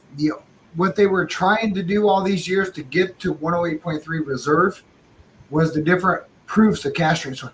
So every year Okay. the cask strength changed, trying to get to what they now call 108.3 reserve. Makes sense. Okay. Yeah, I've never seen any of those other ones though. Yeah. And So I thought they were doing it. They did the 108.3 because it was just they wanted to make a more consistent product. yeah. So they came through and they put out a disclaimer that said, "Hey, listen, we've been experimenting with proofs for years to get to this." And they believe 108.3 reserve is the new, that is what they've been trying to hit. And that will be that going forward. And that was a launch by the Master Distiller. Yeah, those I haven't very side by very side pricier. them. I haven't side by sided them, but I have a feeling if I did, the cask strength would murder the 108.3. Nope. But I could be wrong. Nope. So I 108. should just give in and grab that 108.3 then. Yep. Yep. Okay. I did 108.3 against the cask strengths. I have 3 different cask strengths, and 108.3 won them all. Wow. Really? The profile was good. Taste profile. The overall complexity, the taste, everything. If you go back, I have a YouTube channel where I already did this. I did a 108.3 against cask. I put No, a I'll go back and 108.3 watch that. I literally put it up as like, what happened to my cask? And I put them side by side. 108.3 crushed it. It was really, really good. I still like cask. I liked 108.3 better. Oh, so the question I keep forgetting to ask: what do you guys do or feel about signed bottles? In other words, will you drink them, or are they more a souvenir? I would drink it. I I drank. drink them. I literally drank like Marty's. Like I said, I'm going to this dinner tomorrow with, Wes Anderson from The director and producer. Angels Envy. Okay. It was a father and son that started Angels Envy. He's the son. Thought that was Hutchinson. No, Oh, maybe it is. Maybe I got it wrong. Either way. whatever. They're going to be signing bottles, and I have, which is really an oddball. If you've heard of Belfour whiskey, out Yeah. of Texas, I have a bottle signed by Ed Belfour. Yeah. We got the one with the cool Stanley Cup on top of it here. So I'm like, do I pour those, or are those more collectibles at this point? If it was Jordan Belfort, then it would be. I would keep it. I would. I know that if it was me, You know who that is? Wolf No. of Wall Street. Yeah. Oh, I have a Wolf of Wall Street deck. but you know, Bobby, you got mine? Just combine them. Ben, you know what I would do if I'm being like dead honest. If you ask me, Hell yeah. if you ask me what I would do, I would go to an event and I would get 2. Drink Even one, at shelf one. $100 a bottle. I would try one and figure out if it's worth a damn, and if not, then I would look at someone that's like a person that's willing to pay top shelf for something they don't know what they're doing, so that I could sell it and buy like 3 more of something I do like. Well, Yeah, the I ones I'm would going probably to do that. they're $100 a bottle. Yeah, so that's I mean, literally, like we talk about this time, that's like not overly priced. No, but I got a lot of shit. Well, you do, but you know what? Think of this, right? My biggest problem can is take how $100 much money I bottle. have in that shelf. You have Oh, a Chris, I was showing it before. So hold on. I'm going to show you something that makes no sense in the world. This is not a bottle that I drank. Outgoing. Bottle that I owned. It's a bottle I came across about. Mhm. It's a flat cheese bottle. Oh, the Kirk one. You know Yeah. what I've been offered for this? A lot, I'm sure. A retarded amount. You see this shelf? Yeah. That's outgoing. And that's Bobby. not all of it. Bobby, do you have one of my bottles? Hey Ben, is that my shelf? I mean, part of it's your Basically. shelf. I'm sure. Did I Between sticker it? you, Cheech, I think Adam's already got more stuff on there. I know Stahl's already got shit All right, on. yeah. No. You haven't sent me anything that I got more bottles coming. Yeah. That's special, man. Thank you. I don't know, dude. yeah, I'm that's I'm awesome. gonna be real. I'm losing track. I Yeah, really am. you gotta hit the brakes and just start pushing stuff out. I I still have have been. 6 packages today, and I'm like, Jesus Christ! Like, Dude, I was literally boxing. Daniel know this. I was boxing 6 boxes today. I mean, I have boxes that some of them have like 2 to 3, 4 boxes in them. Shit. And samples. yeah, it's It's like a full-time job. By the no way, you fun. guys want Once you get secret behind, hitter? like the Do you guys last. want to know a secret hitter you can probably walk into your Total Wine or something else and get? Now, I don't know about those controlled states. Yeah, Hooters that's the one. Farms. Hooters? No. Clyde Oh Made yeah. cask strength 11 and 12 year American whiskeys. If you like earthy taste, that's got your name on it. But it's 120 proof. It's I've good. I've never even seen that. Wait, It's good. American whiskey because they put a touch of apple cider in, and I'm talking like a cup for a 55-gallon barrel. 12 year or 11 year cask strength MGP. Oh damn. Nice. So it's not their own stuff. No, it is. Says right on it. Dude, Hey. I've walked by so many of those. I need to grab one now. Hey, FOMO This Mike, is don't be right mad at on. me, dude, that you can't stop buying bottles. This is some special shit. You want to talk about guys with Desert Jewel, that kind of thing? That Redemption 10? And it doesn't even say bourbon on it because the Clyde Mays patent thing is they kiss it with apple. They might put one piece of apple in the barrel. They don't tell you what it is. But anybody who's tried this stuff just says it's pure MGP heaven at 120 proof. We don't Clyde Mays. Anything Clyde Mays that's Alabama style is apple. Right. But this is 12-year cask strength MGP bourbon that they kissed with apple. That's amazing. Yeah. I would be very interested, dude. I would have to like say, can I sell my oldest daughter because she's like a douche. Hey, Meester, you want to If buy you my buy- sister? You tried to sell her last stream, man. Well, she's been a douche, so I mean, it's not like it's. All right, you got a point. I mean, we could talk. Could talk trades. Hey, Bobby, have you tried that bottle yet? Which one? The one you showed me. The Dickel, yeah, it had juice out of it. I did. What do you think? It was like a really weird, buttery smooth kind of Tennessee whiskey. It doesn't have a lot of charcoal, does it? Yeah, it's more of like somewhere along this like weird butter note. I had like a Yeah. huge butter note. And me and It's Steve, very sweet. It's I very did, sweet. I did it with the Gunny. We thought it was like a if you took I think we put it somewhere along the lines of having like a really soft Cracker Jack that was coated in butter. Yeah, it's very sweet. Any of the Flintstones vitamin going on in there? I didn't have it, no. Wow. That's I get a little bit, but I I like it.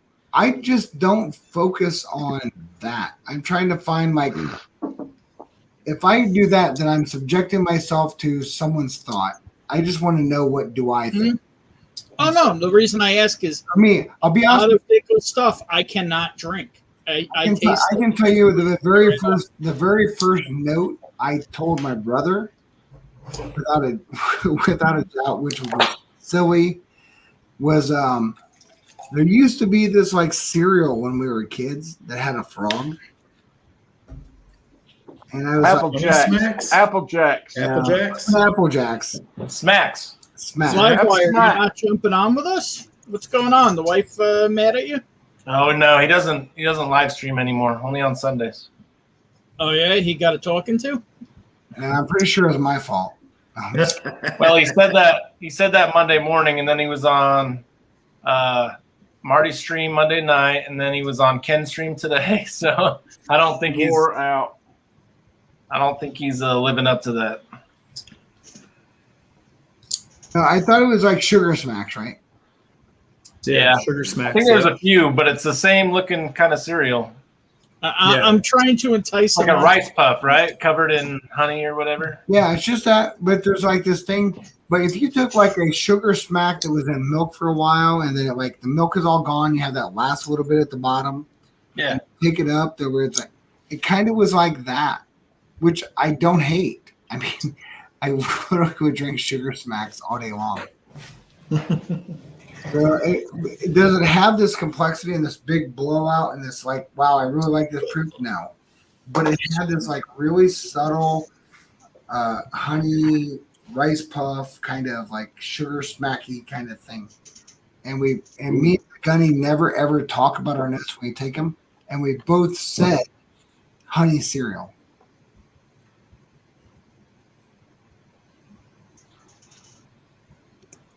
And complete silence after honey cereal. I'm like live wire mesquite. I wasn't on a stream today.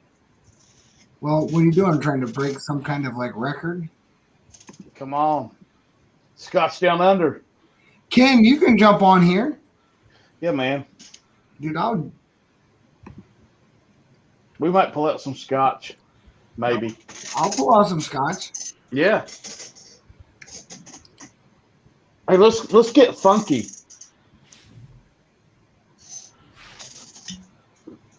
No, It's an Eagle Rare. Yeah. I'm getting real funky. Get real funky. So Chris, what are you drinking, brother? I just poured that Traverse City 8-year pick. What's your notes on it? Right now it's got the spearmint going on. So no pickle. No pickle or dill flavor with this one. Is it a rye? So It's a rye. It's a never had cast strength Traverse rye. City, but it has to be a rye if you say spearmint. Yeah, it is. It is. It's most of the ones I've had lately have had that spearmint up front and then made the transition. This was opposite. I got a little hint of chocolate at the front that quickly gave way to a moderate to light spearmint. Jesus, Ken's awake already? I know, right? I was just thinking that too. You do know it's like morning for him. Good morning, Ken. Yeah. He just went to bed. Yeah. He has a particular set of skills.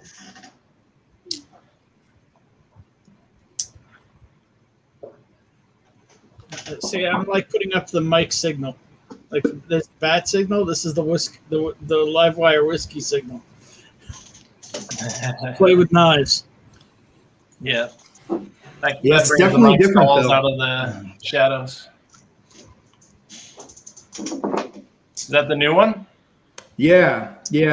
And when I got it, I didn't. I try not to play into, like Bobby said, other people's opinions and stuff. So I didn't read anything on it other than, when I got it, the person who picked it just told me he can't wait to hear what I had to say about it because it was off profile. And it for a rye, it has like a buttery, almost as weird as it is, just that hint of like that clove honey. not regular honey, but that, Yeah, but organic clove honey. but that's the important part, Chris. Is Yeah. those subtle things make a difference, right? Oh yeah, and it's timing. really good because Yeah. I didn't expect a taste like that. You know what I mean? There's no way jumping into most ryes that I would expect that note. You know what I mean? But wow, it's different. It's very different. And I like it. It's I mean the finish, like just sitting here when you breathe back through, you get that buttery clove honey. I like it. Damn. Oh yeah. It's So totally different. One of my So, favorite notes is like caramel corn with movie theater honey. ooh, that would be good. What did you get that on? Because wow. I like how you skip the butter and go straight to the honey. I like that. I had it today. I was doing a tasting earlier. I don't remember.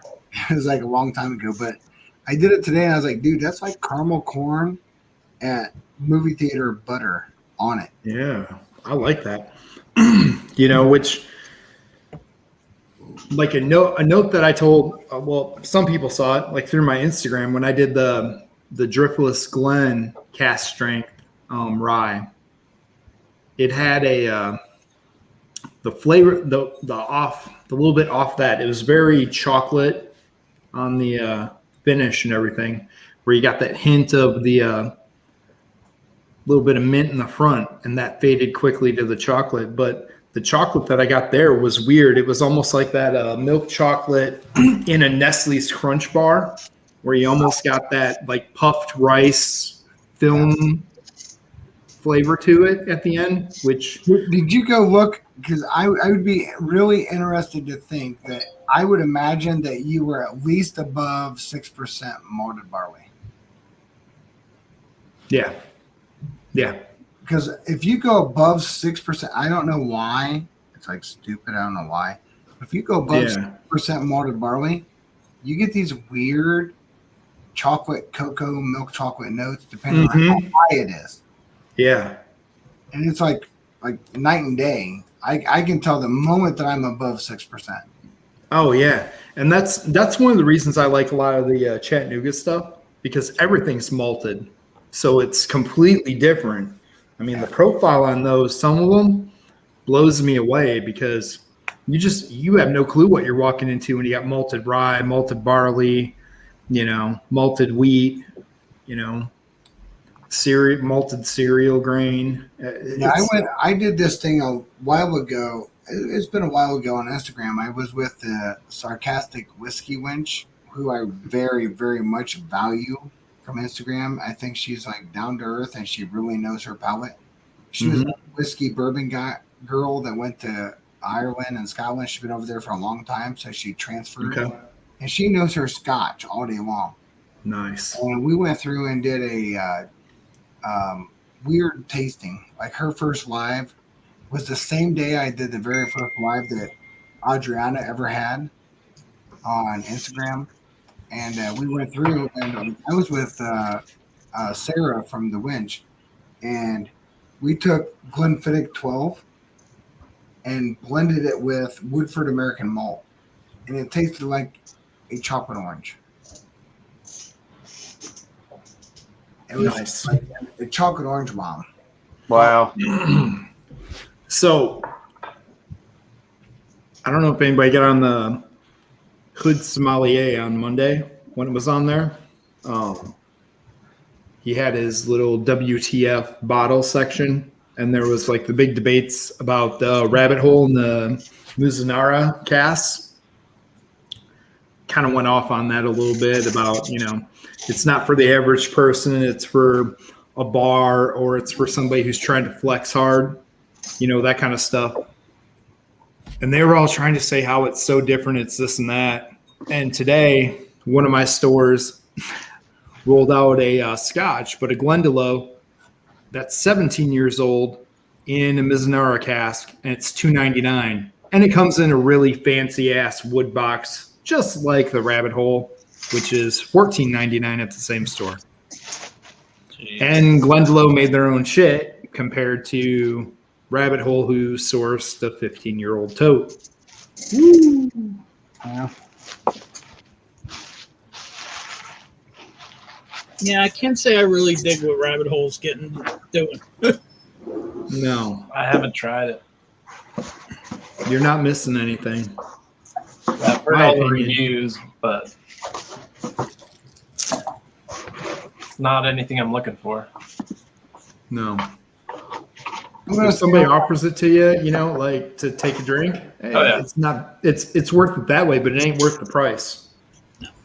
So I'm gonna stay on like 8 more minutes. That'll put me until midnight. For at 7 o'clock, that'll be a 5-hour feed. Yeah, let's shut her down, man. But I'm good for 8 more. I'm good for 8 more minutes because I have to teach tomorrow. I have to spend some time teaching people that are teaching people. Well, do you want to wrap this up? Do you want to sum it up? No, I'm good. Yeah, with- there's other lives. I have 7 minutes. I'm perfectly okay. No, I'm saying, do you want to backtrack on what you were doing so you end Yeah, cap it? so I can go back to the idea that like the original thought process tonight was I knew Adriana was going on and she was on her feed and Jason had his. So I was like backtracking. I originally started the night with the idea of understanding that why do you blind or double blind? What's the difference between the two and why is it significant? The difference is a blind is not the same when you know what you're tasting than a double blind where you don't know what you're tasting and you also don't know the order. It's one thing to know that, hey, I'm tasting these 4 things and it's in my head. When you don't know what it is or the order of what you're doing, it's a totally different world. You have no idea. And you might throw stuff that you think are like the creme de la creme in your bottom batch. I literally will never forget putting Willet Family Reserve green label, and I put the notes, I would never buy this. And I love it until I double blind it. And I've never bought a bottle ever since. What bottle was that, Bobby? That was Sorry. the Willet Family Reserve Rye. Ah, The green label, not the purple. yeah, I know what you.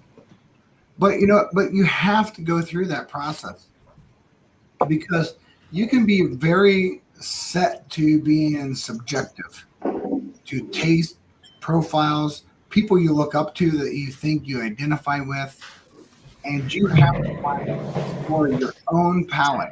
So the idea of understanding what do I like, and try something you're like, no, I would pick this dead last.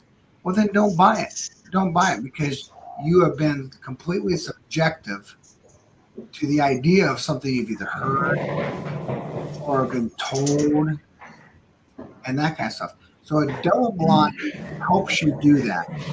A single blind does not do that. A single blind helps you identify the things you do know. If you want to whittle down your bar and help you to have a more acclimated bar to what you like, you must double blind. If you're not, you're doing yourself an injustice to bar space. And if you look at like some people in here, you look at Adam, Chris, Marty, Ben, your bar space is limited. How many things on that bar, if you double blind it, would you kick to the curb? I have a second shelf over here, and it's all kicked to the curbs. You know what? Shelf turds. What I have, Chris, is Adam knows this, but what I have is not representative of what's behind me. I mean, I have an entire room, like not as big as Ben's flat, but it's like a solid. And Yeah, you were Bobby, telling how me many about that square one feet night. is it again? What's that? 2 things. 1, how many square feet is it? My room? Uh huh. 21 by 20. So take that 21, 20, 20. That's what, 142? Is that right? No, that's more than It's that. more than that. 12 by 12 is 144. So I'm 20 Keep by going. 21, so you're talking like what? 400 and some. 420. So you have my entire first floor as your bourbon. Yeah. I just only show this like little quadrant, but it's not. It's not. So that. my problem is a lot of this stuff I will never rebuy, but it's also not bad enough for me to pour down the drain. Right, we don't drain pour. Adam, do I drain pour? I don't drain pour. Oh. Alter it. No, I'm gonna make what I'm gonna do instead is I'm Blend it. gonna make a box, and that box is gonna say Bobby on it. And when the next time I drive through Ohio, I'm just gonna here you go, Bobby. Have fun, figure these out. I will make that shit you like. I promise. Hell yeah. Smoke it, blend it, all I that can shit. Blend dude. it. Blend I it. got a couple blends going on here. I'm waiting a couple more weeks to see how they come out. I I'm have excited. a blend going out that was a custom request blend, and when my buddy came today, who's a bourbon guy, he's part of the Mid Ohio Bourbon Boys. I said, I need you to try this, right? I'm doing a Bobby blend right now. And hey, It's Elijah Craig something. Is B520 already in the Glen? yeah.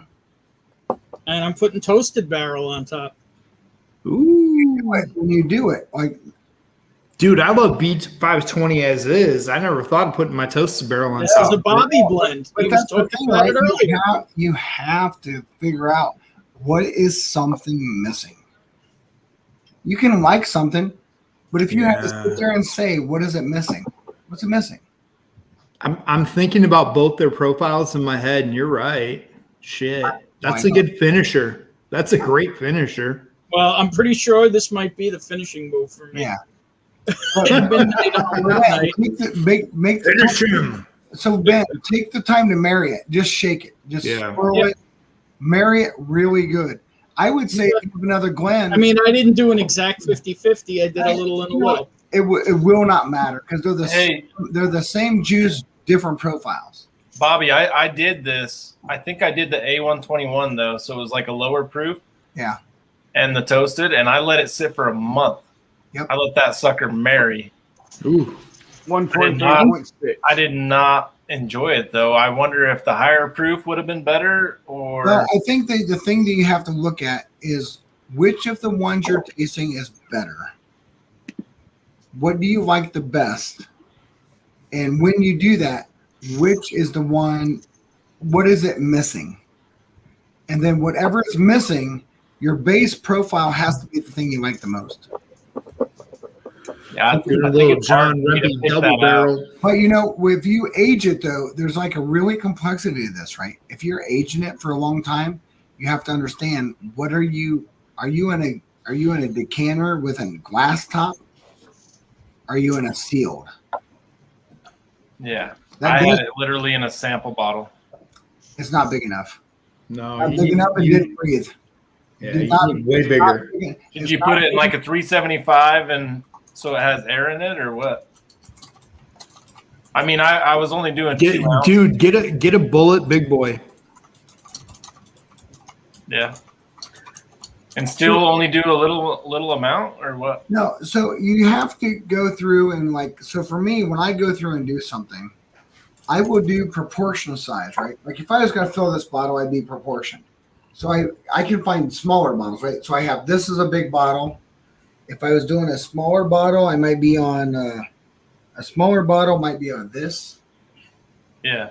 If I was doing a moderate bottle might be, Hey, Ken's here. Yeah, Ken's in the background. Holy hell, and Ken's not in the mutt, in the fucking, oh, he's smoking a cigar. He's not in the Duncan. So, Ken, you know what? This is the deal, Adam. So, did you get 2 hours of sleep or 3? 4? Nice. There you Yo, go. Adam, what's the next pour? What am I doing? Ben, how was that? I don't know. I just finished mine too. I'm taking it in. So, Bobby, on the master blender question, what do you feel about Poor Man's Pappy? I've never made it. You got 1920, Chris? I would. It depends on the poor man's pappy, but when I did, I'm out. me and the Gunning did this, right? So we actually did this, and I gave this like honest to God review on the whiskey wench from UK. We did a six step. I wouldn't say double blind, probably more blind. We knew we did 3 poor man pappies. And we did 3 original pappies. Adam. When we got done through with it, I was 6 for 6 identifying which one was which. I didn't miss one. I also ranked them. And poor man's pappy crushed regular pappy. Poor man's poppy. What? Beat Regular pappy? it. Beat Beat it. it. Beat it. Beat it. Really? Yep. Well, I have to talk recipes with you then, because I Yeah, have the. so me and the Gunny have all the recipes wrote down. So we have all 4. We only did 3 that day, but we have 4 poor man pappies actually written down. Well, poor man Pappy's higher proof. Well, you're looking at the idea that, you know what, your poor man pappy isn't necessarily a weaker. Just hit 5 hours, Bobby. Oh, well, Yeah, you're over. yeah, you know what? It's only 12. Did you? By the way, Bobby, did you see the mash bills message? Now I've been talking. Should I look at it? Yeah. Yes, if you're still mad. Put it in the chat? Yeah. Hold on. He posted it during his live stream. I mean, his live stream or mine? His On yours while he's live. He on mine? live and posting. Oh, yeah, 11:54.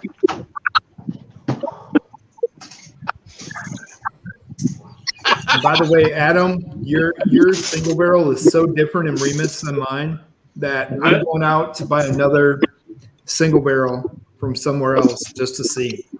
Do you like mine better than yours? I enjoy yours, but I like the holiday spices on mine. You know what I mean? It's so different. It's really Don't good. worry, I'm man. sending you So some of yours that is- too. Yours is better, possibly. Like that makes me happy actually, because I think it's really good, dude. If I find more, I'll definitely buy them. Yeah, mine comes across as apple and holiday spice. So Ben Demon Hunter said, "Hey, when are you jumping off?" I literally said, Now. "Well, not sure. Yeah, I'm ready. I'm in a good place, and I've been really good, and like been really like focused on not drinking too much, drinking water, and kind of being like really good. I don't have to be up early, and I operate like Ken. I don't need very much sleep. It's really relevant to me. As long as I have like 3 solid hours, I can go for a long time. Yeah, I'm about ready to go. So, but Marty, I appreciate you jumping on.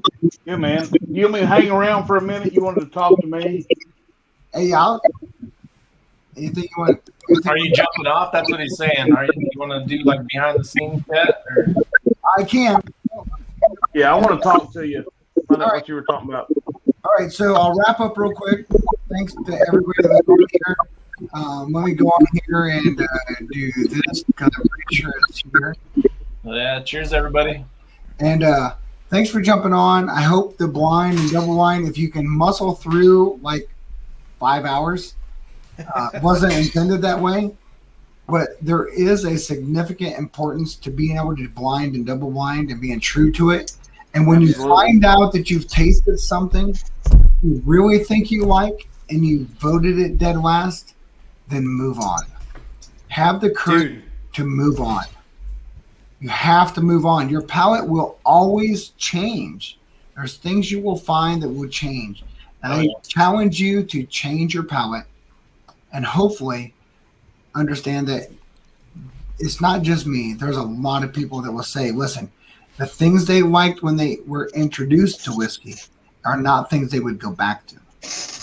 Yeah. I would never go back to Beam and Coke, and just not a chance. So it doesn't mean it's not a good place to start, but understand it will change. So wrapping up, hey, this is always the thing I always say, be good to those people that take care of you and take care of the people that you want to be good to. with that saying, Bourbon Tie-In is going to be out as soon as I hit all this stuff. So cheers, everybody.